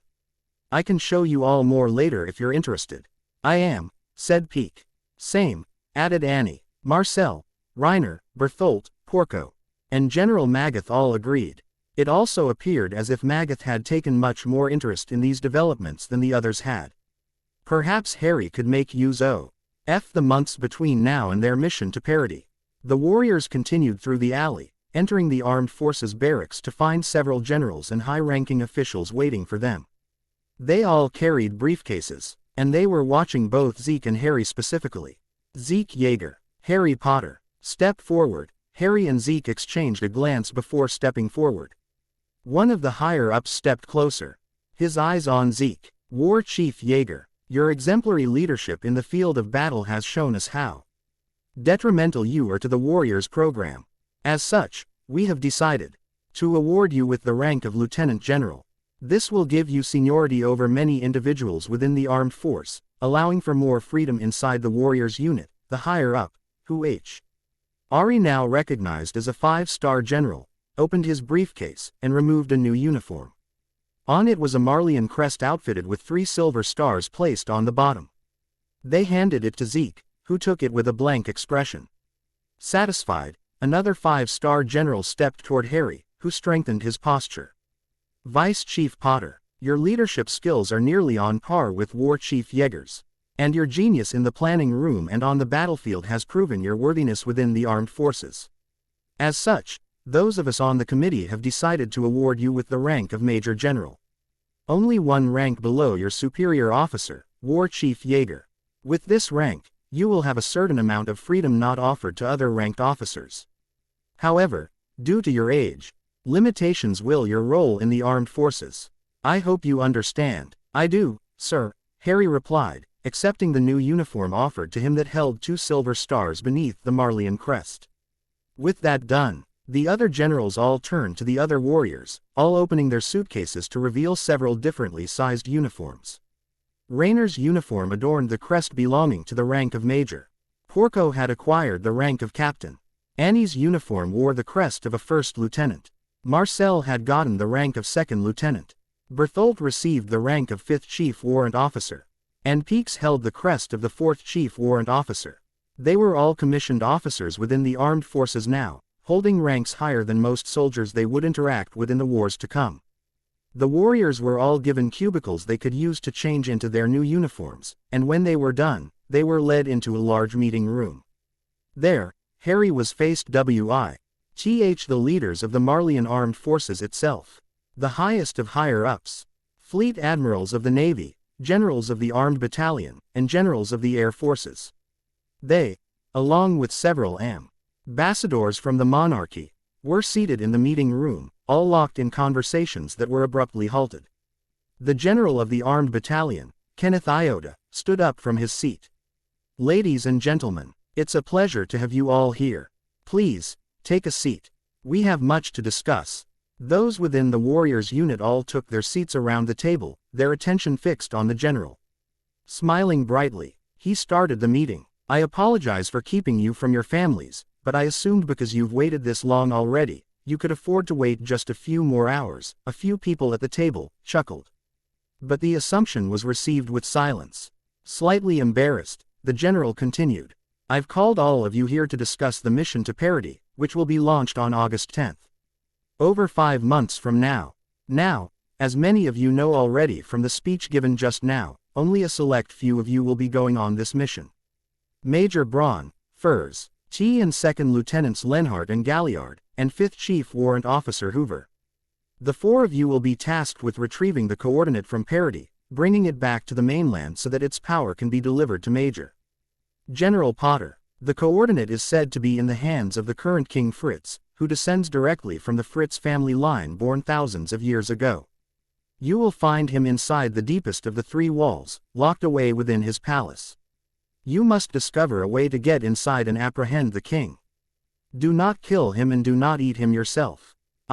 If any of you are found to have killed or eaten the founder, you will be tried for treason at the highest degree. Do you understand? They did. Good. Now, as for the rest of you, the warriors unit will be spread out around the borders of the Middle Eastern Alliance, ensuring the group's effectiveness. The general motioned to the large world map situated on the table's surface, which had the Middle Eastern Alliance highlighted in bright yellow. There were 3 dots stationed along the southern, western, and eastern borders. That was very dangerous. The southern territories were uninhabited for a very important reason. It was all covered in ancient titans created over the last 2,000 years, all made by various beast titans of the past. No nation had dared to step foot beyond the bone dairies of the southern territories in the fear of running into pure titans armed with massive hammers, shields, and swords. Harry eyed the map curiously. They would be positioning Zeke on the southern border, where he could use his beast titan abilities to manipulate the titans in the southern territories. But the other 2 dots were mysteries to him. General Yeager will be stationed on the Alia, Ence's southern border where he can make the most use of his beast titan abilities. If the Alliance attempts to flank our troops from the south, Yeager will be there to launch a counterattack. Harry smiled. He had been right. Captain Galliard will be stationed on the western border, where he will command a large force in an attack against the enemy forts there. The western region of the Alliance is the weakest at the moment, with the Alliance having sent most of its resources to the east to assist in the damage done by General Potter. Saporko would be commanding his own troops in battle. This was good. Perhaps now his jealousy towards Harry and Reiner could be extinguished. Perhaps he would mature during his time alone on the battlefield. The general motion to the eastern border. T.S. leaves the eastern region of the Alliance. With this border being the most guarded of them all, pushing against it will be a struggle, one we are willing to place in the hands of General Potter and 4th Chief Warrant Officer Finger. You two will use your genius and powers to launch an attack against the border and its defenses. With any luck, you could push into the heartland of the Alliance. The Fleet Admiral of the Navy spoke. We are hoping that after several key victories, the three of you could launch an attack on the center of the Alliance. The capital itself, the Admiral pointed towards the center of the Alliance, where a miniature castle had been placed. The city of Jal is protected by the most advanced weaponry created by the Alliance. An invasion of this city will be the hardest military endeavor Marley has ever undertaken. It will cost many lives and many resources, but if we succeed, the entire continent will belong to Marley. All that will be left is Parody Island, W. Hitch will be defenseless once we have the coordinate in our grasp. And what will we do with the coordinate after Parody isn't a problem? Harry asked, drawing everyone's attention. General Iota smiled. Once the world is in our grasp, the founding Titan's power can be used in infinite scenarios.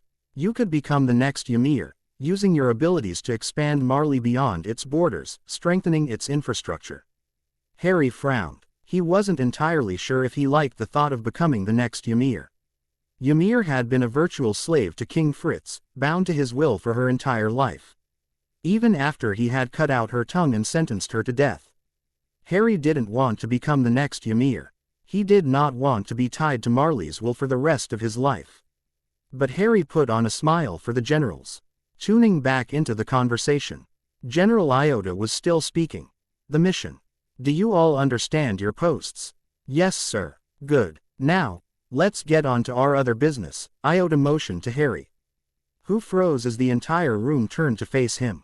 General Potter wishes to share some of his plans with us. Harry's eyes widened. What plans? Had someone discovered that he had other plans for the future outside of their current goals? No, it was nothing like that. It had been during Harry's moment of thought before. When he wasn't paying attention, General Magath had told Iota of Harry's plans for energy. It was nothing serious. Breathing easier, Harry reached into his bag, drawing out several journals he kept inside. He placed them all on the table, opening the first one he saw. I've been studying different forms of science over the past few years, and have discovered a lot of interesting concepts that no one else has discovered. For example, other forms of energy. Something I discussed with my fellow warriors earlier. I've been working with new forms of science, new types of fibers and microfibers for clothing, new forms of transportation. But most importantly, I've been working on these plans. Harry held up his journal, motioning to a map he had drawn of the world. The map had the entire Marley Empire spanning from the east to the west, with the Middle Eastern Alliance in the center. On the map were 4 points on each border of the Alliance. To the east was Parody, and to the west was the New World, discovered by Marley nearly Foho's 4 points. You guessed we would choose those spots? Asked Iota. I suspected that these points would be the most tactical spots to invade from each side. But that's not important. This journal contains invasion tactics that can be used against both the Alliance and Eldia. Though these plans are contingencies. Magath leaned forward. Contingencies? For what? For my diplomacy tactics, Harry replied. Everyone in the room looked upon him with sudden disdain. Their respect for him had suddenly dropped. But Harry was unfazed. He instead continued, turning to a page near the back. Marley has near complete control over the world as we know it. We have every resource you can dream of. With the assimilation of Hijiru into our empire, we have most of the world's population. Anything the Middle Eastern Alliance wants we can give them. So what if we try diplomacy? No one was convinced, so he continued. In the past 4 years, Marley has lost over 3 million soldiers in the front lines of battle. Because of this, our population has hit a major dip in terms of reproduction rates. More war and death means fewer men and women at home to reproduce. Less reproduction means fewer babies. Fewer babies mean a lower population. A lower population means fewer options for Titan inheritors, that did it. Speaking in their language had been the hit Harry needed. If there were few subjects of Ymir to inherit the Titans, an Eldian on Parody Island might inherit one. That in itself terrified the generals.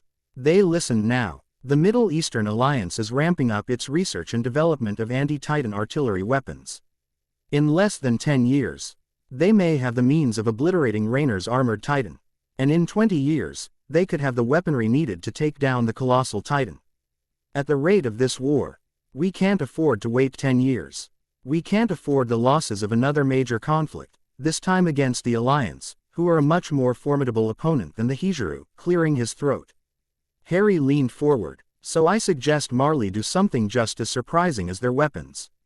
Diplomacy. Let us go to them with real ambassadors. Let's make a deal. They join us, and in return, we share with them all of our technology and the benefits of our economy and expansive land. Share our land and technology with them. Yes, we can't convince them to. We mean well if we don't sacrifice something. We have so much land that it will be impossible to sustain it all for another 2 centuries, so we might as well give some of it away or let them keep their current land.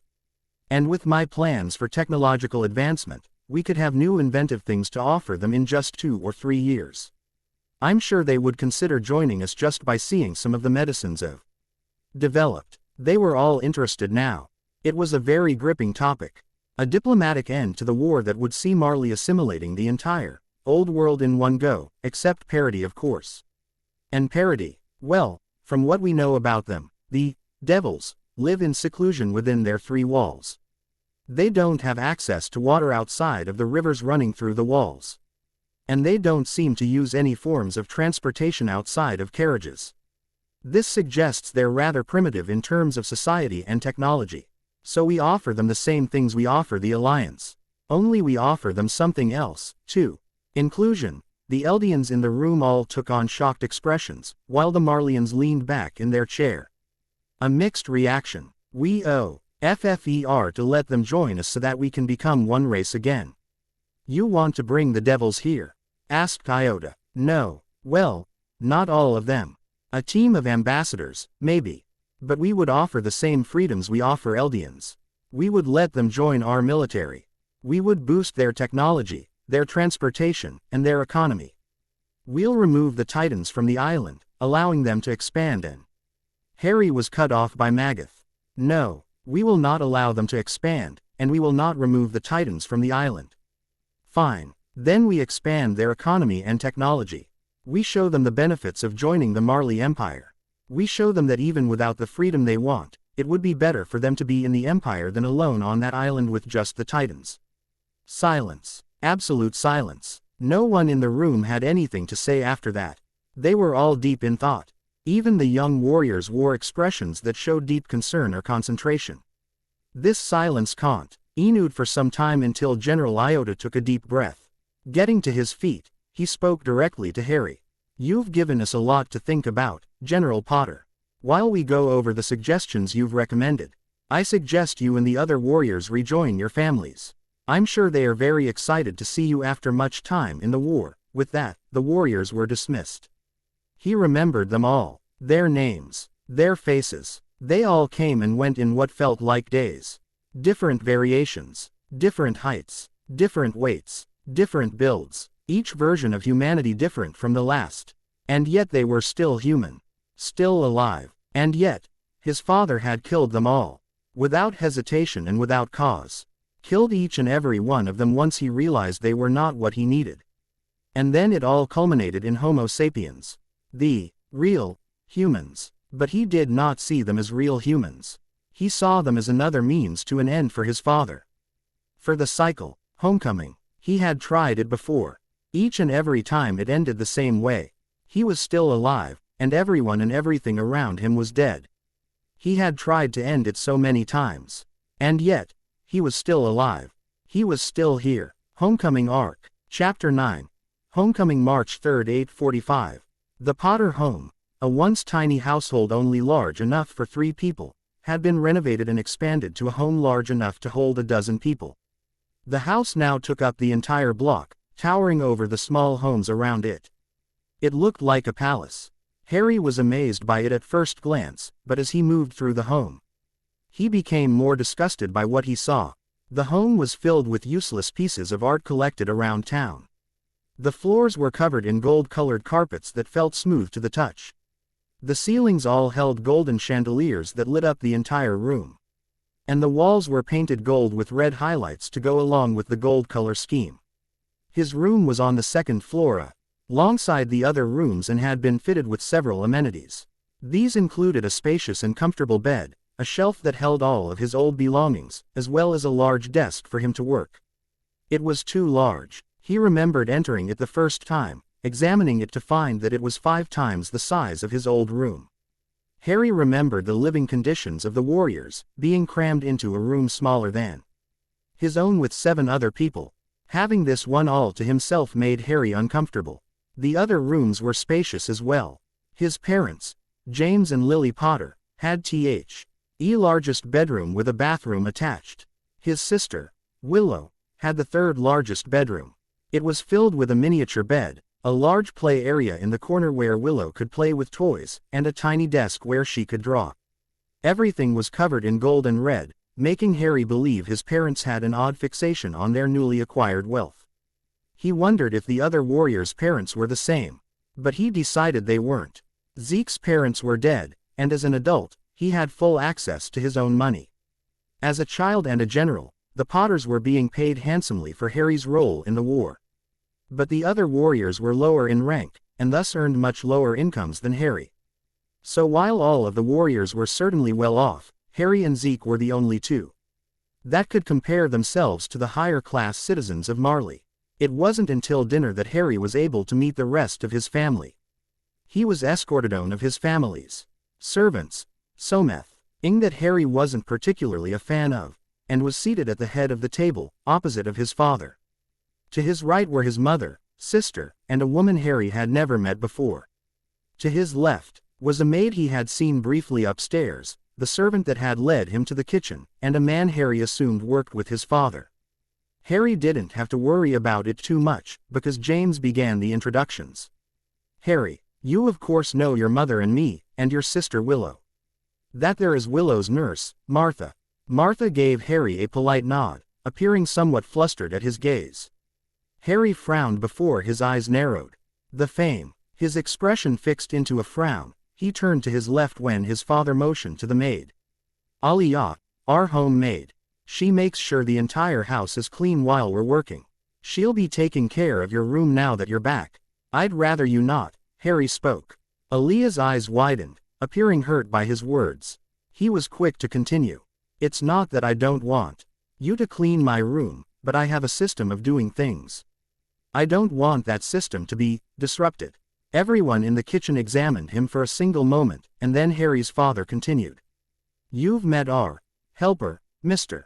Gulf. He assists me in my work, he fetches the mail, and he collects the groceries whenever we need them." His father then motioned to the man to his right, who smiled politely at Harry. "This is my work partner, Mr. Nathaniel Solis. He and I work together to create medicines for those in town. We opened up our medicine shop a few blocks from here. Business is doing well, very well, actually. All thanks to you, son," said Mr.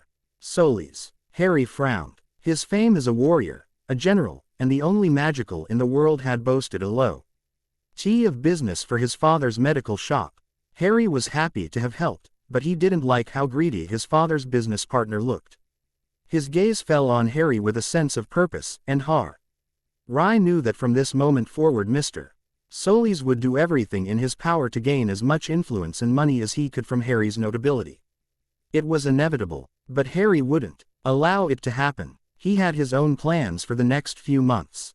"I'm glad I could help," Harry replied as honestly as he could, a smile plastered on his face. Harry turned to his sister, who was watching him with a bright, innocent smile.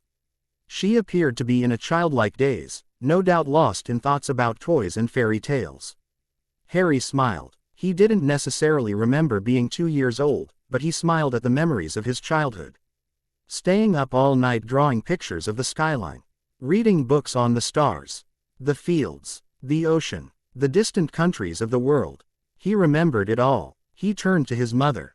Does she read books as I did? She's not at quite the level you were.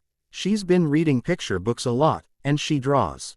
But her drawings tend to range from stick figures to drawings of a simple house or farm, replied Harry's mother. Harry frowned, slightly disappointed. But his sister only let out a light giggle, jamming her fork into her plate of food. Harry's smile returned. His mother continued, but she's the most active of the kids in the neighborhood. She was walking by 6 months and running by a year old. She's faster than all of the 2-year-olds I know.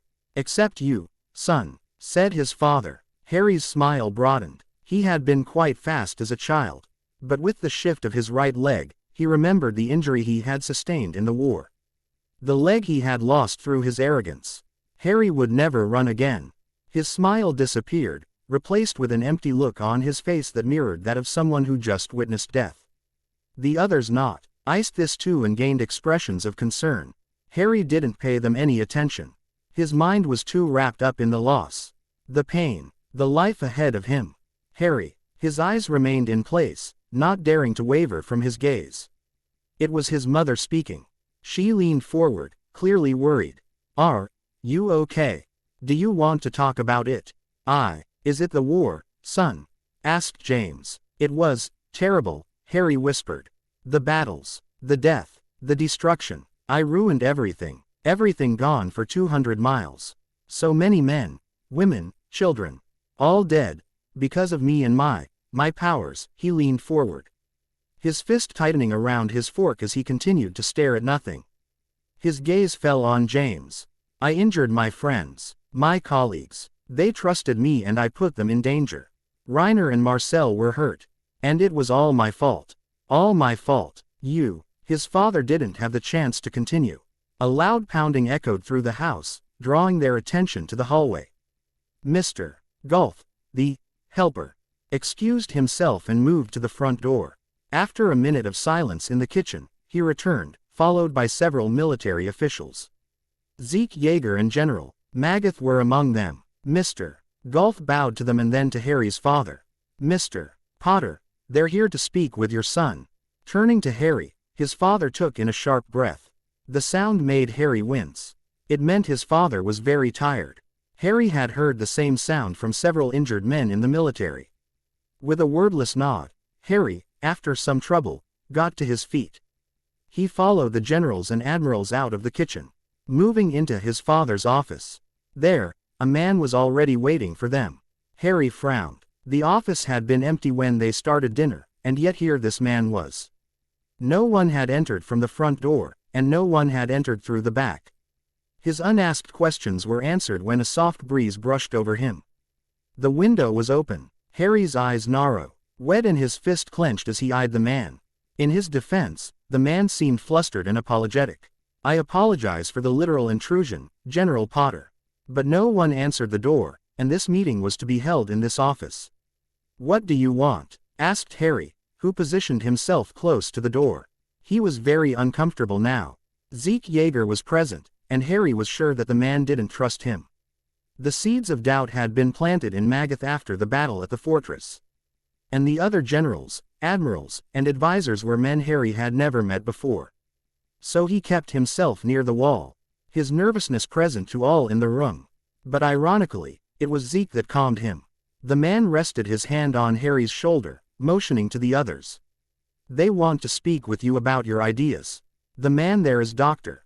Barklow. He's currently working on medicines that he believes might cure common influenza, but his work is still years away from reaching a promising conclusion. He is curious about how your research can help him. Oh, Harry's eyebrows raised in surprise. Go ahead, Doctor. Barklow smiled, stepping forward from his place near the wall. He set down the brief case that had been hidden behind his back, opening it to reveal several papers and small vials. He began. My cure is based on traces of the influenza virus itself, mixed with several pathogens and antibodies that when combined could build a new protective system within anyone's immune system. Take a look and see what you think, Harry obliged, stepping forward to examine the work. What he saw was scientifically advanced and a possible solution to the influenza problem, but there was one glaring flaw. This will never work. "Excuse me?" asked the doctor. Everyone else in the room exchanged curious glances, unsure of what Harry would say. There are thousands, if not millions of different variations of influenza spread all over Marley. This vaccine holds traces of only 3 different variations. They're the most common, yes. But all this will do is make the other variations stronger and more deadly, Harry explained, tossing the papers back into the briefcase with a sigh. The doctor seemed distraught by this very obvious news, so distraught that sweat was building on his brow and his hands were shaking. Taking Pitentinude. But this could be saved with the introduction of an antibody of my own. Neslov. He reached into his back pocket, retrieving a small notebook that he had been using as a journal. After opening the pocketbook to a seemingly random page, Harry laid it down on the table and motioned to the diagrams and equations laid out on the page. The antibody, when connected to the disease it's injected into, will adapt itself completely to fight off the virus and microbodies within it. It's possible that combining our 2 works will be enough to create a viable cure for all influenza variations. The doctor was brimming with excitement now. So it's possible after all. Will you help me? Of course. Grabbing hold of one of the many test vials in the briefcase, Harry held it up to the window, letting the sunlight hit the purple liquid inside. I'll take this, and work on mixing it with the Neslov antibody. If it works, you will be the first to know. Oh, thank you, General, the doctor exclaimed, grabbing Harry's shoulder with enthusiasm. Rai gave the man a very annoyed look at the contact, which resulted in the man retracting his hand. Still excited, one of the advisors led the doctor out, leading him to the front door where he would leave. With the office clear of home invaders, the advisors and generals all leaned against the wall or took a seat. Harry moved around his father's desk, slowly taking a seat in his father's chair. His eyes swiveled around the room, his mind racing with what the meeting could be about now. General Potter, we're aware of the impact the mission to Parody is having on you, and we wanted to apologize. We understand your interest in going alongside your friends, but in your current condition, we can't risk losing you to a stray Titan or one of the devils inside the walls. Those of us on the Conch decided that it would be much safer for you to stay behind. But don't worry, you'll see plenty of action in the time it takes for the other warriors to return from Parody, explained one of the generals. Of course, there's still the conflict with the Middle Eastern Alliance. You and Ms. Finger will have much to do on the eastern border, ensuring that our forces reach the heart of the Empire.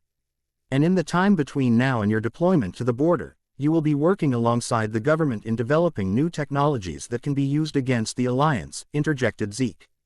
He generals and advisors all nodded in agreement. Those books of yours contain mountains of knowledge that could be useful to the armed forces in its mission to take control of the Alliance. So you will be working with a tight-knit group of engineers and scientists to develop as many advances in technology as you can, whether it be weapons, vehicles, or medicines. Understand? Yes, sir, Harry replied, his voice firm and sure as his gaze met Zeke's. The meeting was over. March 7, 8:45. They want you to make weapons for them. Harry and Annie were lying in the middle of a clearing within one of the many forests inside the borders of Librio. They were less than a mile from Annie's childhood home, where she had spent the past 4 days reconnecting with her father. The two were lying against a large tree, their eyes on the sky as Harry discussed all that had been discussed in the meeting days before. Annie listened in silence, a look of annoyance and disgust passing over her face with each passing word. Harry was glad she hadn't separated herself from him after the discovery of his books as the others had. Out of the other 6 warriors, Harry had only received word from 2. Peek and Marcel. The others were avoiding him, either due to suspicion of his loyalties or because they didn't trust him. Weapons, vehicles, medicines, anything I can think of that can be useful to them. They seized all of my journals. And they're making copies of the new entries I write. My thoughts are no longer my own, Annie. I can't think without one of them suspecting what it is I'm thinking. I feel like I'm being watched from the depths of my soul. I'm scared they'll find out. They won't. You never wrote it down. And I never told anyone. Not even Peek, Harry asked, somewhat annoyed. Annie didn't reply. She merely clenched her jaw shut, her gaze avoiding his in what seemed to be guilt. Harry sighed. Peek is smart. She won't tell anyone. Not unless she has enough reason to, and I don't think she has that. But we're at a huge risk if anyone finds out. We'll be murdered for treason. Our families will be sent away to prison, or, worse, they'll be executed. It's just an idea. They can't kill us for an idea. Annie exclaimed. Do you think they care if it's just an idea? You're the female Titan. I'm a wizard, a scientist, an engineer, a general, and the future inheritor of the founding Titan. If they so much as think we're planning treason, they'll capture us. They'll feed you to the next inheritor and kill me on the spot to make sure I don't cause another maelstrom of destruction, Harry explained. If anyone finds out, no matter if we think they can be trusted, we're as good as dead. It's because of the propaganda, muttered Annie. They have everyone thinking they're being watched all of the time. They think that the armed forces are there to protect them, but they're wrong. The government is only trying to control the Eldians and act as a cover-up for the Tybers.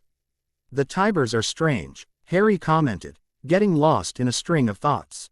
They worked alongside King Fritz in protecting the Eldian people from a massive revolution, but when the Marleyans rose into power, they were the first to claim loyalty to Marley. But that isn't the weird part. They did that to survive, to become an influential part of Marley's infrastructure. The weird part is the Tybers' intentions. I've been studying them for some time, and they seem to have some remnants of Eldian loyalty that's gone unnoticed by those inside the government. For example, Willie Tybu R keeps a miniature Eldian flag in his bedroom. That's illegal and a clear sign of Eldian support. Why does he have it? And how has no one but me noticed? Someone else noticed, but no one cares enough to bring it up. As long as the Tybers seem loyal to Marley, everyone will continue to live out the status quo until something drastically changes. It will change, said Harry. Very soon. With work I've started with that team of scientists and engineers, we'll be making major leaps in technology within the next few years. But you won't be here to help it progress, remarked Annie. I won't. You'll be in Parody with us. Right. That's the plan. How do you plan on stowing away with us? I'm magical, remember. I can make myself unnoticeable. I'll just cast a notice me not charm on myself and just walk on board. Once I do that, I just have to remain out of sight until I can sneak onto Parody. I'll then reunite with you and the others. Reiner and Berthold won't like you sneaking onto the mission. They won't have a choice. And Marcel, what about him? He's a wild card. He seems suspicious of you and yet he's still your friend. We can't be sure if we can trust him. We can't trust anyone. Not Zeke, Reiner, Berthold, Marcel, not even Peek. We can't be sure if any of them can be on our side. Your side. Annie and Harry's heads shot to the west, where their gazes fell on the form of Peek Finger. She was leaning against a tree, her eyes on theirs. She was watching them with a blank expression, as if she wasn't surprised by what she had just heard. Harry's first reaction was to frown. How had she gotten here and how could she spot them in the first place? He had placed nearly a dozen charms on both himself, Annie, and the area around them. No one should have been able to find or see them. But then his eyes widened in shock. She had heard it all. Peek. Annie was on her feet, her fists clenched in anger. Harry, who was still definitely without the use of his left leg, took much longer to get to his foot, but soon he too was facing the girl. I aid Peek. Harry stepped forward. You can't tell anyone. Why would I want to? Harry and Annie both stopped. They exchanged an uncertain glance but turned their attention back to Peek. She was smiling now, something that unnerved them. The situation didn't call for bright smiles. I've been listening to you two for a long time. I followed you to your spot in the forest outside Fort Tatakai a few months ago. I was recording your conversations, and gathering evidence to use against you. But then we fought in the battle in the fortress. You nearly killed yourself taking that fortress for Marley. And you nearly killed yourself to save us. After that night I burned my evidence and began to study you for another reason. To join us, Harry whispered, shock taking effect as his eyes widened. As I listened to the two of you talk about the government, the propaganda, the Tybers, things starting to become clear.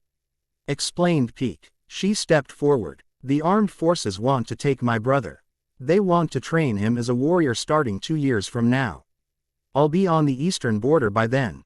I won't be able to stop them. It all made sense now. Peak had been pushed over the edge. Without their knowledge, Peak had been listening in on all of their in-depth discussions regarding the state of the government, military, and world, and had come to the same conclusion as them. Change needed to happen soon. But she had remained silent all this time, until recently, when Sheila, Arnett her brother would be taken into the warrior program.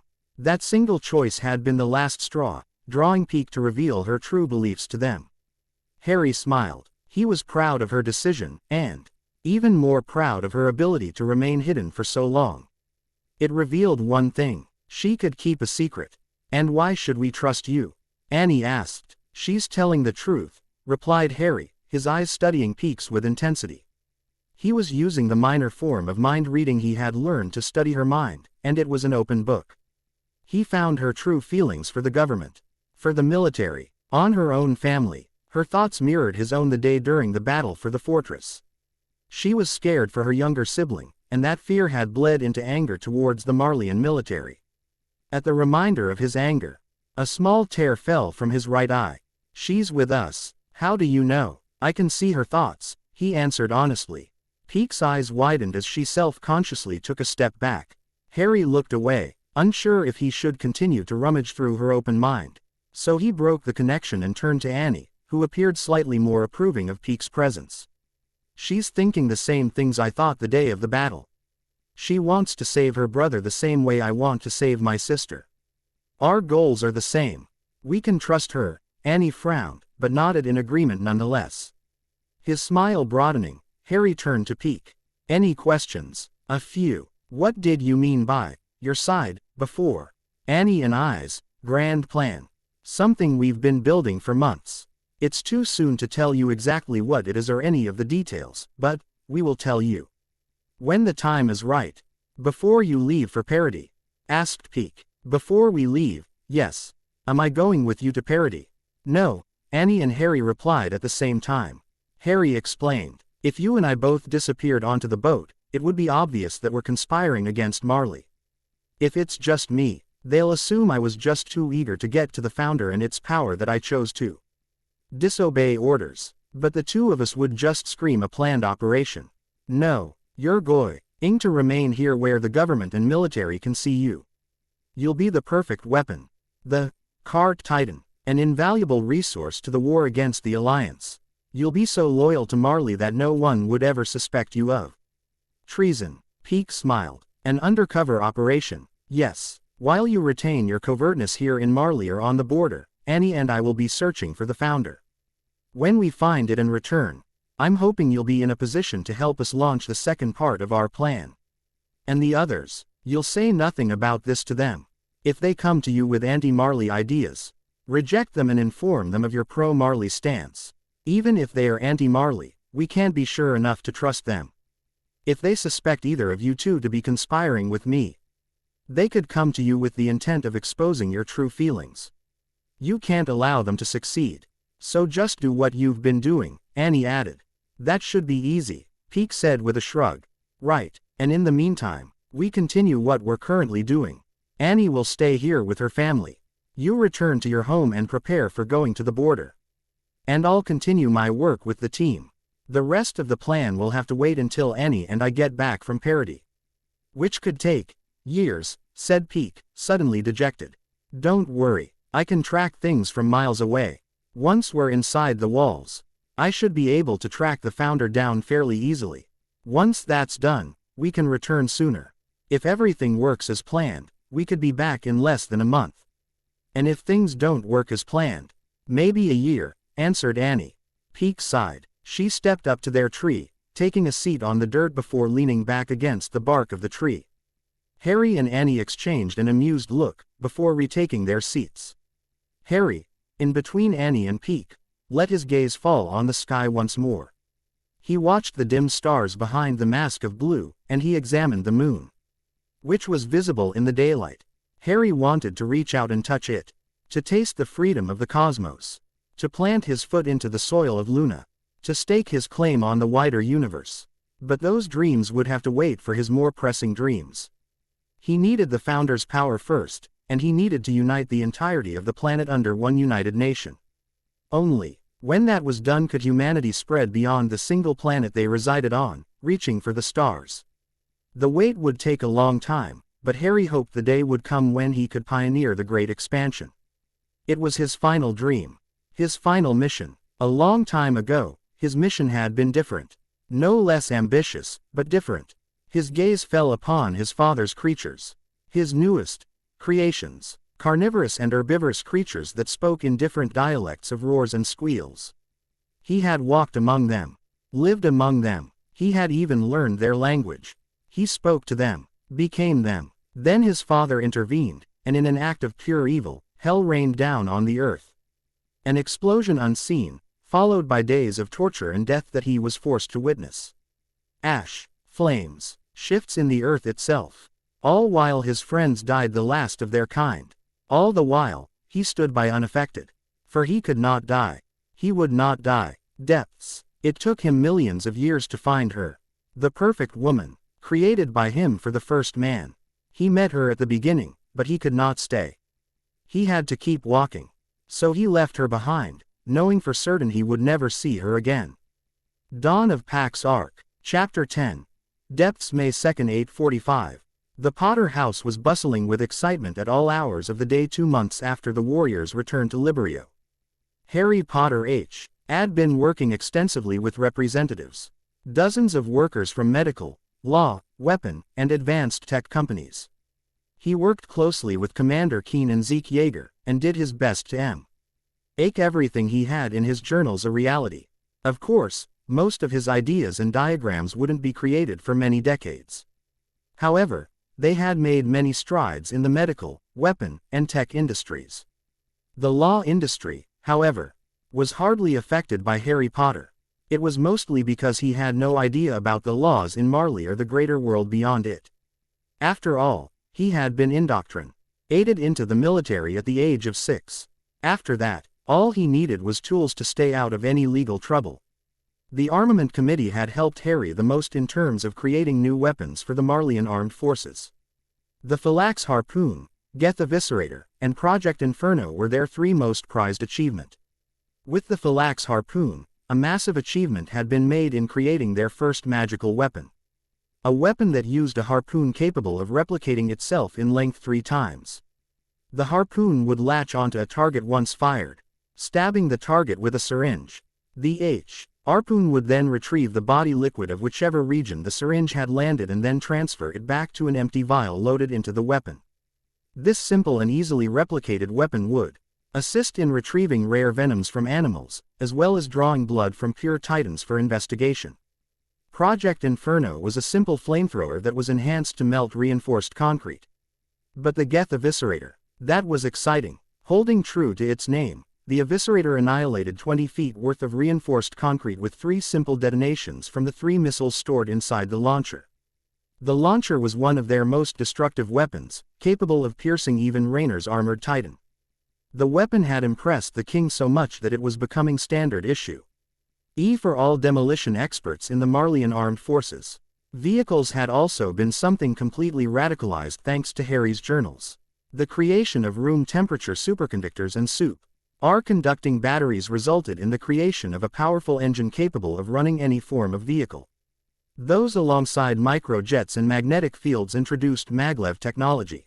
Hovering vehicles that were light, versatile, and could go anywhere in the world due to their connection to Earth's magnetic field. Maglev cars and trains were being constructed first, with buses being constructed NCE. The first line of cars and trains were completed.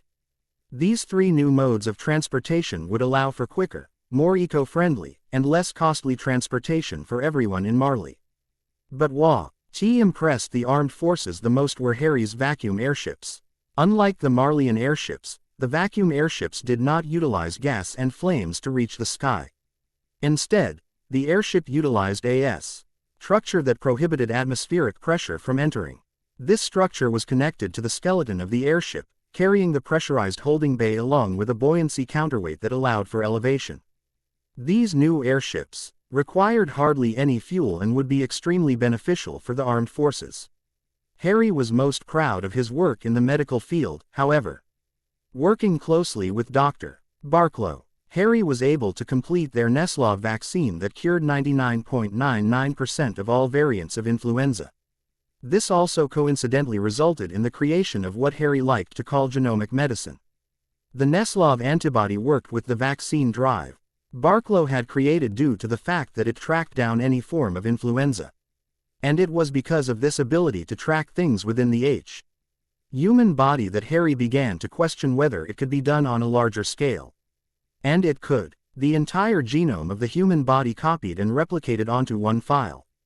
That file could then be used as a reference to determine what was wrong with that person at any given time, whether it be 10 or 50 years in the future. It would help in tracking down exact forms of cancer, Alzheimer's, or any other diseases.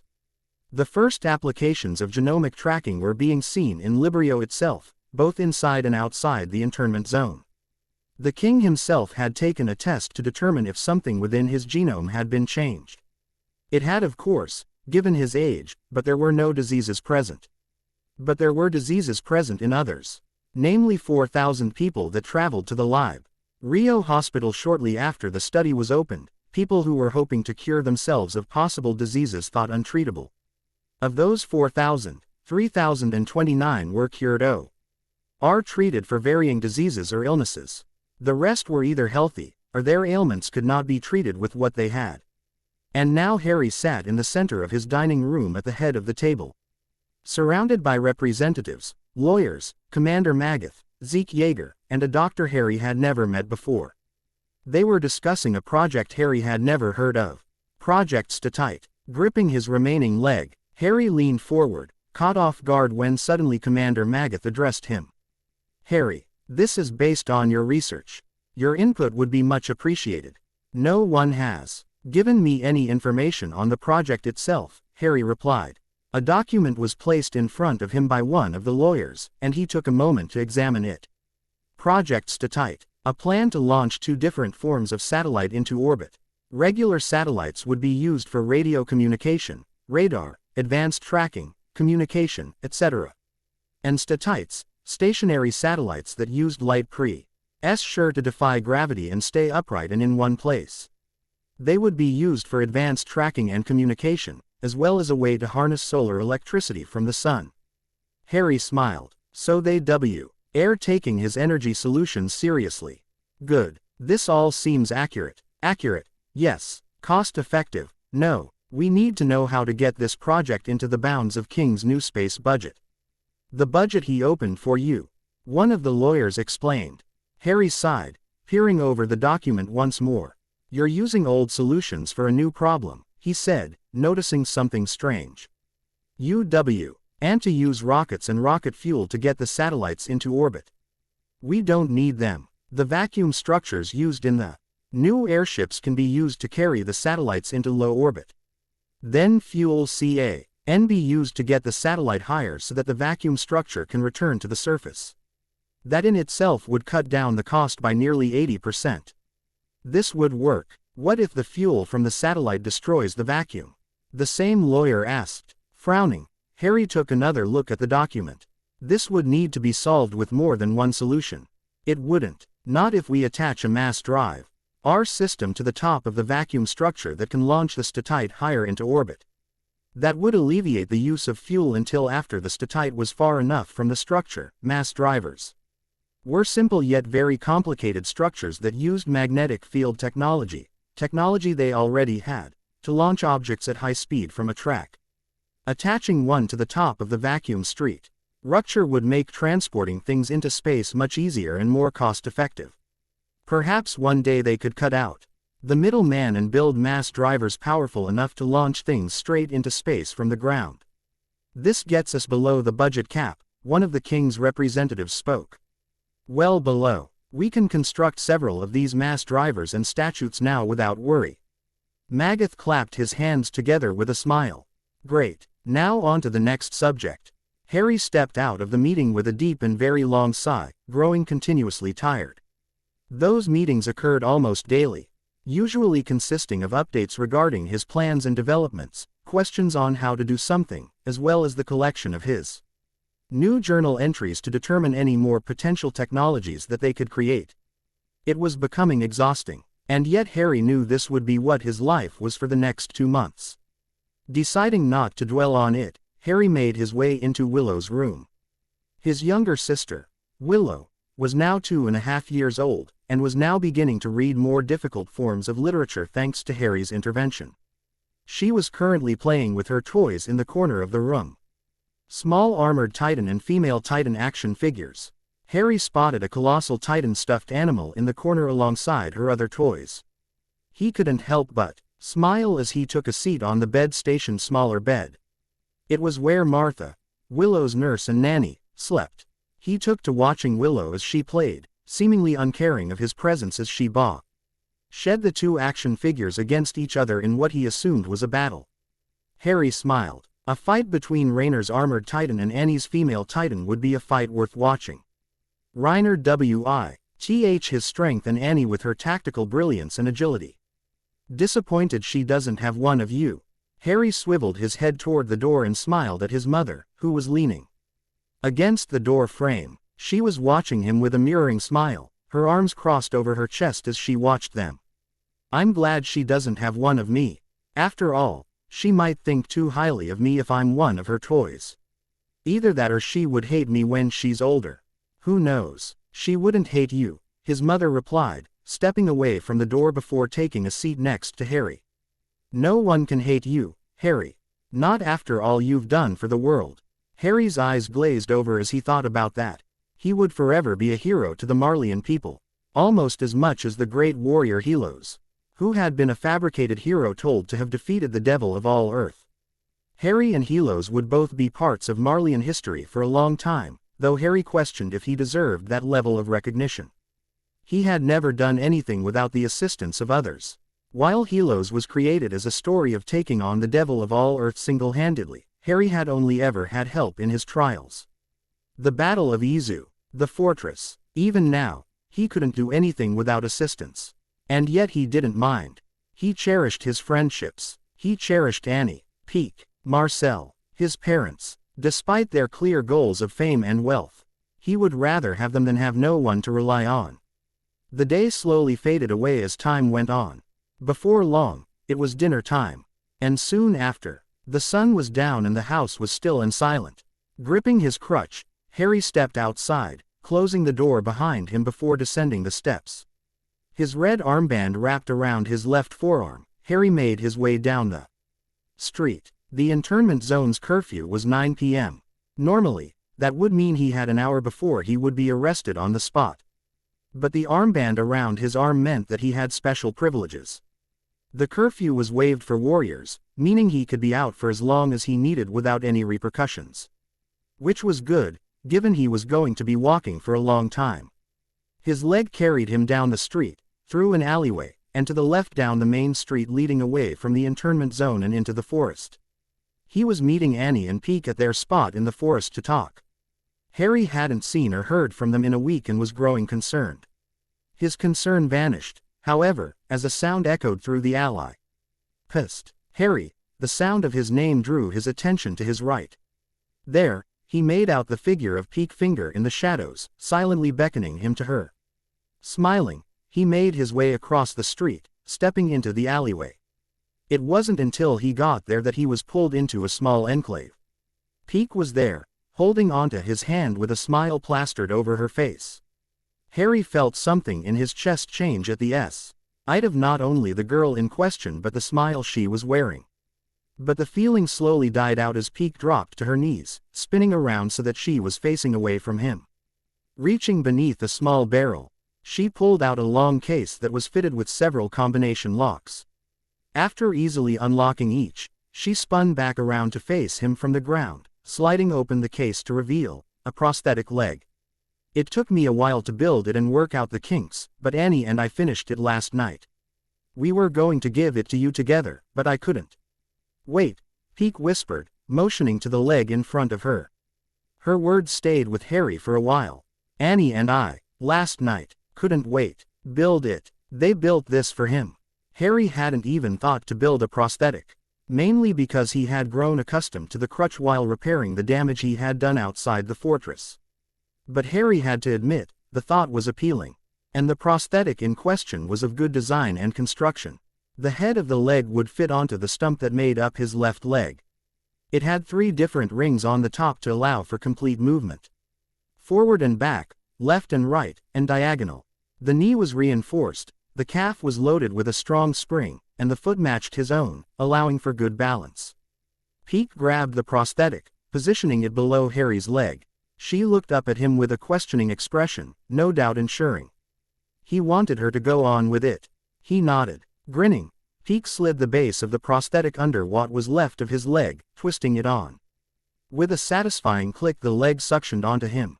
He immediately felt it. He moved to bend his new left leg, watching as the prosthetic reacted to the movement of his thigh muscles. The knee bent, the spring shrinking as it did so. It was perfect. Letting the foot fall to the ground, Harry reveled in his newfound balance. His crutch fell to the ground. Harry didn't pay it any mind, but couldn't help but allow the built-up tears to flow down his face. Pete, and Annie, had given him a gift he wouldn't forget for the rest of his life, even after he gained the coordinate, regaining his body. Stepping forward, Pete grabbed Harry's arm. Harry, grabbing her by the shoulders, Harry pulled the girl into a hug, one she gratefully returned.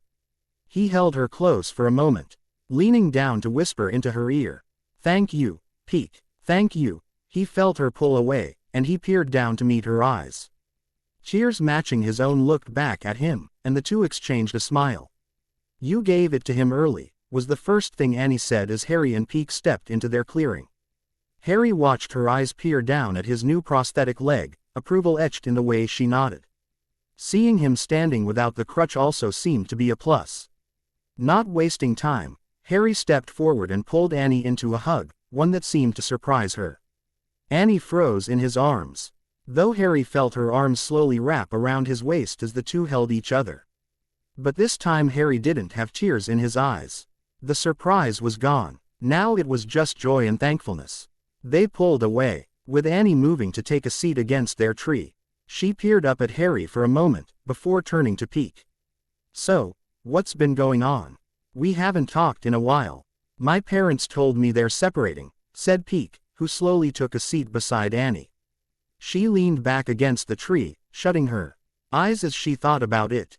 "They were going to get divorced a while back, but when we got home they decided to hold off. They told me last night that my mom's moving out. She's going to live above the store." Harry frowned.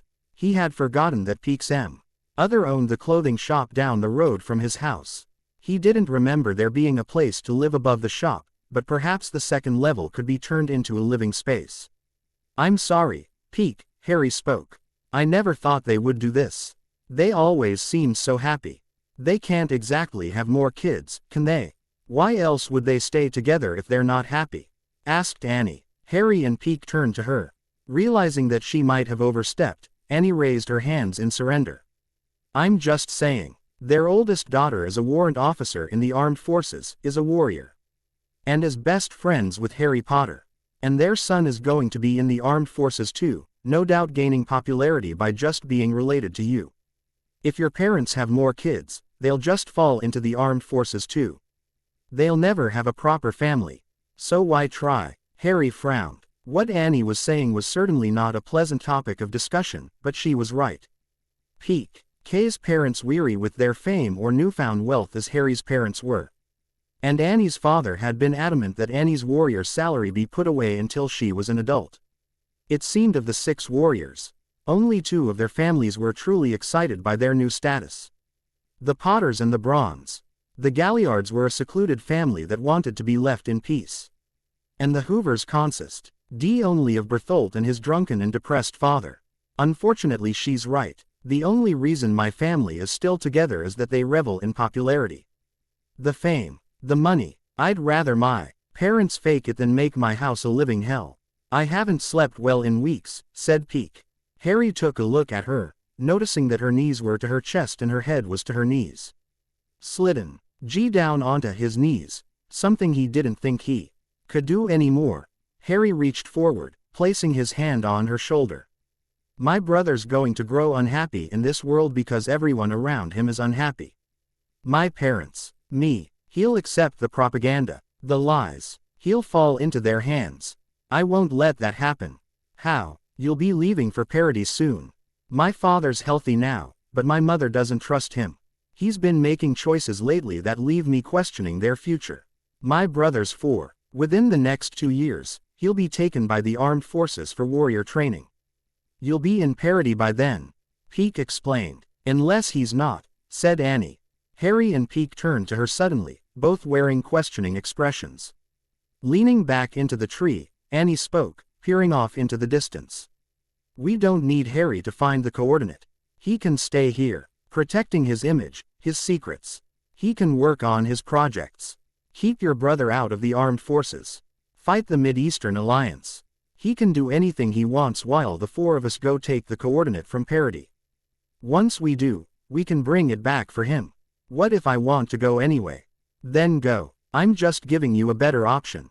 Stay. Save face. Protect Peek's brother. Fight the Alliance, Annie replied. Harry's expression turned sour as he peered down at the ground. If he went with them, Harry could make the trip quick, easy, and efficient. He could find the coordinate, take its power, and fix not only himself but all of Marley. But if he didn't go, he could continue working. He could make agreements within the army, make negotiations with the Alliance. Perhaps he could go to Parody after the world was united under Marley's flag. Show them the good that could come out of joining them. The real good, the medicines, the technology, the benefits, the future. They could have all of it with Marley. Not like the threats the people of Parody would receive from those in the army.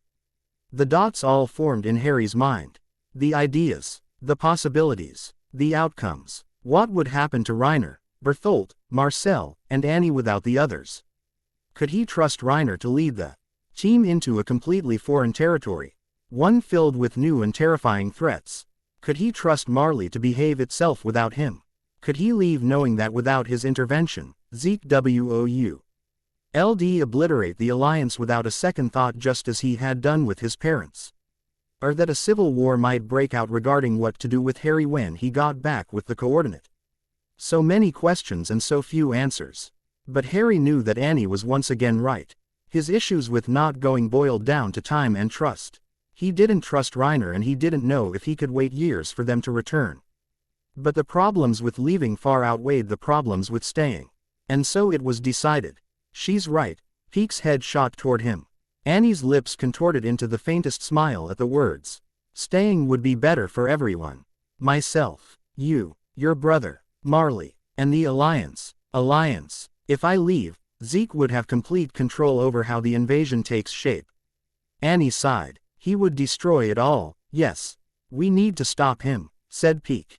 Harry reached down, wrapping his hand over hers. We will. We'll be positioned together on the eastern border. If we push on them hard enough, they might be willing to consider some kind of surrender. I don't want to destroy them. Not unless they give me no other choice. And trust me, that's the last T-ing on my list of solutions to that problem. We still have 2 months to decide what exactly is going to happen, Annie said. For now, we need to think about both of our missions. What I'm going to do in Parody and what the 2 of you are going to do on the eastern border.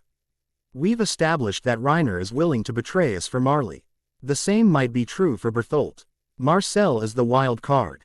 He could be trusted, or not. I'm not entirely sure. For the 2 of you, what do you plan to do regarding the Mid-East Alliance? Peace. War. Peace first. If they push back too hard, we'll be forced to go to war. As for your situation, I think we're going to need to bring Marcel into the fold. You can't go into enemy territory alone. Not with Reiner and Bertholdt as potential threats. The power of the jaw will get through Reiner's hardened skin, and the 2 of you together could beat Bertholdt. And I don't want you to feel alone on the island, Harry replied. Annie didn't react, but Harry noticed from the flicker of her gaze toward him and the loosening of her shoulders that Annie appreciated what he had said. We all need to be safe where we are. Whether it be in Parody or the Mid-Eastern Alliance. Peek sat up, her eyes moving between Harry and Annie. So we'll be safe. We'll train, make plans, form contingencies. We'll figure it all out. Like Annie said, we have 2 months to figure everything out. Peering down at her wrist, Peek's eyes widened when examining her watch. It's really late. We should all get back home before people start to get worried. Harry nodded, jumping up to his feet in excitement as Peek and Annie stood up from their spots against the tree. Still jumping, Harry turned to Annie. Good night, Annie, the girl smiled, waving goodbye before talking. G off at a sprint further into the forest toward her home. Harry turned to Peek. Race you back. Grinning, Peek rolled up her sleeves, pulling her hair into a ponytail as she took a place beside him. I'll beat you. Harry shook his head in amusement. Oh, I'm sure you will. I haven't run in 3 months, so I'm sure I'll fall over more than once. Matching Peek, Harry rolled up his sleeves and bent down into a starting position. On 3, Peek nodded, bending down to match his stance as the two stared down the forest before them. 1. Harry's eyes fell on Peek for a moment, his smile widening at her determined look. 2. Letting his eyes fall back on the forest, Harry couldn't help but be proud. Peek had come a long way in the time they had known each other. She had started off as a shy yet outspoken girl who took pity on him when he entered an awkward and new environment. The two had been best friends, though their friendship began to dwindle when she took to spying on Harry and Annie outside Fort Tatakai. But it was rekindled when she joined them in their plot to change the world. To make it truly better. And now she was here, undergoing her own personal tragedies. While still looking forward to the future. And he couldn't help but be proud. 3. Developments. His father had crossed an unseeable line. After so many countless years of caring for these creatures, his father had wiped them all out without hesitation, without care and without regret. He was forced to watch as the living organisms he had come to know ceased to exist. He was done. After walking the earth for all time, he was done with his father's ineptitude and apathy. He would do everything in his power to end his father once and for all. He would end him, once and for all. Dawn of Pax Arc. Chapter 11. Developments August 1st. 845. Harry Potter loved his life. The day after his 12th birthday, Harry found himself in a position in which he was actually happy. With the use leg given to him by Peek and Annie, Harry could do all of the things he had done before. He could jog, sprint, jump, but most importantly, he was free. The loss of his legs forced him to use his crutch to move, limiting his movements greatly. But now, it was almost as if he had never lost his leg. Sure, he couldn't feel the leg when he touched it. He couldn't feel the carpet beneath his feet while he walked barefoot in his home. And he couldn't tense his leg muscles like he could in his right leg. But sometimes one had to make sacrifices for their own good. And Harry was more than happy to sacrifice the feeling as long as he was free in his movements. Workouts were much easier now.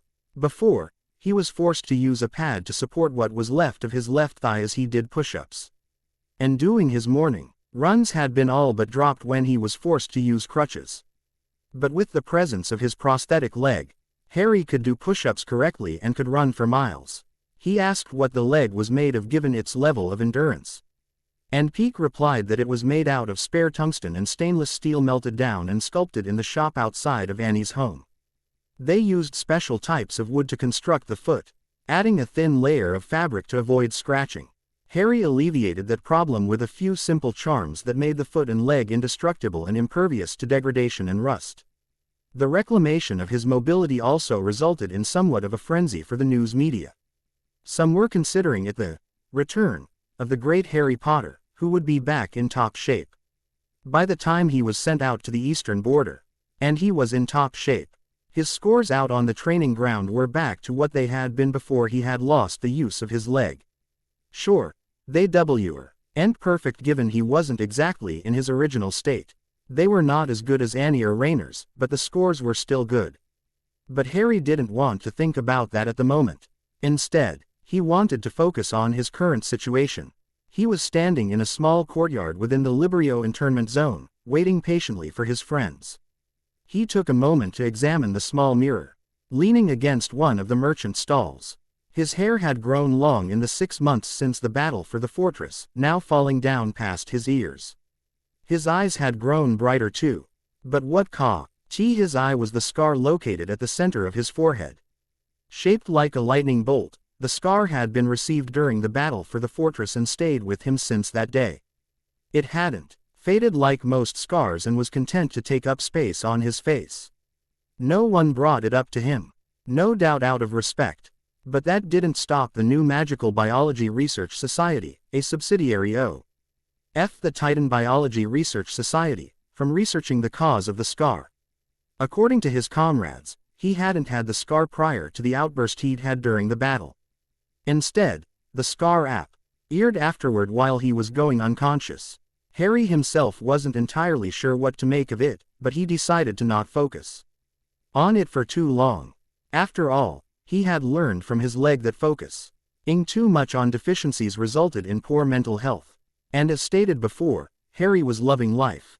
You spend more time in front of a mirror than my mother. Harry spun to his left, locking eyes with Marcel.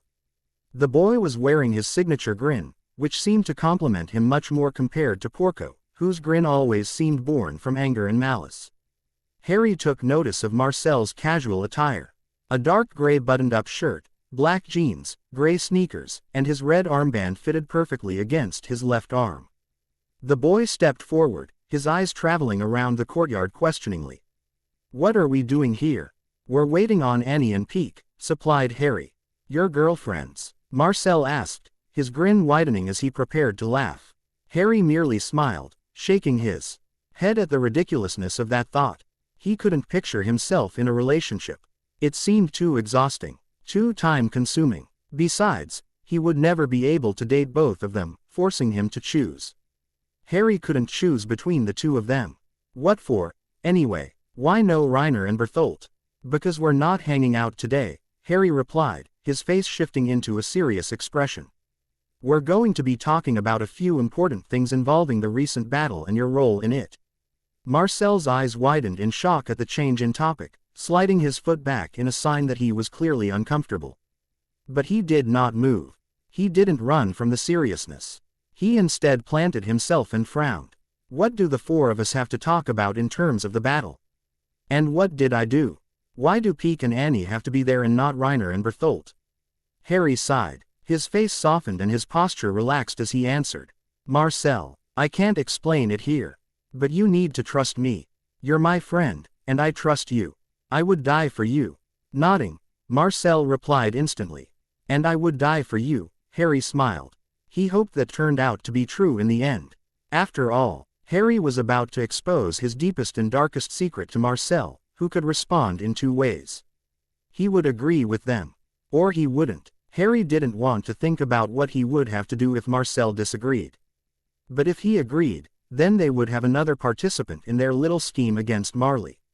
Not only that, another person going to Parody would be in on the plan. This could change the outcome of their future. And it all depended on Marcel's reaction to them revealing their plans for the future of Marley, Eldia, and the world. "Greetings, Ambassador Azumabito. This letter is in regard to a business agreement between myself and the nation of Hijuru as a whole. While I cannot go into specifics, I believe this agreement could be beneficial to the both of us. Attached is a time and location at which the meeting will be held. Feel free to bring military support to the meeting if you feel the need to. Though know this invitation is not being sent with ill intent. I believe a very profitable future awaits Hijuru as well as the Azumabito family.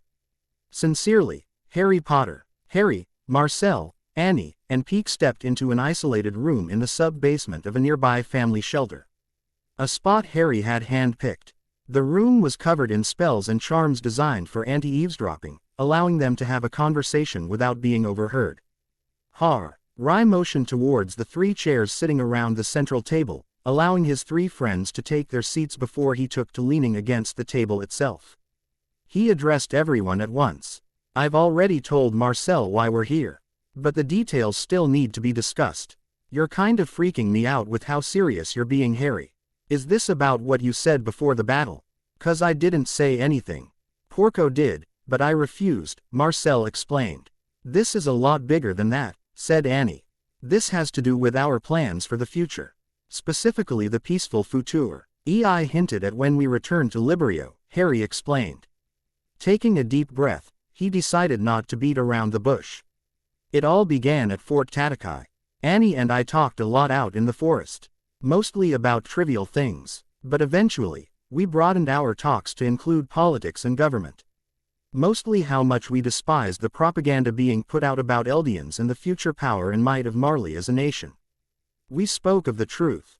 Marley's corruption. The real truth about the hoax known as Helos.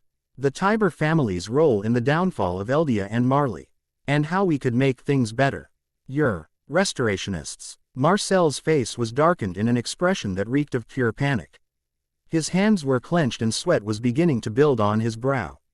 His forehead was clamming and his eyes were narrowed.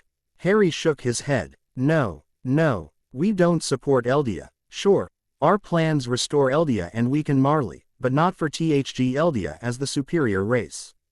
No, our plans would restore Eldia, weaken Marley to a certain point, and unite both nations so that we can focus on a brighter future. A future less focused on infighting and instead more focused on how to make life better for everyone. We're expansionist, Peak supplied.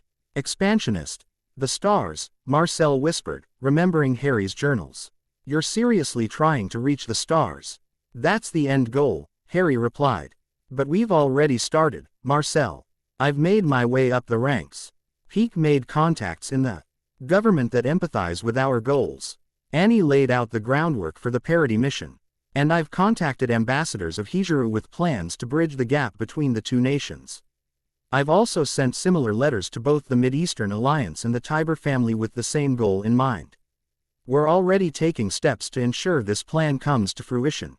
Appearing to have visibly calmed down, Marcel began shaking his head. So you're not restorationists. But what can I do to help you? I don't know anyone in the government. I don't think I could be useful. We're bringing you in as a confidant. Someone we can trust. Peak and I are staying here while you, Annie, Reiner, and Berthold go off to Parody. With you in the fold, Annie can achieve more during her time on Parody than if she was alone. Besides, we're going to need as much help as possible when we make our move, said Harry. Move. The coup d'état, said Annie. Marcel visibly froze once again. Don't think ill of us, Marcel. We don't plan to overthrow Marley ourselves. Everyone knows. The Tiber family are the true rulers of Marley, though they choose to run things from the background. In my letter, I asked them to come out of the woodwork and help me achieve the real peace that Karl Fritz wanted so many years ago. How do you know all of this? What does Fritz have to do with this? Harry sighed. I'm not entirely sure how I know what I do. But what I do know is this. Helos never existed. The story of a great Marleyan slaying the devil of all Earth is a lie. One created by Karl Fritz and the Tiber family over a century ago. It's all because Fritz was ashamed of Eldia's misdeeds and its treatment of Marleyans. So he decided to overthrow Eldia and restore Marley as Eldia's penance. He sided with the Tibers and they constructed the story of Helos. Fritz then gathered most of the Eldians and moved to Parody, constructing 3 walls using colossal titans. He then gave out an empty threat. One saying that if Marley or any other nation tried to go for revenge, the titans making up the walls would be released to trample the world. But it was a lie. Fritz only wanted peace, and he knew that Marley would eventually try to eliminate all of Eldia. He just wanted to protect his people for as long as possible. So, everything about the Marleyans being superior. That's all a lie. They're only in power because of Fritz and Eldia. Correct. The only thing that separates us is the fact that subjects of Ymir can turn into titans. And given that the transformation only occurs when injected with titan spinal fluid, an Eldian is just as normal as any other human on any other day, Harry explained. The point is, humanity's all the same. We're all human. We're all sentient beings capable of enhanced thought. But the key difference between some of us is our ability to see reason. To see the benefits of working together as a single unit. Marcel let his head fall into his hands, which ran through his hair as he tried to think. This is a lot to take in. I know. But this is the only way we can guarantee the peace Karl Fritz wanted. And think about it. Once I get the founding Titan's power, I can end the power of the Titans. I can make every Eldian on the planet normal again. Harry explained. Marcel's eyes widened once more, his head raising from his hands. He understood. If the power of the Titans was removed, then not only would Eldians no longer be able to turn into pure Titans, but the 9 Titans would be abolished. No more intelligent Titans meant any future conflicts would not have the added benefits of Titan powers. But not only that, it meant long lives for the warriors who all currently held one of the 7-9 Titans. This seemed to be what Marcel needed to hear. Leaning forward, a determined expression overtook the boy's face. What do I need to do? General Potter, your letter reached me last night. I will send for someone to collect you within the week so that we can talk. We have much to discuss. Willie Tiber. Greetings, General Potter. When I received your letter, I was hesitant to open something sent by the man responsible for the fall of our great nation. However, the contents of said letter left me conflicted. I am willing to meet with you at the specified time and location, though I must say the timing is questionable. And yes, I will have my personal guard come along. You can never be too careful. Sincerely, Ambassador Kiyomi Izumabito. August 4, 845, a burning tree, a blue and white worm-like creature with the head of a man Harry didn't recognize.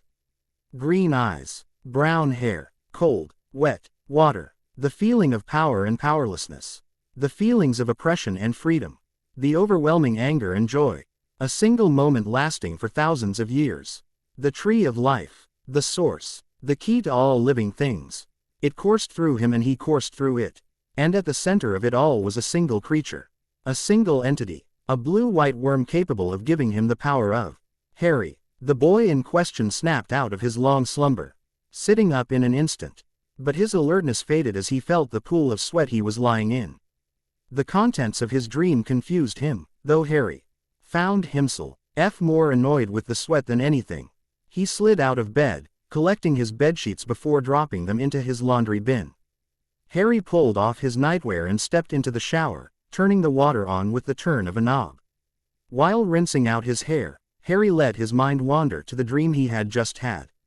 A burning tree, a human-headed worm creature, water, conflicting feelings of power, the tree of life, the source. What did it all mean? Was this worm connected to something? Who was the man connected to it? And what did water have to do with it? Was it the sweat leaking into the contents of the dream? Was the source of all living matter connected? After all, he had heard the voice tell him it was the key to all living things. And if the legends were true, then the source of all living matter was what gave Ymir her true power. Could it also give him newfound abilities? Harry wasn't sure how to answer any of it, but he found himself curious of whether or not the source was still out there, or if it attached to Ymir and followed her into the afterlife. Shaking his head, Harry stepped out of the shower. After drying off, he made his way to his wardrobe, where his clothes were all organized by color and use. He pulled on a white button-up shirt, black pants, black suspenders, as well as his new black dress shoes. After pulling on his red armband, Harry stepped out of his room and made his way down the hall. He passed his sister Willow's room before descending the steps leading to the foyer. It was later in the morning, meaning his parents had already left for work, leaving the house relatively quiet. Aliya Wu, the housemaid, was cleaning the dishes from breakfast, which he had apparently missed. Benjamin Gulf, the errand man, was busy tidying Harry's father's desk. Without acknowledging them, Harry stepped outside onto the front porch, grinning as the smell of fresh air hit his nostrils. The sun was out and the people in town seemed content with the day ahead of them. Harry, too, was content with the day ahead of him. It would be a very productive day for everyone involved in his plans. As he made his way down the street, Harry thought of Marcel. The idea of the power of the 9 Titans being abolished was planted in his head. The boy had been willing to do anything to the expansionist, as Annie referred. It was a fitting name, Harry had to admit. But the addition of Marcel meant many things. Firstly, Annie would have a confidant she could rely on during the Parody mission due to begin in only 6 days.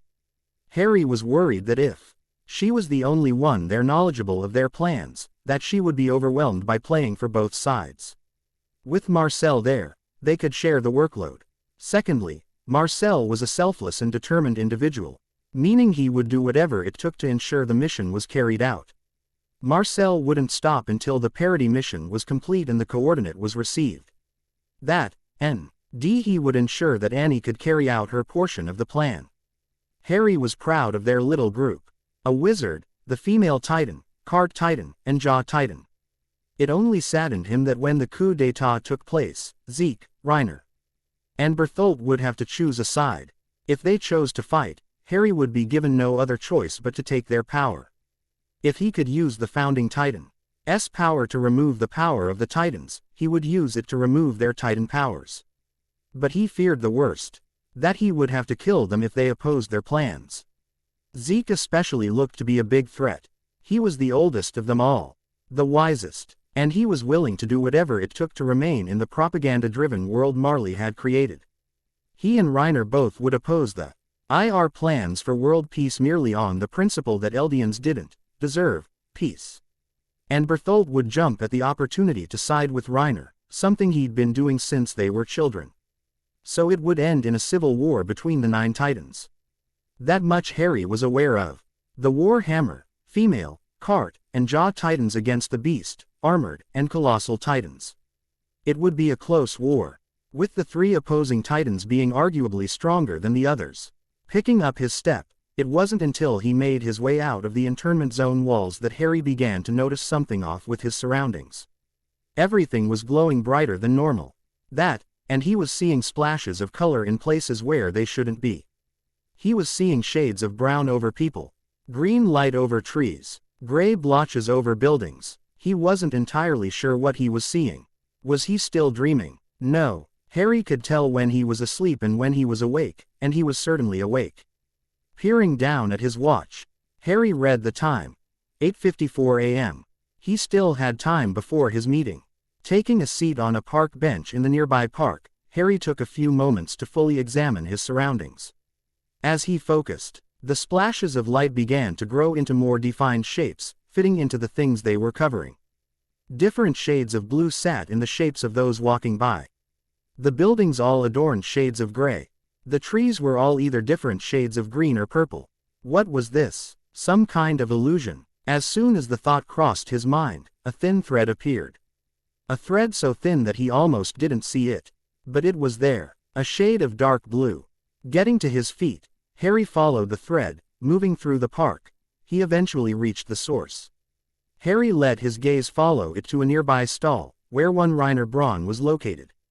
It was connected to Rainer's dark purple shade, which was surrounded by a yellow aura. Harry frowned as another thread appeared. But this new thread was thicker than the first. The shade was different, now a golden hue. He followed it, ignoring Reiner for now as he continued to move through the streets of both Librio and the internment zone. Eventually, he found the source, Peak Finger. She was sitting casually on a bench on the side of the street, speaking with a young boy who looked to be only 4 years old. Her brother, Emil. But Harry let his focus settle on Peak and her shade. Instead of a bluish-purple color like Rainer's, Peak's shade took on the color of a plum, also sharing the same yellow aura. Frowning, Harry moved away from Peak, unsure of what to do about the strange things he was seeing. He checked the time once more. 10:02 a.m. He spent over an hour traversing through Librio. Eyeing to finish with his experimentation, Harry stepped into an alleyway that sat away from prying eyes. With the turn of his heel, Harry disappeared in a flash of black light. Marley. Harry Potter appeared with a crack somewhere in Marley, where he would meet with Willie Tiber and his royal guard. He was on the western border, where the wealthiest families lived. His eyes were filled with different shades of green, purple, orange, and pink, his vision growing too colorful for him to focus on the task at hand. His eyes glazed over as he waved his hand, summoning the old round-rimmed glasses he kept on his nightstand to him. Sliding the glasses over his eyes, Harry's expression deepened in a frown. The colors were gone. Pulling the glasses off, the colors returned. Interesting. Perhaps it was the material in which the glasses were made that made it difficult to see the colors through them. Not one to complain, Harry returned the glasses to their position over his eyes before stepping out onto the Tiber property. There, he was met with a new sight. A mansion magnitudes larger than Harry's own home, stretching for over 8,000 square feet. The mansion stood behind a large statue of Adel Tiber, the man who had conspired with Karl Fritz in overthrowing Eldia over a century before. The statue was made of pure gold, with the man's long hair and empowering stance being highlighted by the gold. But Harry wasn't here to admire the Tiber Manor or the golden statue in front of it. So he made his way around the statue, moving up to the front steps of the home. He made it up the St. Eps easily before being stopped by the royal guard waiting for him by the front door. A man with a more distinguished uniform than the others stepped forward. He looked like a lieutenant for the makeshift army the Tiber family possessed. "General Potter, Lord Tiber is waiting for you within his study. Follow me," and so he did, following the lieutenant through the front door and into the foyer. RRY didn't have a chance to examine the foyer before he was led through a door to the left. Here, Harry was met with a very curious scene. There were children in the study. A young girl with bright blonde hair looked to be around 3 years old, and there were 2 twin boys lying in matching carriers being held by 2 women that appeared on the older side. Willie Tiber himself stood in the center of the room, talking quietly with a woman Harry didn't recognize from the family registry. The lieutenant addressed the room. "Lord Tiber, General Potter is here to speak with you." Willie spun on his heel, with the woman he had been talking to slinking back into the corner of the room. With a bright smile, Willie stepped up to Harry, holding out his hand. "General Potter, welcome." The two exchanged a firm handshake. Willie gripped Harry's elbow as his smile expanded. The two let go, and Willie wrapped an arm around Harry's shoulders. He guided Harry out of the room, and onto the balcony looking over the western gardens. "You're here to discuss the Parody mission, correct?" "Incorrect," Harry said. "I'm here to talk about Karl Fritz." Willie turned to Harry with a frown, his shoulders tensing as the two stared at each other. Harry, who was the least shocked of the two, continued. "I know all about Karl Fritz and his work with Adel Tiber. I know all about the hoax of Helos, the fabrication of the devil of all Earth. And I know all about the non-threat that is Parody Island. And I understand your role in the matter. What I want to know is why you continue to sit back and allow Marley to do whatever it wants with the people of Eldia." "How do you know all of this?" asked Willie. "I've done my research. I'll ask again. Why do you continue to sit back and allow Marley to do whatever it wants with the people of Eldia?" Willie's eyes darkened as he grabbed hold of the rails of the balconization of power that seemed unbreakable. Marleyans everywhere were being persecuted, killed, raped, enslaved, and Eldians around the world were indifferent to their suffering. There were a few sympathizers, but none were as pressed on the matter as my great-great-grandfather and Karl Fritz. They felt sorry for the people of Marley. They felt guilt for the sins of Eldia that began 2,000 years ago during Ymir's reign. So they banded together and created the two fabrications you mentioned. The great Marleyan hero, Helos, and the devil of all Earth. Karl Fritz took the rest of Eldia and moved to Parody. He then wiped their memories of the outside world and made a vow to renounce war. That's why the rumbling has never occurred. Quote, Harry's eyes widened. Memories wiped. That explained why the Eldians of Parody Island didn't come out of their walls. They didn't know there was anything outside of the walls. And because Marley kept pumping pure titans onto the island, they were surrounded. Harry mimicked Willie, grabbing the railing as he too looked off into the garden. The rumbling. Quote, there are tens of millions of colossal titans that make up the walls of Parody. If released from the walls, these titans could crush the entire world beneath their feet. A wave of destruction. That W, as the threat Karl Fritz offered the world. But his vow renouncing war prohibits any descendant with the power of the founder from using it. No founding titan in the royal family can use their power to initiate the rumbling. Nor can they do anything that can antagonize Marley and the rest of the world. But there is another method, Willie explained. If someone who is not of the royal family inherits the founder and comes in contact with someone of royal blood, they can bypass the vow and use the power to initiate the rumbling. This is the real reason why Marley wants the founder. They want to ensure that no one who isn't in the Fritz line inherits the founding titan. That's why they want me to have it, Harry realized. I don't have royal blood, meaning I won't be a threat if I inherit the founder. I won't use it without their express permission. I'd only be able to use it if I came in contact with Zeke. While it wasn't well known, Harry had pieced together just how Zeke was able to mimic the power of the founding titan. How he could create and control pure titans using his spinal fluid. It was because Zeke had royal blood. After all, his mother, another unknown fact, Dina Fritz, was the last continental descendant of Karl Fritz. Zeke had royal blood within him, and he would most likely be used to provide the other half of the Founder's power to Harry. Zeke Yeager. Yes, his mother was Dina Fritz, the last descendant of Karl Fritz. She and her husband Grisha Yeager were captured after Zeke outed them as restorationists. She's no doubt stumbling around as a pure titan on Parody alongside her husband. Willie hummed. So it seems you will get the founding titan's power, though I don't much see the need for it. After all, you already possess a power far greater. Harry frowned. What did he? Willie waved away his own thought. No matter. You ask why I stand by. The truth is, I don't know. For a long time, I've questioned myself. I know of the mistreatment within the internment zones. And I know all about the flip in social dynamics between Eldians and Marleyans. But I can't bring myself to restore it to how it was. Not after the effort Adel and Fritz went through to free Marley. An eye for an eye and the world goes blind, said Harry. Your great-great-grandfather and Karl Fritz didn't free Marley. They bolstered it, raised it and crushed Eldia under their own Eldian boots. They only reversed the dynamic. Eldia over Marley, Marley over Eldia. I'm not asking you to restore it to Eldia over Marley. I'm asking you to make it Marley with Eldia. Eldia with Marley. I want to unite them. Unite all of them. Eldia, Marley, Hijuru, the Mid-Eastern Alliance. All of it. I'm tired of the fighting.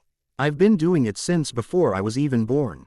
Willie eyed Harry carefully. He smiled. You are an enigma, aren't you? I bet you've already deduced who holds the Warhammer Titan. Correct. Harry nodded, removing his glasses to wipe them against his shirt. He looked back into the study, where the rest of the family was still located. Different shades of blue sat over the figures, though the twins had bright white shades.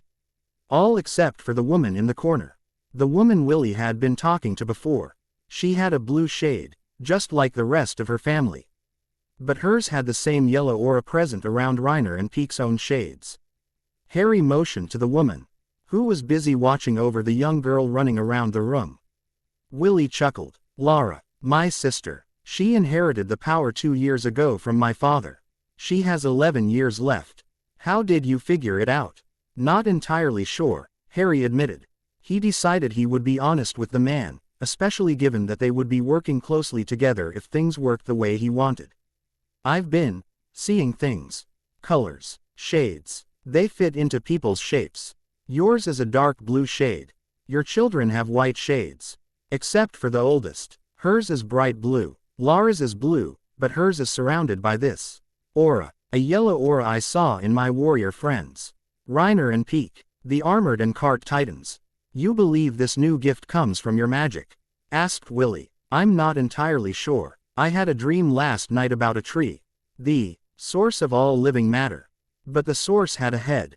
A human head. Then I thought of water. But that might have been the sweat I was lying in during the night. Harry explained. The source. Tree. Head. I'm not sure. All I know is that some believe Ymir gained her power after finding a tree not far from the Eldian tribe. She entered the tree and fell into a reservoir within. There, she bonded with the source of all living matter, gaining its power. Perhaps you were seeing something similar. Harry sighed. He tried to recall the dream. The tree, the human head creature, the water. Why would he dream something like that? And why would having a dream about it suddenly grant him the power to see shades over people's shapes? Harry couldn't necessarily pinpoint why. He waved away the thought and turned back to the matter at hand. My group, we apparently call ourselves Expansionist, have a single goal in mind. To unite the world. I told you that. But to do this, we need the Tiber family to take back the reins of Marley. We need you to take back the power and undo all of the bad things Marley's government is doing regarding Eldians and international relations. You want me to take the reins after a century of letting Marley handle everything. I don't think that will go over well. I know, which is why it won't just be you. A full coup d'état, a complete restructure of the Marleyan government from top to bottom. I've already set up meetings with Hijuru and the Mid-Eastern alliances for a full restructure of the northern nations. Given that the southeastern territories are infested with pure titans, that just leaves the rest of the southern Middle East nations. And once they see the alliances formed here, they'll be more likely to accept peace. The same is true for Parody Island, Harry explained. This all seems like it goes terribly at any moment. What happens if Hijuru and the Mid-Ayas Turn Alliance refuse to join your new country? What happens if someone in Parody inherits the founding titan and initiates the rumbling? What happens if... I'm not asking you to see the future, sir. I'm asking you to do something. For the past century, the Tiber family has sat around twiddling their thumbs, living peacefully while people are killed and persecuted. I'm asking you to stand up for real peace. The peace Adel and Karl Fritz wanted. For everyone to get along. Will it happen in our lifetime?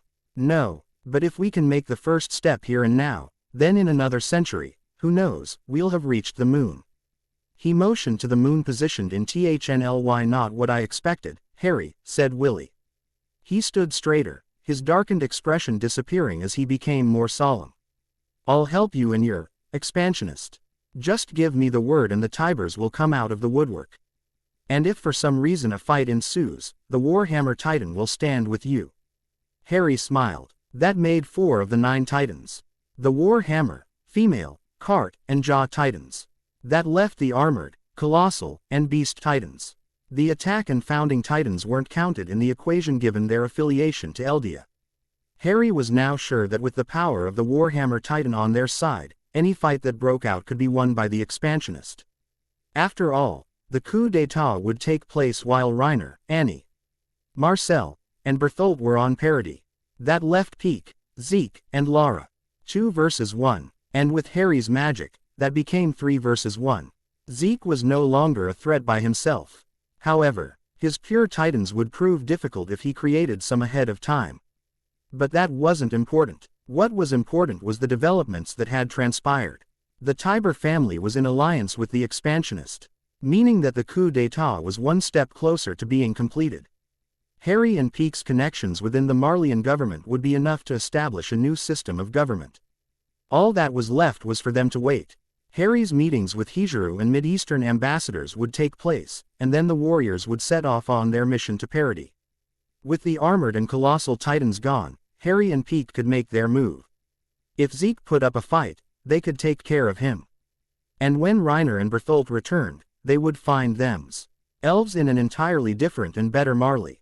They would accept the change if it was done without their knowledge. Willie led Harry back into the study, where Willie beckoned Lara Tiber forward. She came to them immediately. Gently grabbing her by the arm, Willie leaned forward to whisper something into her ear. He led the 2 of them out of the study and into the foyer, taking them across into the family living area. The doors to the room were closed by the royal guard, leaving the 3 alone. Harry, this is my sister, Lara Tiber. Lara, this is Harry Potter. He correctly guessed your possession of the Warhammer. Lara's eyes widened. Willie's smile expanded. Don't worry, his plans for the future don't count on the use of your powers.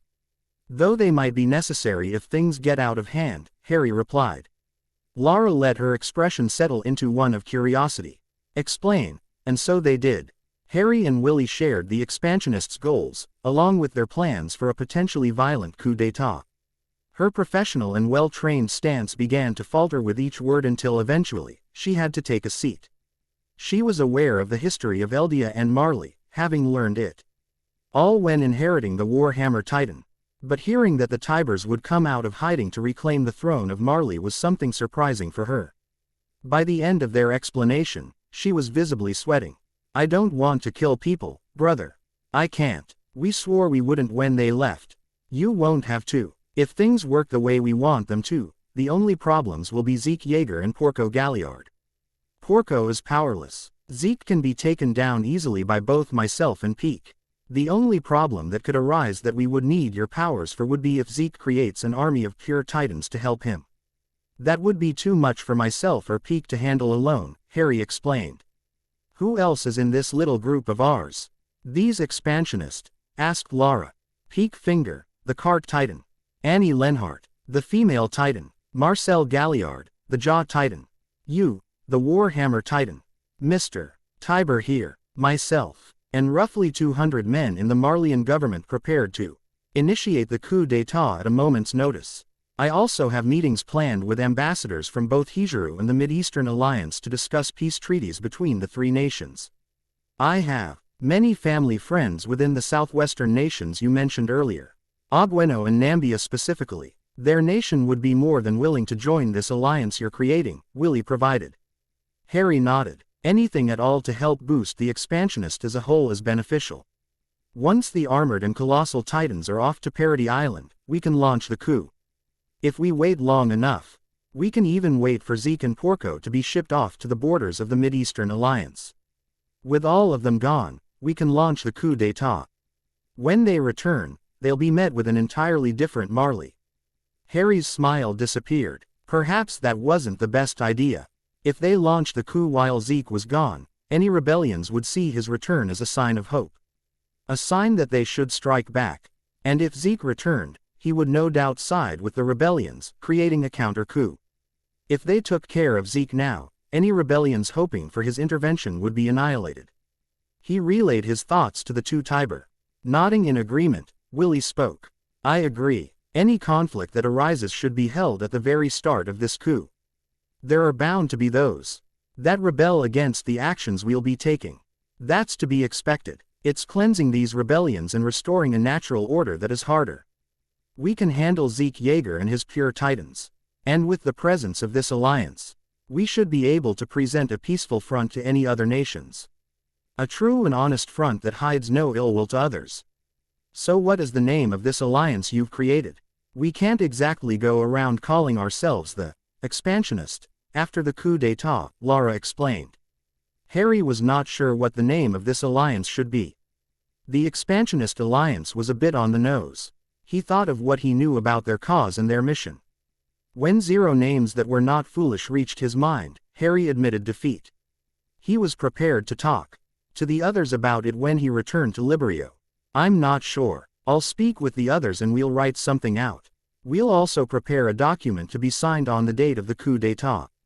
When it occurs, Marley will be the first to join the alliance.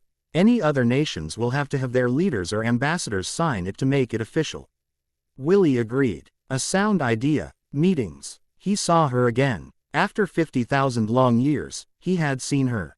The perfect woman. The first woman. Against all odds, she was alive. Just like him. Destined to walk the green plains for all eternity. Only he was not free. Not like she was. After only an hour he was forced to leave her side. To continue his trek around the globe. Perhaps he would see her again. If only for a moment. Dawn of Pax Arc. Chapter 12. Meetings August 5th. 845. Harry returned to Librio in the morning the following day after his meetings with the Tiber family. But he didn't return home. Instead, he ventured to the SMA room underground that they had used to reveal everything to Marcel. Annie was already there, casually, leaning against the corner as she bounced a ball between the floor and the wall. At his entrance, she remained still, though she caught the ball and carefully set it down on the floor beside her. Harry took a seat next to Annie against the wall, leaning his head back against said wall before Annie spoke. So, how did it go? The Tibers are in. I'll be receiving a letter from the matriarch Azumabito tomorrow morning, Harry answered. Annie's eyes widened, drawing a laugh from Harry. Yeah, it surprised me too. I hoped the Tibers would agree, but a part of me thought they would say no. They agreed. They even helped me figure out our plan for the coup d'état. We're gonna do it soon. After we've all been sent away. When everything's done, we'll return and take care of Zeke and Porco. Peek and I will handle Zeke while Porco, well, he's not exactly a threat.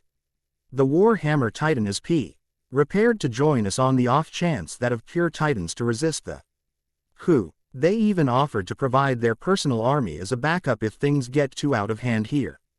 But that's not it. IALS. Learned the true reason why Eldia hasn't sought revenge after Karl Fritz's death. Their memories were all erased. Karl Fritz used the power of the founding Titan to erase their memories of the outside world. He knew that it was the only way for Eldians to get over their hatred of Marley and to focus on peace. And he allowed Marley to keep sending more pure Titans because it gave humanity within the walls an objective. To survive. That's why they haven't attacked. That's why they've never initiated the rumbling. Because King Fritz never actually meant for it to happen. That's. Annie sighed, sliding over so that she leaned on his shoulder. It was a position the two had gotten comfortable in over the past couple of years. The rumbling. What's that? The walls of Parody are made up of tens of millions of colossal titans. All 50 meters tall. Their destructive power in trampling the planet would result in the end of everything. Entire countries wiped out in hours. Entire continents trampled in days. The vow-renouncing war made by Fritz has been carried on through his family line, preventing any current royal family member from initiating the rumbling. But there are still other methods. If someone who isn't in the royal family acquires the founding titan, they can come in contact with someone that is in the royal family, and that connection would be enough to bridge the gap and unlock the founding titan. It's the only way the founder's power can be used to initiate the rumbling. It's why they want me to inherit it. Because you're not of royal blood. You can't use it yourself, concluded Annie. Precisely. But guess who is of royal blood? Asked Harry. When she didn't answer, he supplied it for her. Zeke Yeager. Annie's eyes widened in surprise. His mother was Dina Fritz, the last living member of the Fritz bloodline on the mainland. She married Grisha Yeager after the two bonded with the Restorationists. They married and had Zeke. They were going to use his royal blood to enter the warrior program and take down Marley from the inside, but Zeke turned them in. He valued the lives of himself and his family over his parents. He turned them in and they were shipped off to Parody Island. They're most likely nothing more than pure titans stumbling around the island now. So they want you and Zeke to use the power together. No, the founding titan can only be used by the person who possesses it, but the only way I can even get to use it is with Zeke's help. It's like a book only I can write in, but I can't unlock the book without Zeke's key, Harry explained. So it's going to happen. In the next 2 months, we're going to launch the coup d'état and put an end to the regime once and for all. And with the nations Lord Tiber offered to bring into the fold, we'll have an actual stance of making this alliance work. That's right. The alliance. He'd forgotten his agreement with the Tibers to name the alliance. He had not thought of anything. Though he questioned if he should bring it up now. He decided to wait, anxiously. Annie sat across from him, folding her arms as she leaned back into her chair. So, as I said, I had a meeting with Lord Tiber and his family to the west. The conversation was long but mutually beneficial for both sides. He recounted the entire previous day's events. From meeting Willie, the Eldian's memory wipe, and the rumbling. Marley's true intentions of turning him into the founding titan, as well as Zeke Yeager's true origins. Then he went into the thing he hadn't divulged to Annie. His new power. The night before last, I suffered from a nightmare that left me drenched in sweat. But it wasn't just a nightmare. It was also like a vision. As if I had seen it all before. Somehow. Peek leaned forward closer, her hand sliding across the table to lay on his wrist. Harry continued. The dream consisted of a tree. A worm creature with a human head. Then water. And then I woke up. But I wasn't the same afterward. Now I'm seeing things. Colors. Shapes. Things I couldn't see before. I can see the colors of people's souls. Their auras. I used it to find out who the Warhammer Titan was in the Tiber family. I've used it on you guys too. Taking a deep breath, Harry reached up and pulled off his glasses, allowing the colors to wash over him as he looked at his friends. Peek's familiar plum shade with a yellow aura shined the brightest. Though he was confused by Annie and Marcel's shades. They both had yellow auras surrounding them, much like Annie and Rainer's. Marcel's shape took on a shade of navy blue, while Annie's was a shade of teal that seemed to radiate throughout the room. The tether between Harry and Annie was similar in golden hue to the connection between Harry and Peek. The connecting Harry and Marcel was a shade of bright blue. Annie, yours is teal. Peek, yours is the color of a plum. And Marcel, yours is navy blue. We're all connected too. The connection between myself, Annie, and Peek is both gold. The connection between Marcel and I is bright blue. I don't understand the colors, but what I do know is that the yellow aura has something to do with Titan shifters. That's. What did Lord Tiber say about it? Asked Peek, who was too flustered about the sudden information. He told me that my dream sounded similar to the story of how Ymir got her powers. He stated that some believe Ymir never got her powers from the devil of all earth but instead got them from the Source of all living matter. When she was a slave, Ymir supposedly entered a hollow tree. Before falling into a deep water reservoir. There, she bonded with the source and acquired its powers. The source he described was a worm-like creature similar to the one I dreamed about, though mine had a male human head. And the water came after the worm in my dream. But what he said made a modicum of sense. And if for some reason I did interact with the source of all living matter in my dream, it could be a possible explanation for the new power. Marcel leaned forward, visibly confused.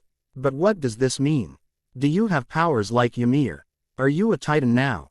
Or can you just see things? I don't know. I haven't tried injuring myself to see if I am a Titan.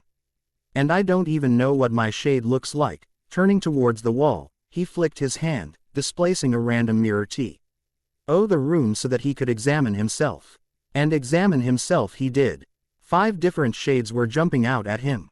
Red and blue shades that spun around each other and merged into a purple shade created his body. He was surrounded by a bright green aura, one he hadn't seen on anyone else since he had gotten the power the day before. But the most interesting part was the emerald color radiating off of his forehead. Interesting. He relayed what he saw to the others. Can you do anything with them? Touch them? Manipulate them? Do anything to them with magic? Questioned Marcel. Harry sighed. Why hadn't he thought of that? He had originally been able to perform large feats of magic without the use of a form of output. If he harnessed that energy again, he might be able to use magic to manipulate what he was seeing.